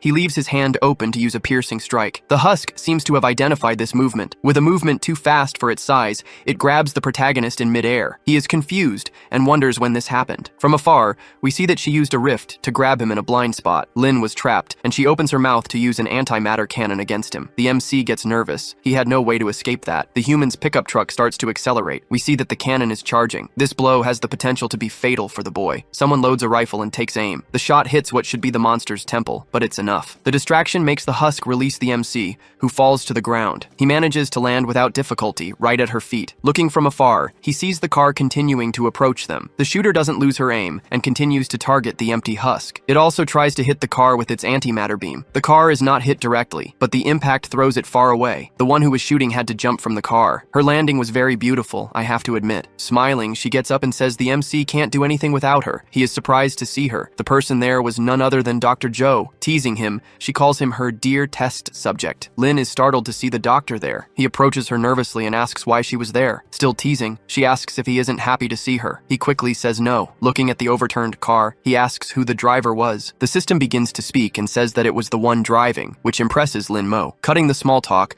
the system then warns that now is not the time for conversation. They have something bigger to worry about. The car is kicked away as the empty husk approaches the two of them. Lin manages to grab the doctor and prevent them from being hit by the vehicle. Still, it seemed like it was about to hit the truck with the humans that had been saved before. The two trucks collide, causing significant damage to the armor. Marguerite and Joanna are shaken inside the truck but seem okay. Fortunately, the damage wasn't too great, and the situation seems to calm down for now. He looks back, worried about the people who were still there. Joanna was still trying to use the system to open the car door, but it insists on remaining locked. A message appears on the communication system, which makes her think it had started working again after the impact with the other car. Someone asks if the one there was Gorilla, and if they were still alive. Being called a gorilla makes her furious, and the other side recognizes her voice. The one speaking to her was Joe, and Gorilla, Joanna, says it will take much more than that to eliminate her, to which Joe is relieved to know she is well. The situation, however, was not completely resolved yet. The monster opens a rift in its own belly to attack. Several snakes begin to fall from its womb to the ground and seem to be gigantic. Joe starts shooting indiscriminately at the mobs, eliminating several of them alongside Lin. From inside the car, Joanna hears an apology from Joe and finds this attitude strange. Annoyed, she shouts that the doctor was playing a trick on her again. She wanted to save everyone, just like Joanna, and so she asks for her help in that situation. Joanna doesn't respond immediately, and Joe calls for her one more time. Frustrated, she says she feels like an idiot for believing a bastard like her. Still, she agrees to help and asks what she can do. Joe tells her to get something that was inside the overturned car. It was in the back seat, and she needed to be careful with the remaining snakes. Managing to get out of the car, she gets a giant case and asks what to do now. The doctor asks her to open it, and the sight of what was inside surprises Joanna. Taking the weapon from the case, she asks if this wasn't experimental. How did she get access to it? Joe tells her not to ask questions. Preparing herself, she asks what she should do now. Aiming at the empty husk, she asks if that was the target, but Joe says no. Confused, she then asks who their target would be. The doctor then says that the one who should receive the shot was Code Zero. This leaves the girl confused, and she asks if this was some kind of joke, but Joe says it wasn't. All she asks is for Joanna to stop wasting time and trust her, so she shoots. Furious, Joanna says she doesn't care anymore. If anything bad happens, it would be Joe's fault. Pushing in a radioactive bullet, she prepares her shot against the MC. She aims exactly at the protagonist's back, who seems to be waiting for the shot. A green beam comes out of the weapon, like fell magic from World of Warcraft. The bullet travels at full speed, causing great damage to the ice floor. Joanna shouts for the MC to get ready, and he says it was finally here. Lin is hit in the back by the green beam, and it seems to have caused some damage. The beam dissipates, and we no longer see the protagonist standing. Joe remains impassive, waiting to see what would happen. She remembers the last moment they had together. The experimental weapon was inside the car. Lin says that dealing with the enemy ahead was the priority, but she says she wants to use that energy for the boy to absorb, since he claims he can absorb any type of energy. This should include atomic energy. Wouldn't he like to try? It could make him evolve to the next stage. If this succeeds, things would be different, combining atomic energy and then evolving to the next stage. With this, the MC would have a power that would break all his limiters. A surreal amount of power was emanating from the MC's body. Joe is pleased to see this. It seems her theory has been proven correct once again. Watching from afar, Joanna is impressed. That was incredible. Without her noticing, two snakes begin to approach her from behind. Before she could react, they lunge to attack. The girl turns, managing to see the attack, but won't have time to react. The next instant, Lin passes by her, destroying all the snakes with one blow. Joanna's eyes widen in pure terror and surprise at what the MC had just done. He looks at her, farming as much aura as possible. Joe asks the system if it had collected the data from this experiment, to which the robot confirms it did, but says the data may be inaccurate. Would she like to perform a reassessment? Preparing her weapon, she says it wasn't necessary, as she already had enough. Lin was already beside the doctor again, and the two prepare for the fight. She asks if he feels faster now, and he says yes. It was as if his energy was infinite inside his body, and now he can use his full power. This energy seemed to be constantly overflowing because his body generated it continuously. His speed was on a completely new level, so fast that Joanna was incredulous at what Lin had done a second ago. The empty husk finally stops waiting and launches its attack. Lin tells Joe to hold on tight to him, but she brandishes her weapon and says she doesn't need to. He is confused by this and looks at her. The monster strikes the ground with full force, causing a large explosion. Joe takes advantage of this opening and leaps, ending up right in front of the monster's face. Using the debris that rose in the explosion as support, she begins to jump towards the empty husk. With her weapon in hand, she aims directly at the monster's forehead. Without hesitation, she unloads the entire magazine into the monster's face. An explosion hits right in the husk's eye, which is left dumbfounded by this. Another larger explosion occurs, throwing Joe back. She manages to rebalance herself, even in midair, and observes what happened. Without celebrating victory prematurely, she throws more bombs and starts firing at the monster again. The explosion gets even bigger. I don't know how she isn't caught in the impact. Lin approaches and says it seems she had also improved a few things, and she says it wasn't a mere upgrade. The suit she was wearing had his blood running through her clothes. Curious, the MC asks what she means by that. Joe continues, saying that she now has an experimental weapon with various functions. With this type of equipment, an ordinary person would have the ability to deal with a white skin of this level. After saying all this, she says she will leave the rest to him, and Lin is surprised. She had to check on the injured person nearby and tells him not to die in this fight. While the MC was looking at Joe, the monster lifts its foot to step on him. He was still complaining about her last words when the foot hits the ground, causing a huge explosion. Actually, before it reached the protagonist,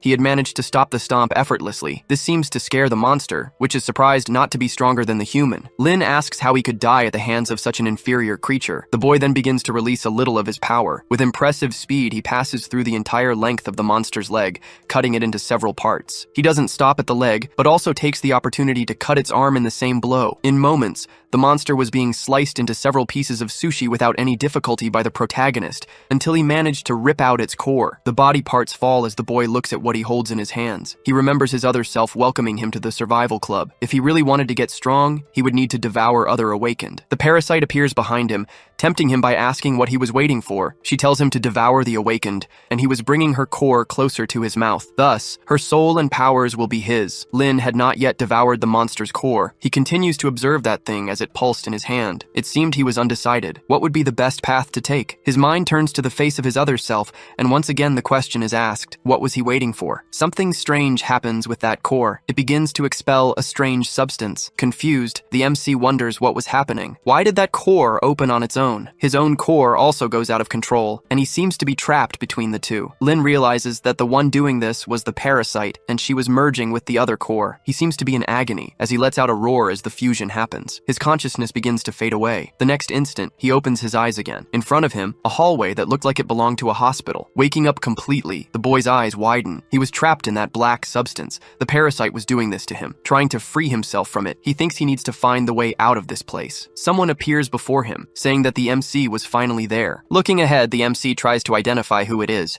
but their face is still in the shadows. Soon after, we can see it was the psycho mad woman who fought against him. He initially thinks he had gone to the past again, but realizes the situation was different from before and can't understand the current situation. The girl starts to run, and he extends his arm, asking her to wait. He tells her not to run, but the girl doesn't listen to him. Finally, they seem to arrive in a surgery room. Stopping her run, she stands still in front of a gurney. The MC reaches her and seems tired from this chase. The girl then says that everything would be different if that car accident hadn't happened. She would probably be giving birth to her child in the surgery room. Confused, the MC asks what she was talking about. Turning to him, she asks if he was also there to eliminate her for good. Lin asks what she meant by also. She apologizes for saying something so strange. Judging by his expression, he probably doesn't know. The one he eliminated before was the same woman, just on the outside, but her true self had always been in here. Calmly, the boy asks if she had a split personality. Unfortunately, that was not the case. Her inner and outer self were always the same person. After experiencing those things, wishing to protect herself and fill the void in her heart, she chose to escape. She created a hard shell on the outside with a broken core on the inside. She was aware of what her outer self did, but she had already chosen to escape, so she did nothing against it and gradually let herself become the person on the outside. Curious, she asks if he wasn't there to hear her story. Opening her arms, she asks him to finish her off, since that's how battles ended, according to the speaker. The weak are the prey of the strong. He must understand this principle well. Lin clenches his fists, repeating the phrase she had just said. He then says he doesn't think she understood the situation well, and she is confused. The boy asks if she never thought about revenge against those who caused this to her. Her current situation was also experienced by the MC before. His survival instinct was reduced by having pushed away his sense of self